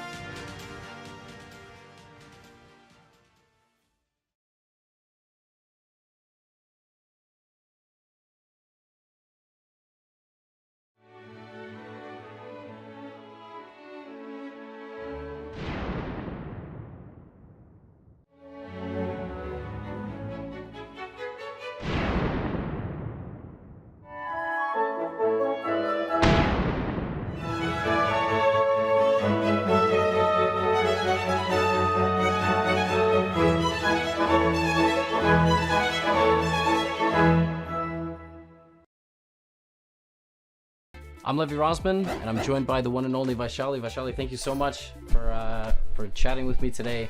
Did you have a moment when you crossed 2,500 mentally where you were like, I did it, that's it? You're completely right. That's what I felt. Okay. Like after my second round win, I crossed 2,500, which I knew, and I was like, okay, I finally done this, yeah, because it become Grandmaster. It has been my childhood dream ever since I started playing chess. Hopefully the childhood dream was also world champion. Yes. Because you kind of have no choice, right? This is the tournament that ultimately will qualify you to play. So what are the emotions like? Yes, I'm very, very excited for the tournament. I mean, this candidate cycle was not at all in my plan. I won Grand Swiss and I got here. So I'm very excited and looking forward to it. Like, I'll be playing some best women players in the world. So I'm very excited. What is it like back home? I mean, to be obviously now Grandmaster, 2,500, contending for the title. Yeah, just kind of give me a sense of what it's like, because I think it's not like this anywhere in the world and it's nowhere close. So yeah, it all started with one man, Anand sir, and he has got what it is today, and he has brought in like a lot of changes. And for example, this Best Bridge Anand Chess Academy, which has helped us I'm also part of it, and which has helped us a lot. Like, there are some top trainers there where we get to train, and this Anand sir is doing also these things, and even otherwise he has been helping. He's been doing many things, like inspiring all of us, and yeah, as you say, like there are so many things. Like, Indian players are playing tournaments here and there, and there are probably right now there is one more Grandmaster, one more. I mean, the number is going to increase or something. So yeah, we are also getting a lot of support from the government, a lot of sponsors coming in. We have a lot of tournaments also happening in India, which is also helping us. you love chess and you're really good at it. What do you love to do that you're really bad at? Yeah, there are a lot of things.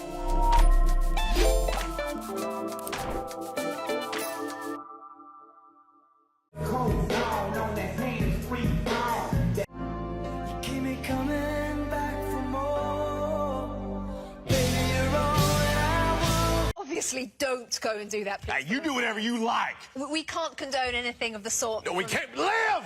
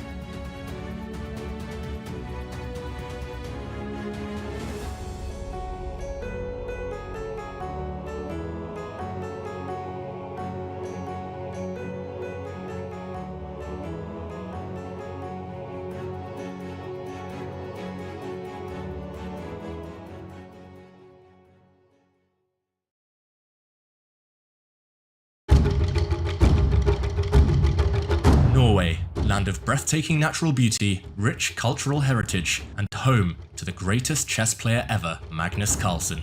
Since 2013, Norway has played host to one of the strongest chess super tournaments in the world, and this year is no exception. Magnus has claimed the top prize in 4 of the last 5 years, failing last year after a disappointing showing that saw him go winless in the classical portion of a tournament for the first time in 16 years. He had to watch as Hikaru Nakamura defeated Fabiano Caruana in an epic battle on the last day to take the title. Both Hikaru and Fabi return this year to take on Magnus and the rest of this elite field. Joining them will be the reigning world champion Ding Liren and young phenoms Alireza Firouzja and Praggnanandhaa Ramesh Babu, who will look to continue the form that led to their recent candidates' births. This year will also be notable as Norway Chess will be the first ever classical super tournament to have the same prize fund for the open and women's sections. The 2 tournaments will play out side by side, and Norway Chess Women looks to be just as intriguing as the open section. Current women's world champion Ju Wenjun will face off against the formidable field of Kuneru Humpi, Lei Ting-jae, Anna Muzichuk, Vaishali Ramesh Babu, and the legendary Pia Cramling. Who will emerge victorious in the land of the Vikings? This is Norway Chess.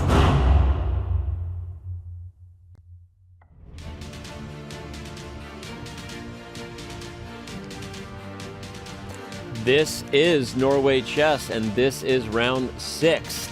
Coverage continues here. We welcome you back. Thanks for taking that break with us. We are ready to dive in. We had a result while we were away, which means we have another Armageddon battle coming around the corner. International Master Anna Rudolph, Grandmaster David Howell, and International Master Danny Wrench right here. All right, let's jump back in. We'll head to the bird's eye view first. Show everybody that we had a draw between Lei Ting-jae and Anna Muzichuk. So Armageddon joust commence. The second one of the day. Hikaru Nakamura already lost to Fabiano Caruana in the tiebreaker. But we've had multiple moves being made in that Firouzja-Pragg battle, and they're getting under time pressure. So I'd like to go right into that, if that's okay with you, team. Absolutely. I think we should. Here we go. Firouzja down now to around under the 4-minute mark with still 9 moves to make before getting any increment whatsoever. He's tracking down the black pawn on a4. For those of you just joining us, white is the exchange up, rook for bishop, but this one maybe still in the balance. I think black can simply slide his rook across, at least the most obvious natural move here, just to defend his pawn, and black's minor pieces are so strong. The pawn on e5 could be edible at some point. And yeah, it looks like Pragg should be able to hold this one. I'm not going to say 2-result game. It could still turn in any direction, but yeah, it looks like it's in the balance as we approach the time scramble. I think so. I think that Pragg has really good chances. And if we recall his game against Hikaru Nakamura, where we thought he was going to be like resigning shortly after he went he sacrificed the piece, but there was not enough compensation for it because he missed a key move. So he was down a piece. And then he went on to play for another like 2 hours, defending tenaciously in an endgame that he almost saved. He almost saved it. In fact, if he hadn't walked into the mating net on the second to last move, it wasn't necessarily clear that Hikaru had seen the winning plan at the time. I think he probably would have found it, but there was time pressure and anything could have happened. So yeah, Pragg is tenacious, as you said. He's defended this one. I don't even think he's worse here. Question is Firouzja going to look to simplify and welcome the Armageddon, take on d5? Okay, I'm not saying that's exactly welcoming the Armageddon, but when you put that bishop on d5 and it has the potential to go to b3 at some point, and I don't know, just given the time pressure, kind of the body language there, the way he took the knight, I felt like he was like, all right, I think I'm going for something simple, not playing knight d3 or something else, for example, and keeping the bishops on the board. So I think this one will head to Armageddon, and that Pragg has successfully held what at one point looked like a very dangerous position and an attack for Firouzja. Yeah, interesting that Pragg thinks right now taking this knight just looks forced. Maybe he's trying to calculate what will happen after the white rook slides up to b4 to try to corral this passed pawn. At the very minimum, as you mentioned, Danny, just in that position, black can take on e5. This looks like it's headed towards a draw. Firouzja should bail out here and now before it's too late, before the black bishops take over. And yeah, this one almost guaranteed to be Armageddon at this point. You mentioned, Anna, he was defending tenaciously in the other game. I thought you said Tenacious D in the other game. But yeah, this Tenacious one. D is Tenacious defense. But yeah, I don't know what happened here with... this is not a Tenacious D tribute show. It is a tribute to the greatest Tenacious D show. No, I don't know. But we've got Tenacious D on the brain here for some reason. But yeah, he's pragmatic. He's practical. And he's practically impossible to beat these days. The kid is amazing, and we'll see what happens in Armageddon. Remember, in round 1, Pragg defeated Alireza Firouzja in Armageddon and flagged him. It was a crazy game. Pragg was better on the board, so we shouldn't totally paint that storyline. But it was a dirty flag in the end. That's true. One of the craziest Armageddon games we've seen this entire tournament. So a lot to look forward to there for all of our viewers. The reason we're writing this off as a likely draw is because when Black's A-pawn disappears, the E-pawn disappears. It's only pawns on one flank. Black's light square bishop so strong, just cemented on that D5 square. It's hard to imagine White ever creating any winning chances. No pass pawn potential for either side. Draw. Very likely incoming. Should we zoom out? We could zoom out and check on Praggnanandhaa's sister. Actually, wait a second. Yeah, Pragg is agreeing with the analysis, simplifying, and what you already mentioned, both of you describing how this is going to be a 4 versus 3, White with the exchange up, but not much material that you can use to prove your advantage. Yeah, and ooh, look at that. That just came in rapidly. Humpy Canero has drawn Pia Cramling, and we will have another game headed to Armageddon. By the way, the draw between Lei Tingjie and Anna Muzichuk, as we said, happened at the break. It will kick off at the top of the hour. So in 6 minutes, we will have our first Armageddon battle. Then we're going to have another one with Humpy Canero versus Pia Cramling, and we're likely going to have another one. So it's Armageddon time. It's a fiesta of Armageddon, which Armageddon doesn't sound like it would be a great party, but, you know, in this case, it's a party. It is party time, and will it be party time between Vaishali and Ju Wenjun, or will there be a decisive result there in classical chess? That is probably, right now, the most promising for a decisive result, or has it shut down too much? I think there were some pawn pushes we missed. The black pawn is suddenly on G5, and I don't know how it happened. Yeah. It looks like it's just too blocked now. Anna, I don't think Black's bishop pair, due to the block structure, is really able to exert any influence. I would still take Ju Wenjun's position because the White king looks potentially more vulnerable than its counterpart. Maybe she also has some interesting maneuvers up her sleeve for later, but... Really? I mean, I feel like B5 is going to happen. Yeah. Let's try. Let's go there. Let's go there. Let's jump to that game. I feel like she's in control of any... If any tension can be added to this board, it is Ju Wenjun's to decide. She giveth and taketh away if we're going to keep playing on. And at some point, B5 would create open lines for the light square bishop. Obviously, there are risks, right? The A5 pawn is being spied currently by the white dark squared bishop on D2. But Black can solve that. You can play queen to B7. You can maybe play the bishop to D8 and play B5. One thing for Vaishali, she'd love to have a knight on C2 so that if that dark square bishop isn't spying A3, then she can pop the knight in there and kind of keep all of the potential breakthroughs at bay. But I'm not ready to I'm not ready to write this off yet, that Ju Wenjun doesn't find a way to orchestrate open lines. Yeah, I mean, the only one who can win or should win is Black if things open up. But it is a big if right now. I thought she was actually going to try and go the long way around with this light square bishop, maybe zigzag it long term back around to H7 after playing the move H6, but hard to achieve, hard to set up. So it's very much about whether the black bishops ever come to life. For now, Vaishali has what looks like a fortress. A lot of maneuvering ahead. The players still aren't at move 40, but soon will get their increment. I think they're just shuffling for now, biding time. Yeah, shuffling to make it to move 40, but a reminder that the increment is only 10 seconds per move, which for classical chess is actually very little time. It would normally be 30 seconds, the increment, at other tournaments, and you oftentimes even get like half an hour extra and the increment, so much less time than what they're used to, meaning that they're going to spend the rest of the game playing a blitz game in an endgame where b5 could happen at some point. Could it happen now? I'm waiting I'm being very patient, but if I play b5 after the king touches down to e2 and a takes b5 and then queen to b6, yeah. What am I missing, David? Nothing. I just got distracted. Armageddon confirmed between Alireza Firouzja and Prag. By the way, you mentioned a bishop remaneuvering itself to a diagonal. There's also bishop going to c8 and going to a6. If you really can't orchestrate a5, it's not completely out of the question. Ooh, but he's coming. Oh, here it goes. I think she's pushing, and so here comes b5. And again, from a practical perspective, this is a dangerous spot to be in, I think, if you're Vaishali. She's up on the clock, which helps, but the position is going to open up a little bit, and there will be tactics on the light squares. So we've got more Armageddon coming. You just confirmed it. Firouzja and Pragg draw, and that means we have at least 3 Armageddons coming. Depending on what happens here, we could have 4. Interesting how we are repeating day one. The players are facing the same opponents, just with colors reversed. Then day one was 6 Armageddons. Then the last couple of days we had more classical decisive games than anything in any other super tournament. And now we are back to the more solid draws and Armageddon battles. The only decisive game today so far in classical chess is Magnus Carlsen beating Ding Liren.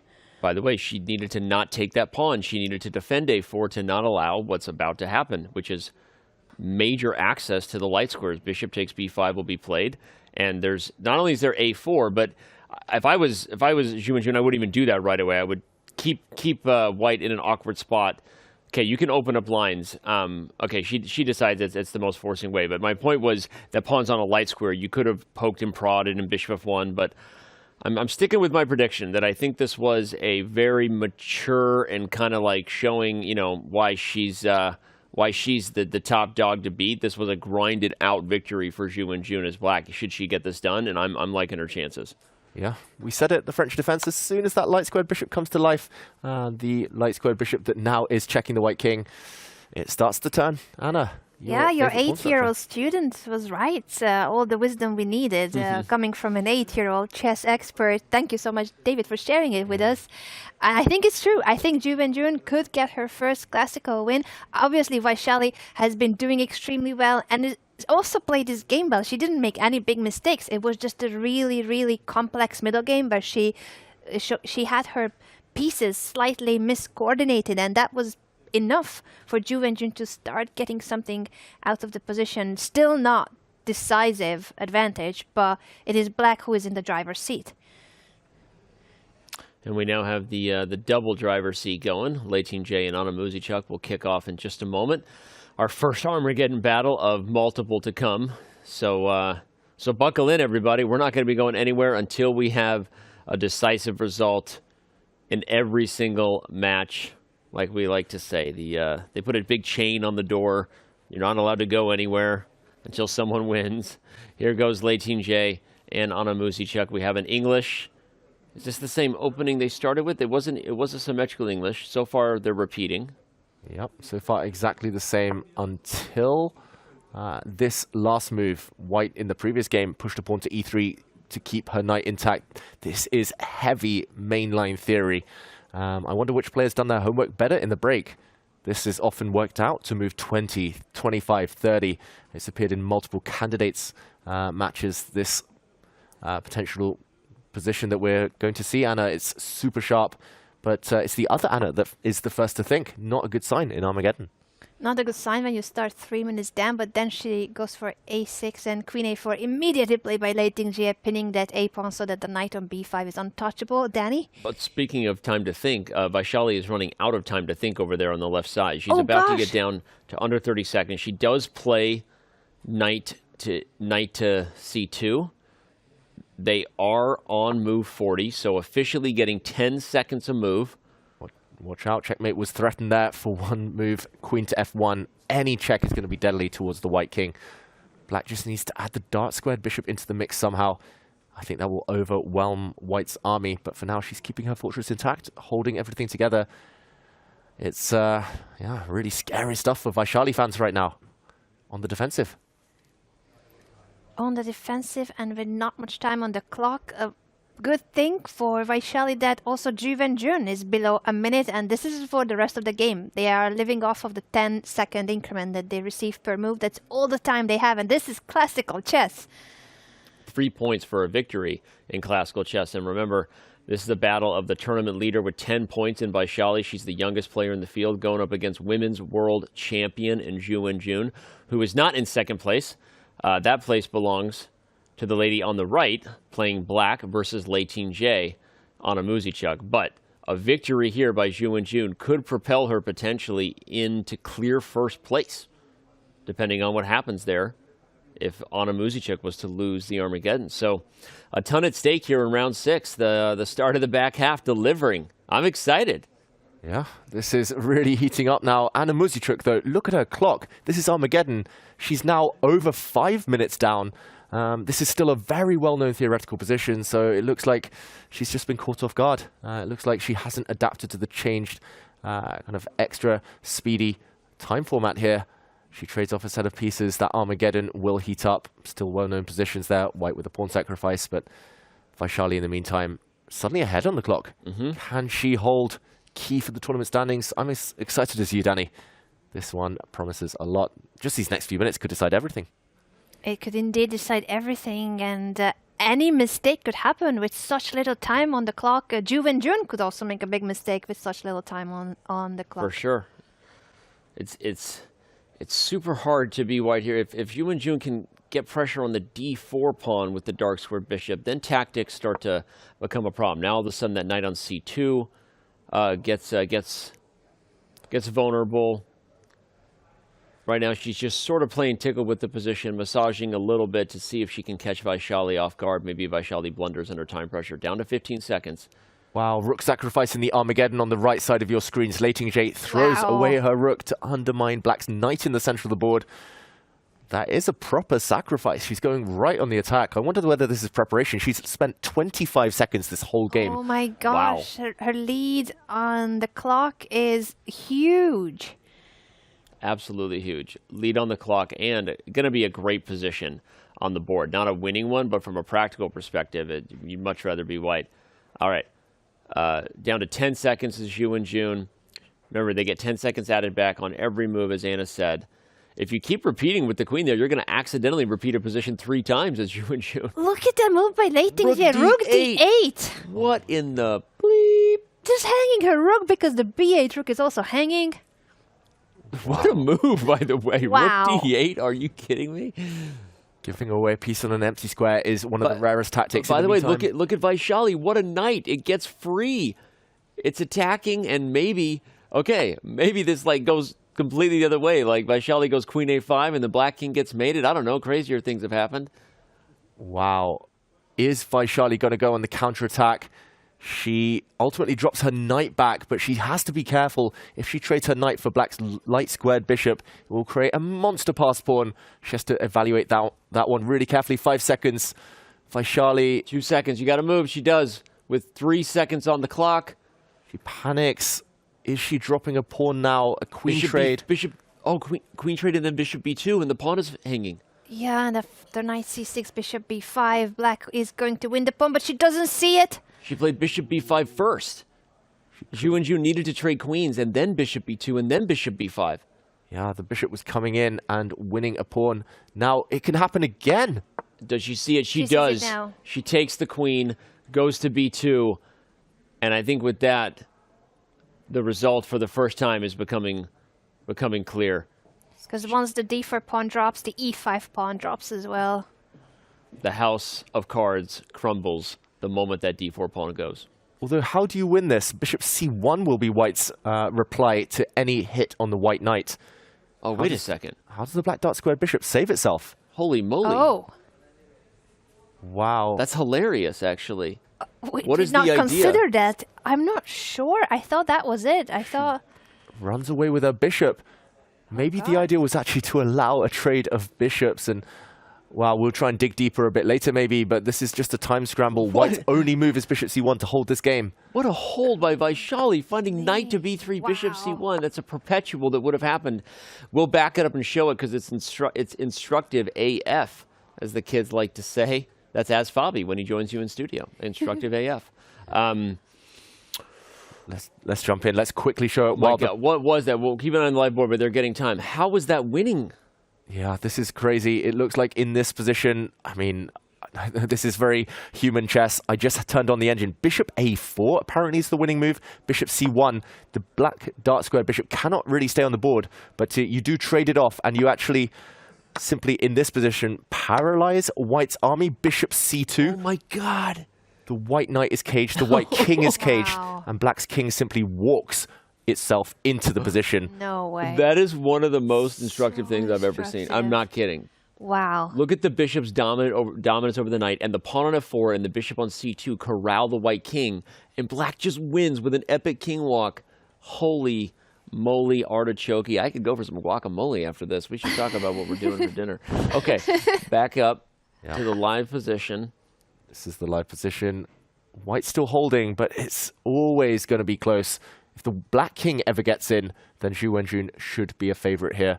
But Vaishali, I mean, that chance, that opportunity was so difficult, even with an hour on the clock. And Exactly. Ju Wenjun's been grinding this. I keep waiting for her to put away the younger leader of the tournament, but Vaishali just goes nowhere. Yeah, she's so tenacious. Another word of the day, king to e7 right now. The black king's still coming. It's still going to be tough for Vaishali, but she's done everything right in her attempts to hold this position.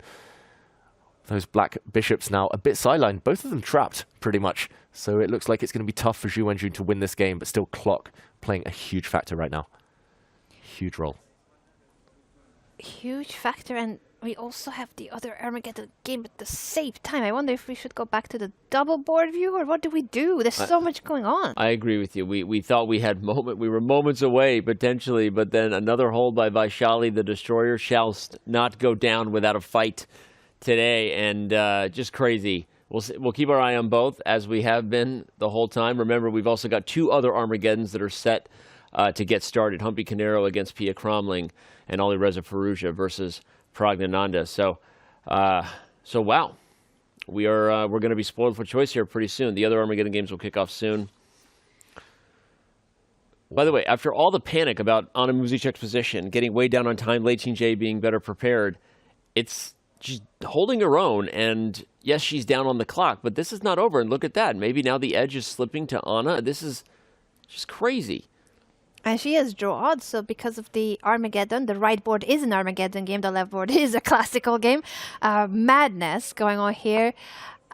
She does have much better chances than how it looked like a couple of moves ago. Yeah, and wait, Ju Wenjun has gotten in. She got the bishop to e2. Oh, she's paralyzed the white army from the other side this time. And now, the black king's still coming in. Yeah, the black king is coming in, and this time it looks harder for white to hold. I'm ignoring the eval bar just because look at how much more difficult this is optically. The king was holding down the fort for all of those light squared pawns. And now if you make one mistake, that knight gets attacked and everything crumbles. Here comes the black king. Here comes the black king. White's bishop is trying to hold the fort alone right now. It's the only piece that can really move. But black's dark square bishop is going to tie it down. It looks like Zugzwang might well end this game. White is totally tied up. No real way to keep the black pieces at bay. This is a check, a really sneaky check. And, oh, bishop b6 is just going to end this game. Maybe even a bishop trade at some point. It's really similar to the theme we showed earlier. Wow, Vaishali living life on the edge. I think Ju Wenjun's going to get it. Going to get the win. I think it's very likely. She is working so hard on it to try to get her first classical win in the event. She won every match of hers, but always in Armageddon. And it looks like Armageddon if you're just tuning in, because we've got our two-board view if you've been watching Norway Chess. This is normally the view of Armageddon, but it's not. It's classical right here, and Ju Wenjun potentially getting her first classical victory of the tournament. None bigger than it could have possibly been, because it's against the tournament leader in Vaishali Rameshbabu. And that will give her the sole lead. 3 points is all you need to leapfrog Vaishali. Although if Anna Muzychek finds a way to get that Armageddon battle, 1.5 points would actually have her in a tie with Ju Wenjun. So depends on what happens at the end of the round. But either way, the classical dub were 3 points for Ju Wenjun should she get it. Wow, she is winning Bit of an odd decision to put the bishop on b3. I'm going to say the black king now, its path in is less clear. Black's light squared bishop was on the perfect square earlier, but she's still in full control. As we saw in that feature chat a moment ago, black now has 3 attacking pieces, likely to overwhelm white's attackers. The knight here is just such a bad piece. White's knight is just a bystander, not contributing really, and black's king is just coming in. Now might be the moment. Bring that king further in. Okay, well, now might be the moment for bishop a2. Does bishop a2, king c1 trade, and bishop b4 with king b3? I think actually Ju Wenjun is spotting it. I think a concrete solution solves this problem. No, she goes king b3. I think bishop a2 You're right, Danny. was actually the bet. Okay, yeah, that was the most forcing. She didn't see it. She's still dominant though, not rushing. Great patience from our women's world champion right now. But the white knight still has some breathing space, so it's not over yet. Bishop a2, trapping that knight, trading it off and getting the black king in. That would have ended the game instantly. But tough to spot these winning opportunities with only 30 seconds on the clock. Very tough, and she also is very low on time. Both of them are living off of the 10-second increment they get per move. It's funny because that king to b3, as great as it felt, it actually took away this plan of bishop a2, and now I'm back to sitting here. What's the plan? I'm just like a kid on the edge of my seat here. I'm so excited with the endgame. I want to see what the instructive motif ultimately is, like a triple step method with the bishop or something that puts white in zugzwang. Okay, now she finally gets the king to c4, but is knight e2 still holding it? And the king is in the way of the diagonal. It's consistently wrestling the bishop, and here you see if the bishop could capture through the black king, it's over. But you can't get to the white knight as long as the king is in the way. So Vaishali's hold continues. She's going the longer way around here. She's going to play bishop a4. At some point, she'll try and get her bishop round to eliminate the white knight, but not easy. Vaishali's still holding everything.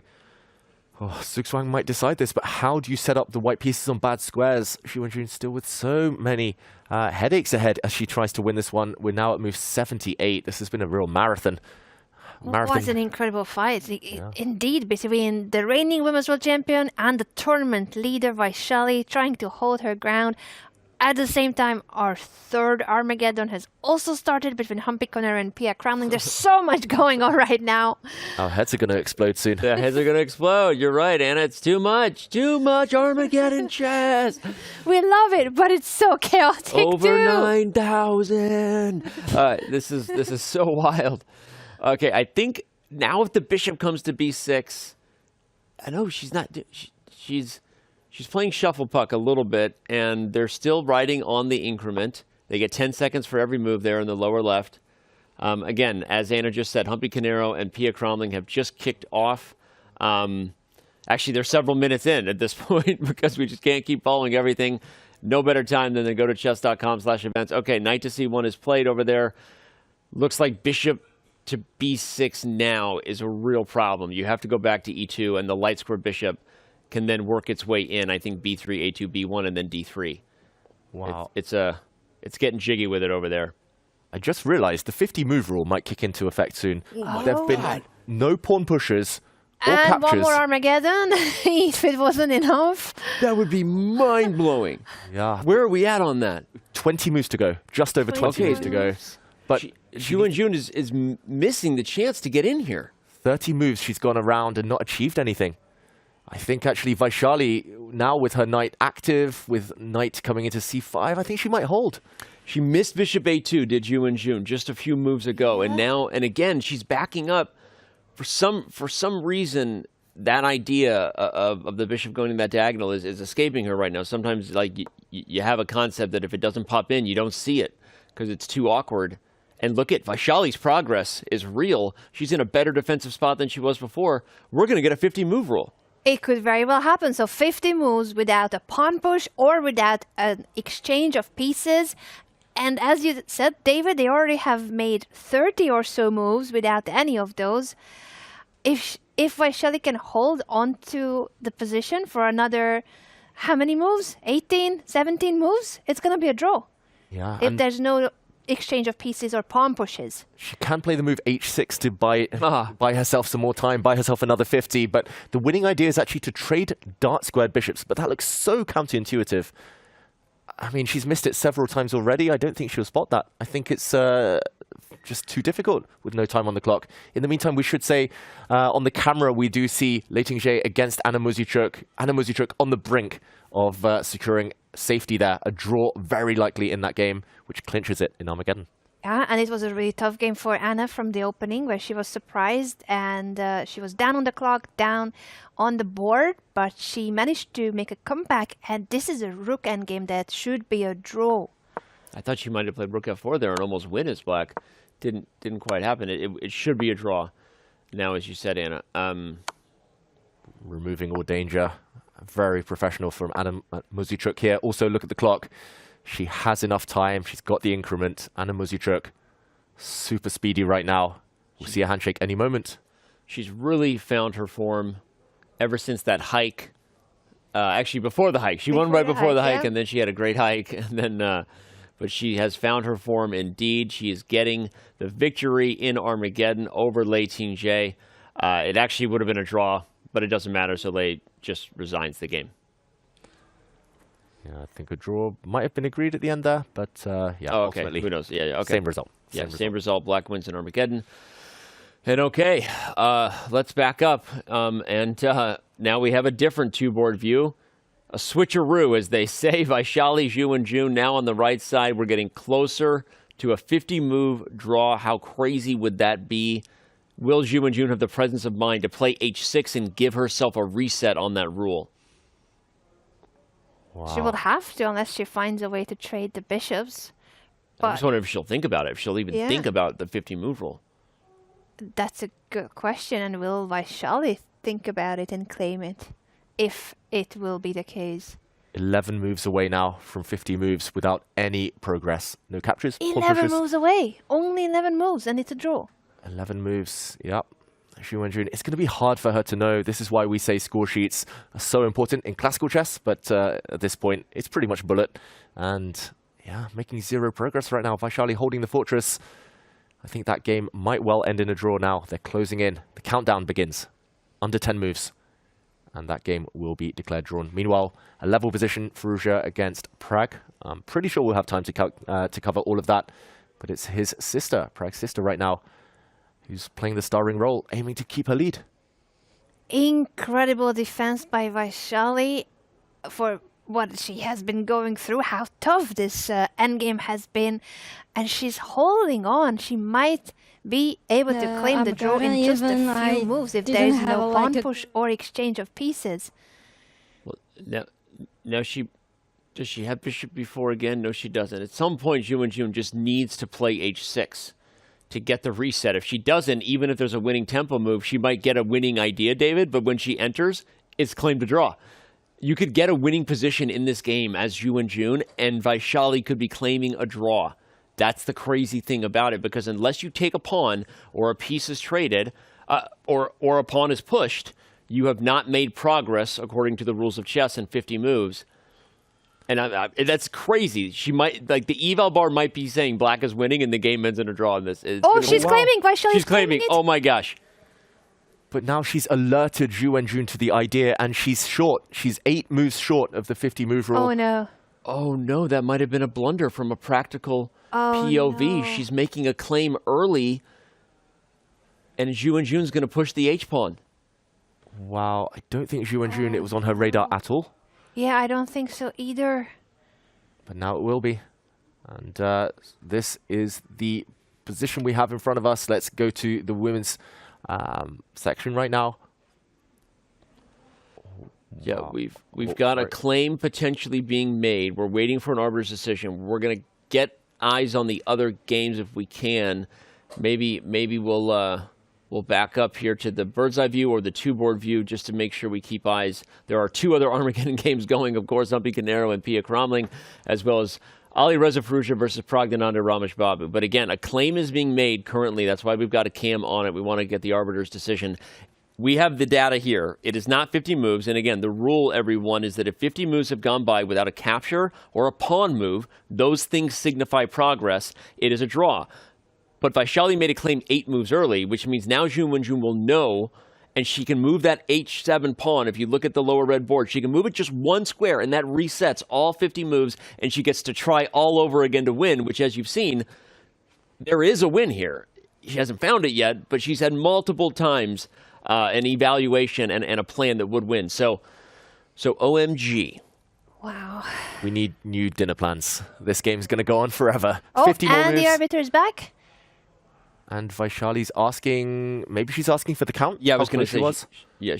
I think you can also claim an arbiter count for you in the rules of chess. If you don't have time to keep score, you can ask the arbiters to start actively counting the moves, if I'm correct on that, Is she claiming threefold repetition and not the 50-move rule? Because she's pointing at the move. Oh, wow. She's making a second claim, potentially. Like, the threefold repetition is another way to claim a draw.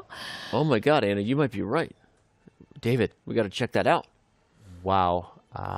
They may have had this position 3 times already. She's saying she's going to move the king back to d2. I think that's the square she was pointing at. I don't have the events up. I'm pulling it up. We're in a mad dash. This is drama.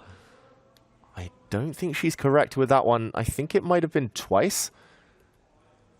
Not 3 times. And this is actually an interesting mirror image of what we saw yesterday, where it was Vaishali's opponent who claimed a threefold repetition. The claim was wrong. It was erroneous. This time, it's Vaishali making the claim, and she better start calculating. FYI, everyone, you can see physically in front of you, that is an operator error, a technical relay of some kind. Clearly, Black's clock is not running. In fact, if anything, Vaishali's clock is up. You can see the clock behind you. So that'll reset the moment they start making moves. That can happen sometimes with the DGT tech. So once the moves start being made, the clock will resend the accurate timestamp to the server, and that'll reset what you see. So, OMG's snaps, Anna. Move 97, king to d2 is her move to be played, but she hasn't executed it on the board without stopping the clock, because this is her claim for a threefold repetition. Is it a threefold repetition, David? Do you think this is already the 3rd time they play this position? Don't think it is. I think it's the 2nd time, and she's close, but not close enough. Ju Wenjun will get extra time. Let's dive into the other game here. The drama's crazy. We're gonna we can even keep the camera on Vaishali and Ju Wenjun, but we got to go over to the Firouzja game versus actually the Humpy game is also about to get under a minute. That game is going to end sooner than the others. So if we could get a 2-board view of the games in action, there we go. Look at the team. Oh, we lost the camera. Please, not the camera. Vaishali and Ju Wenjun. We'll keep our camera on it over here at this point, just because I don't want to miss Humpy Canero either if they get under time pressure. Ooh, the arbiter's there. Arbiter's there, and Vaishali is being told that she's incorrect, and the game is restarting. Oh, wow, and she's just told off her opponent for starting the clock there. Yeah, and, well, it's because she gets a minute. Because Vaishali's claim is inaccurate. But I think it's almost better that if it's an incorrect claim, that it was for the threefold repetition, because it's not alerting Ju Wenjun about the 50-move rule. We thought she was claiming the 50-move rule. Ooh, but Ju Wenjun's had so much time now. She's had time to calculate, come up with a winning plan. She's now aware of maybe the 50-move rule, aware of repetitions. I don't know. I agree with Anna, though. That's actually crazy, right? Okay, you would think with the presence of mind, Ju Wenjun should just play h6. You know what that does? That resets all rules, including 50-move rules and including threefold repetition. Yeah. Just play h6 at this point, right? She probably will, to reset both. So extra time for Ju Wenjun. Wow, and she gets 2 extra minutes. That does confirm. The clock is a bit confused. The clock will get started correctly soon. The arbiter's sorting that out. But she gets 2 extra minutes, Ju Wenjun. Does that mean Vaishali had 2 false claims? Normally you get 1 extra minute in a case like this, I believe. Is it possible she claimed 50-move rule, was denied, and then claimed threefold? I have no idea. Wow. But the game is restarted. By the way, Humpy Canero and Pia Cramling looks like it'll be a draw, which means Pia Cramling will get the Armageddon victory in the tiebreaker. Assuming no blunders, especially because Humpy Canero's under time pressure, I think Pia Cramling is going to get herself the Armageddon dub. Her first match win, I believe, Pia Cramling. She's on the brink now. Not enough pawns left. Humpy Canero struggling to break through Black's defenses. That looks guaranteed for a draw. White is simply running out of pawns. Pia is too classy a player to let this slip now. Knight b5 check, just takes the pawn. And she finds it, she takes d4. Pia Cramling is going to get her first match win. OMG, please we a win. We agree. Yes. Not that we're rooting against Humpy Canero, big fans, but Pia Cramling getting a win. She's also a big fan favorite. She had a winning position against Humpy in classical chess in the first by the way, round. David, I just saw you lean in. Ju Wenjun has found the winning idea. She finally offers the trade of bishops. Pia Cramling finally gets a win here in Stavanger. She has gotten her first match victory of the event. Congratulations to Pia. But we got to back this thing out and keep our eye on the other two games because so much drama is happening on the other two boards. And yeah, but way to go, Pia Cramling, for getting that victory right there. But I wanted to say, look, Ju Wenjun has finally found this idea of bishop b4, and I think she is going to win. And now there's no longer anymore the 50-move rule if there will be a capture, and bishop b4 has the idea that you want to trade the bishop. No threefold repetition either, because there will be not exactly the same pieces on the board. She did have 2 extra minutes to figure things out, and it could have been the crucial factor she needed to get a bit of time while the arbiter was making the decision, and then the extra time on the clock. 2 extra minutes, Anna, but she's actually burnt through most of her time advantage, and she has finally played h6, though, so no 50-move rule. Oh, so... She's played h6, which resets everything. No more 50-move rule and no possible threefold repetition, because you could do all the same maneuvers again. Ju Wenjun could decline to trade here on c3, and none of the positions will be exactly the same because you've now pushed the pawn. So she wins the white pawn chain by force. She trades, and the black bishop is in. It's on the board, and it is going to be over. Vaishali Ramesh Babu, Vaishali the Destroyer, is going to lose her first classical game of chess in 11 games. She had an amazing run, counting the candidates. It was 5 in a row, and here it was the first 5 rounds. But Anna, this is the first time we've seen this young woman lose in a long time. And she was so close to holding this. It was such a difficult position. She almost managed to come back from this very, very, very tough endgame where if she had played a few more moves without the claim, maybe she could have gotten her chance for the 50-move rule. And you see Ju Wenjun classy there, David. Just goes into the king of pawn ending when Vaishali offers it. I think you could have even taken f3, but anyway, so she goes for the king of pawn ending.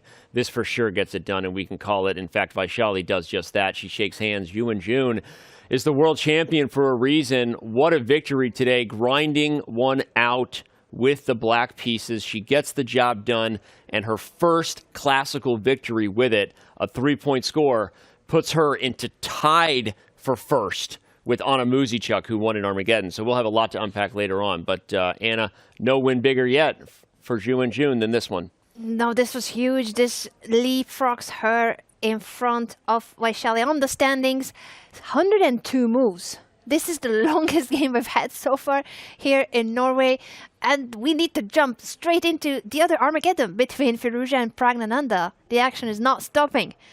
Yeah, and Prag struggling here. Look at the clock. 5-6 seconds he's playing on every single turn. Only a 1-second increment. He looks uncomfortable. It's like a mirror image from their previous game. Again, black is the exchange down.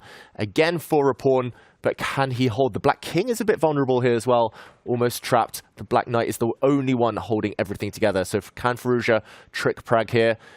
Tactics all over the place. He's just lost his e4 pawn, I believe. Yeah, Firouzja can take it with either rook, I think. Yeah. When you said a mirror image, I thought you were talking about their Armageddon game where it was Prag who flagged Firouzja. Here, Firouzja's got Prag down on the clock. Yeah, and crazy tactics there, but it is Firouzja picking up another pawn. It's a pure exchange. Rook for knight advantage. All pawns on one side of the board, which gives some drawing chances. But Anna, looks like Prag, he needs a miracle now. He does need a miracle. I think this might be a bit too much of a miracle he needs, but we said that also other times, and he managed to prove us wrong. I think Firouzja now has everything under control, both over the board and on the clock. It's a minute of time advantage. With only 1 second increment, Praggnanandhaa could flag at any point if he doesn't play with lightning speed. Oh, look at the clock. Oh, 2 seconds. He's really living life on the edge. Literally, the 1 second increment is not like online. He's playing fast enough with it right now, but but this is on the edge. As soon as the threats begin, it's going to be tough physically to make the moves in time. Bishop d4 is such a tricky move. Pragg pins. Wow, he's pins, but it doesn't win. Bishop e5, and he gets it out. Wait, bishop takes f6 is just over. Okay. There's no time, unfortunately. He blunders a pawn away. Shake of the head from Pragg. This one is in its final throws now, this game. Firouzja's got it in the bag if he stays calm. Yeah, even g4 works for the score because rook e1 is not mate. White can take the knight and get out. Okay, he goes for rook f7. Very classy by Firouzja. Pragg resigns, and revenge is a dish best served cold. Alireza Firouzja takes it back. Given that he lost in round 1 to Pragg in Armageddon, Firouzja says, I shall avenge myself, I guess. And he beats Pragg today in Armageddon. Wowzers, wowzers. And that has been it. That has been the round. I was expecting even more games, but everything happened at the same time, right? Have we not seen all the games conclude? Just all at once? We did. We did. We need to go through the results and see maybe some of the moments we missed. We will. I think we're going to take a breath because that was one of the wildest finishes or wildest rides I've ever been a part of in many years of chess commentary. That was a ton of fun. Norway Chess delivering with a format that just has you on the edge of your seat with classical games happening at the same time as Armageddon. That was so much fun. All right, we're going to unpack everything that just happened. Make sure that you get all the chess you deserve in case there were some instructive moments that we might have missed. Don't worry, we've got a grandmaster at the edge of the desk. He's going to review it all. We're going to take our last break of round 6, and when we come back, we will reset and remind you of all that was an amazing round 6 here at the 2024 Norway Chess and Norway Chess Women event in Stavanger.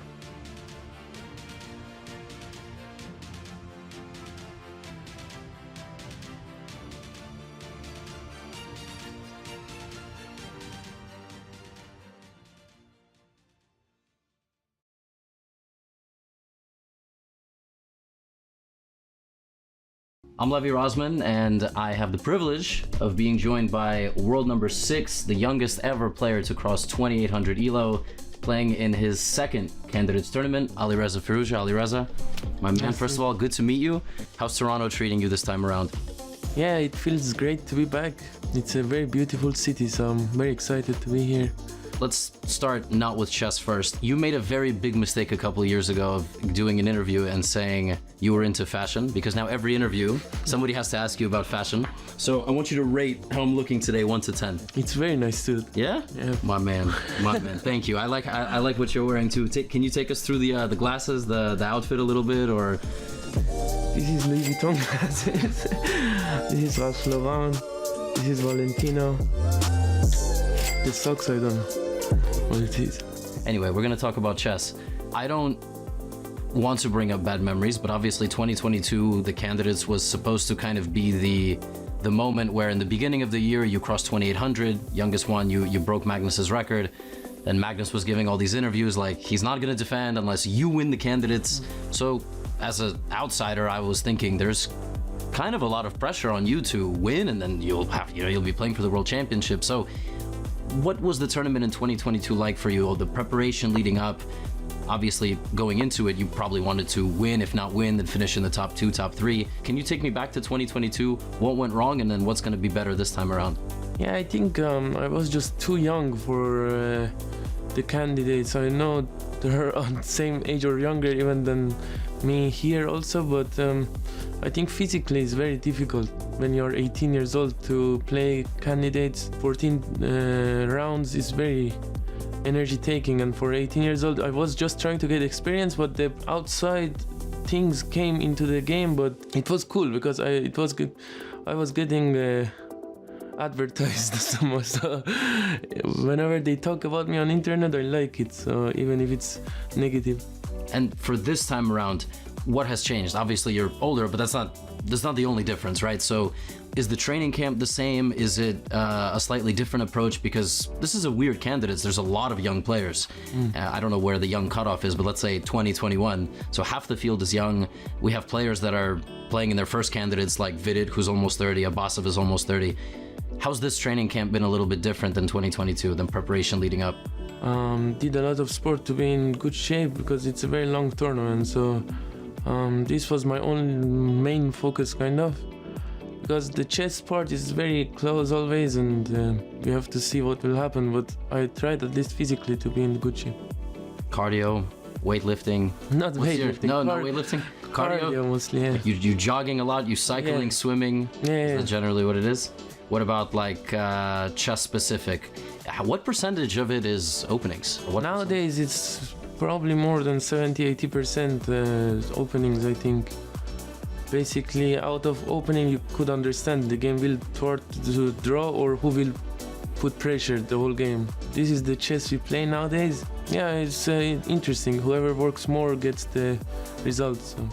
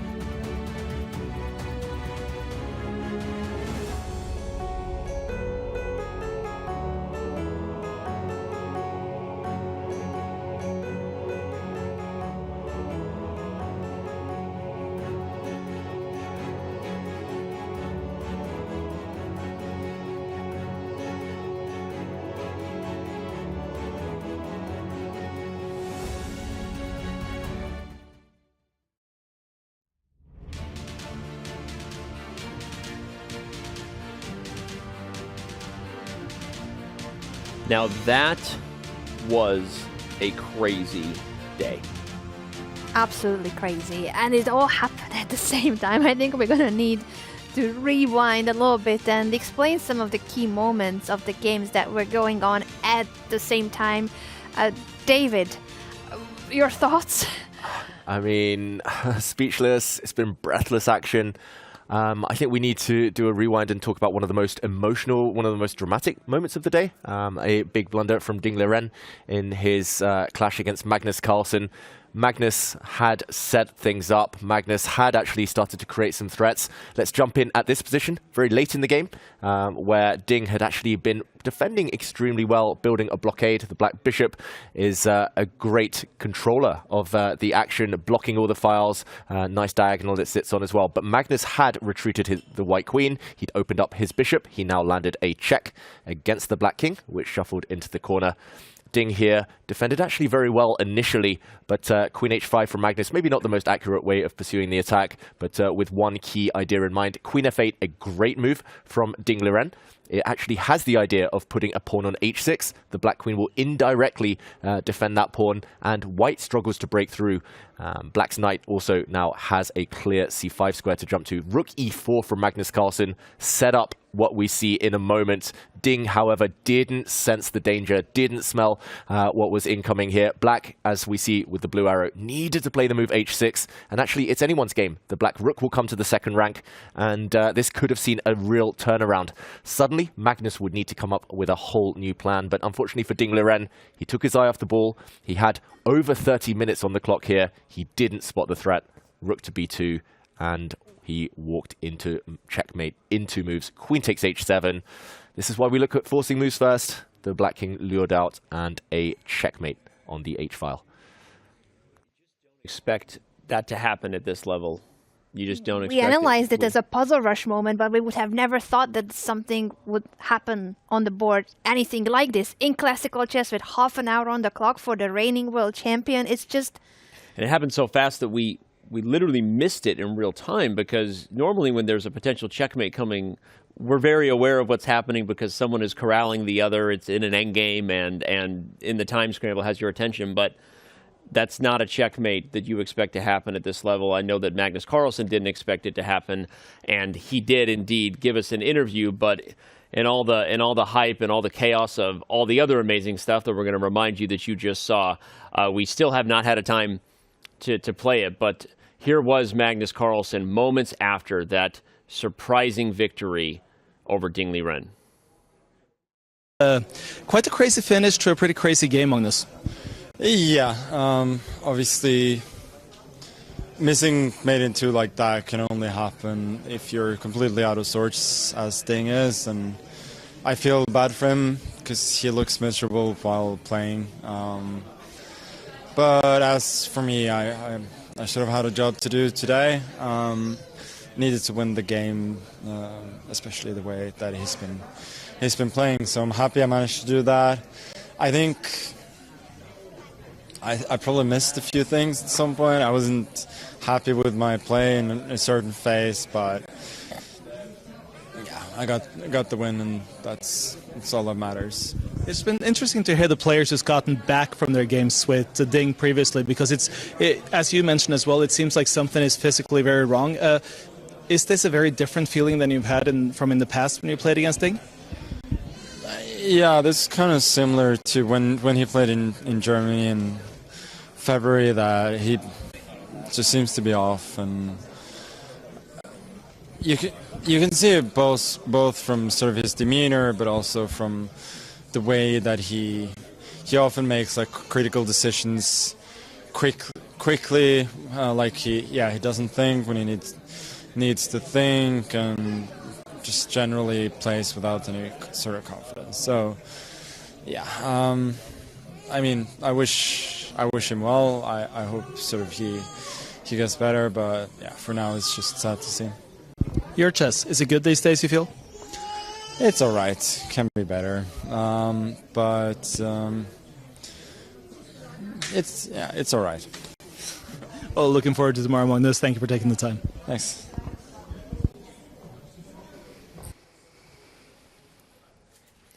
As Magnus will always say, his chess is all right and he can play better, but he's certainly playing pretty well. Seems to have really found his groove after that long grinded out win over Fabiano Caruana. It's been all good news from ever since. But you know, obviously we got to talk about it before we move on. The specific angle I want to break down here is what Magnus said there is really reflective of kind of the other symptoms of what a chess player is experiencing, not just the ones we see, the obvious blunders by Ding Liren, but the other sort of indicators that someone's not in form. A lot of that reminds me of the Mikhail Tal-Botvinnik match in that book, where he talked about recognizing that you just knew he wasn't in as good a form because of how he was managing his time, not thinking in critical moments or overthinking in positions that are obvious. Those are things that when a player is well-oiled, the machine that they normally are, a top player just doesn't do, David, and then it gets you in trouble and you're all out of sorts. Yeah, experienced opponents will always kind of sense these things. I mean, Magnus has played Ding many, many times. He knows how strong Ding is, and he knows Ding's mannerisms, his preferences. I mean, ultimately, it's a tough situation. We've all been there. We've all been in bad form. We've all lost several games on the bounce, but yeah, it's telling that Magnus said it. I mean, Hikaru in previous days, Firouzja in previous days. We all love Ding. We support him. He's world champion for a reason. We just want to see him happy, and yeah, it's just tough. It's tough to watch. Yeah, it's how Magnus put it. He seems that he's miserable at the board. Hikaru said it's a different person that he was facing. Alireza felt bad for winning a game against someone that is clearly not feeling well. There's like so many ways of highlighting the same thing, that poor Ding Liren is not only not doing well chess-wise, there's something really off, there's something not okay with him ever since he won the World Championship, and ever since it feels like it's been a curse for him to win the title.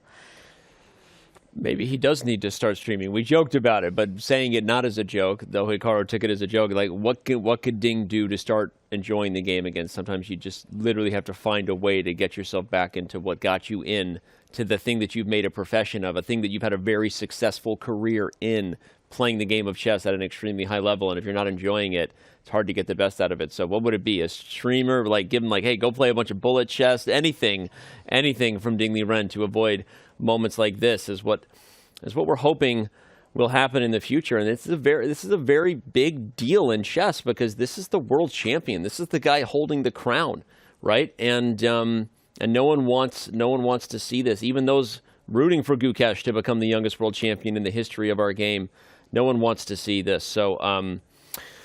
So okay, I will not make a House Delegate or group back reference and say that maybe he needs to go hang out with Taye Diggs. This will be the last time ever. No, jokes aside, we all just want him to enjoy the game, and it's not happening right now. So, all right, well, another player had the first game she hasn't enjoyed in classical in a very long time. Vaishali Rameshbabu loses in classical chess for the first time in 11 games. She goes down to Ju Wenjun. I guess it's a good person to lose to if you're going to lose to someone, because Ju Wenjun is the world champion for a reason. But before we talk any more about that game, David, that was a wild one. So instructive in the end. Some crazy controversy that happened right at the end with a false claim. We're going to unpack maybe the practical factors that maybe hurt Vaishali in that. But David, give us a breakdown of the chess before we unpack this one. Yeah, it all fell apart so quickly for Vaishali. Just within the space of 5 minutes, both herself and her brother fell to defeat. But we were talking about the endgame. She defended so well, built what was almost a fortress here for white. It's tough to imagine the black pieces coming in. There's actually only one winning idea, but Ju Wenjun had consistently missed it. Here, if white, for example, played the move she did, king to d2, and hadn't said anything, who knows what would have happened, but this is the moment Vaishali claimed. She made a false claim. She gave time to her opponent, both in terms of a time penalty and the time that all that drama was going on, to come up with a winning plan. If she'd stayed silent, who knows? But king to d2 was the move she ended up playing, and Ju Wenjun, after several minutes of thought, played the winning concept, bishop to b4. Let's talk about that while we're here. We'll keep the board up and go around the horn. Do you think making that claim actually maybe cost her the game there? Because we were talking about the extra time that gave Ju Wenjun to think about the position. What are your thoughts on that? I think it was crucial. I think it probably was the key factor for Ju Wenjun to win the game, because earlier on she was going around in circles. They spent over 30 moves in the same position, going back and forth. There was never a repetition of threefold repetition that Vaishali could have claimed, but there was no progress. And in chess, if there is no push, no pawn push, or no capture made within 50 moves, you can and should claim a draw. Because in the rules of chess, that is the definition of there's no progress happening, this is a draw.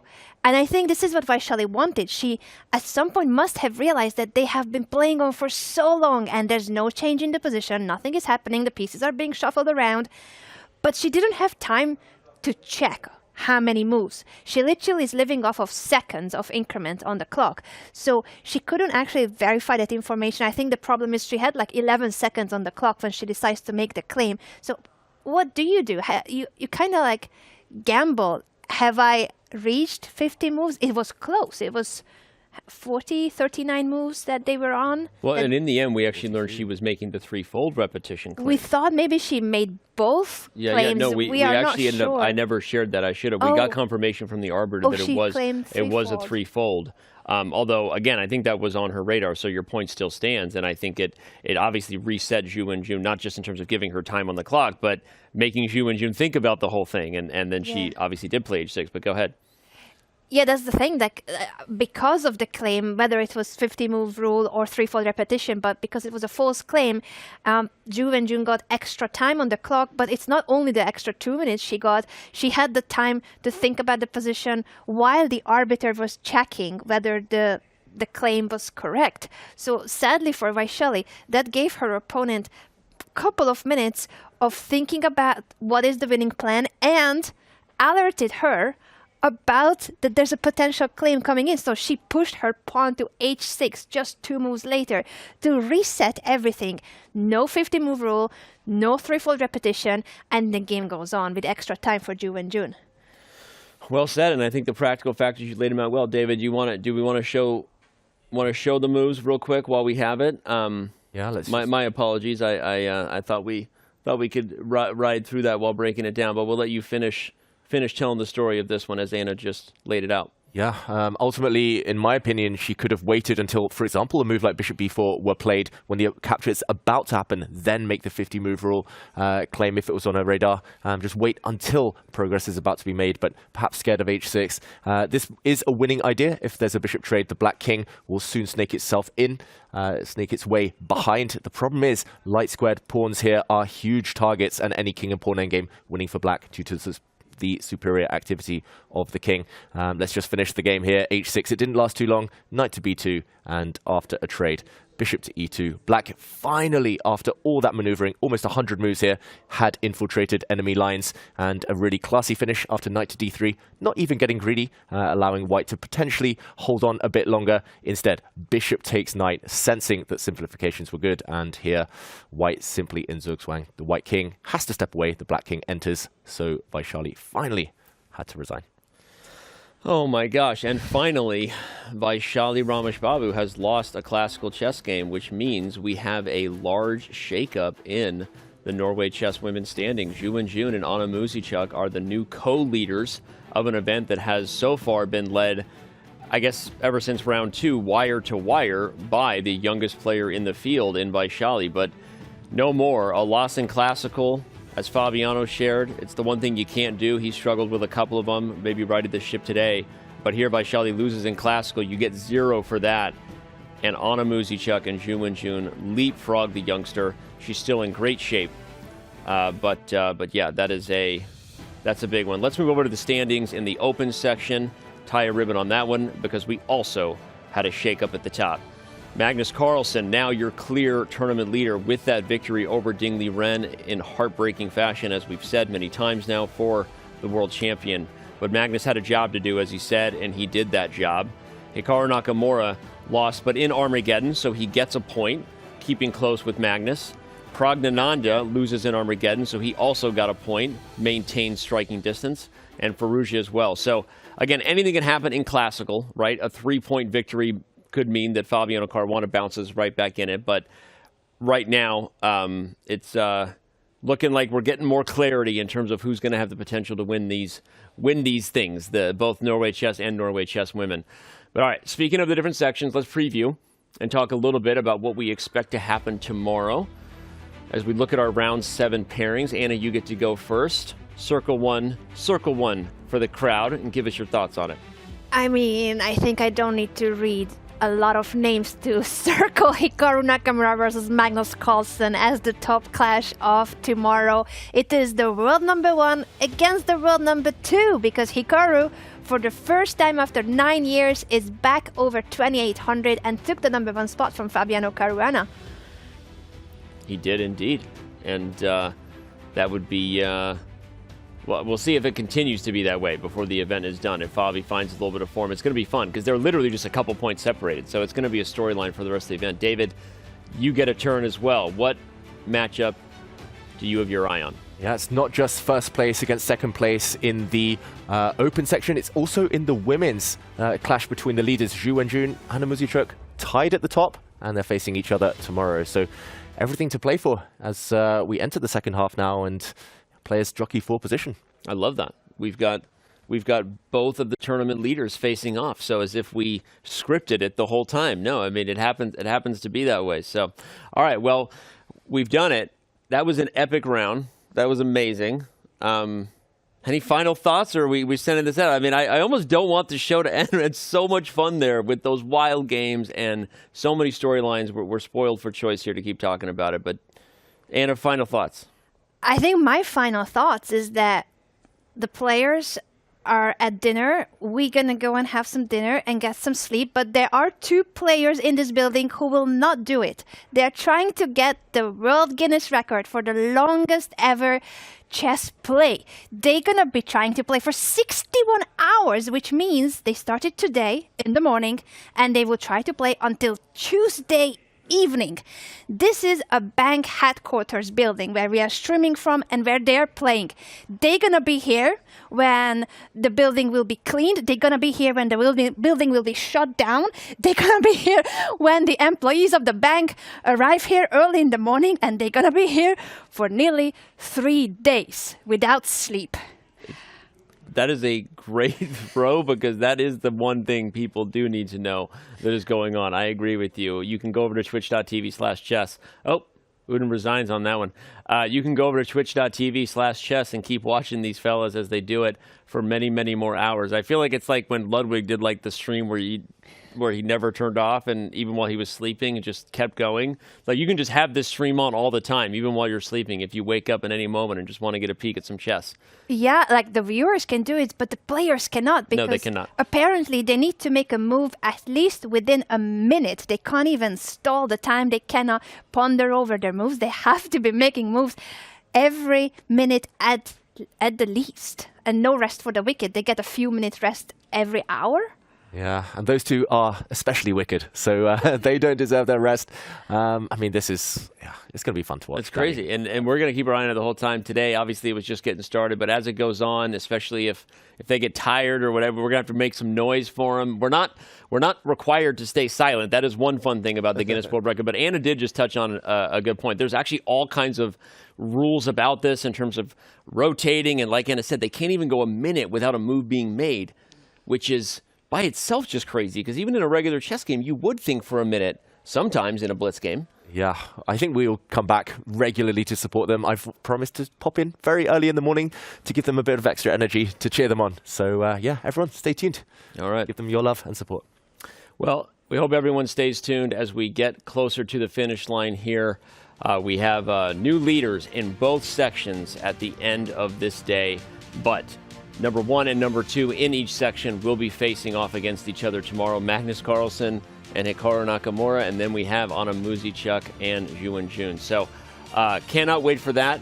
We hope everyone enjoys their night. On behalf of the entire crew here, all the players who gave you what you came for with the amazing chess on the board, and everyone making it happen here at Norway Chess, and Asked and Uden downstairs. You're going to go watch them next.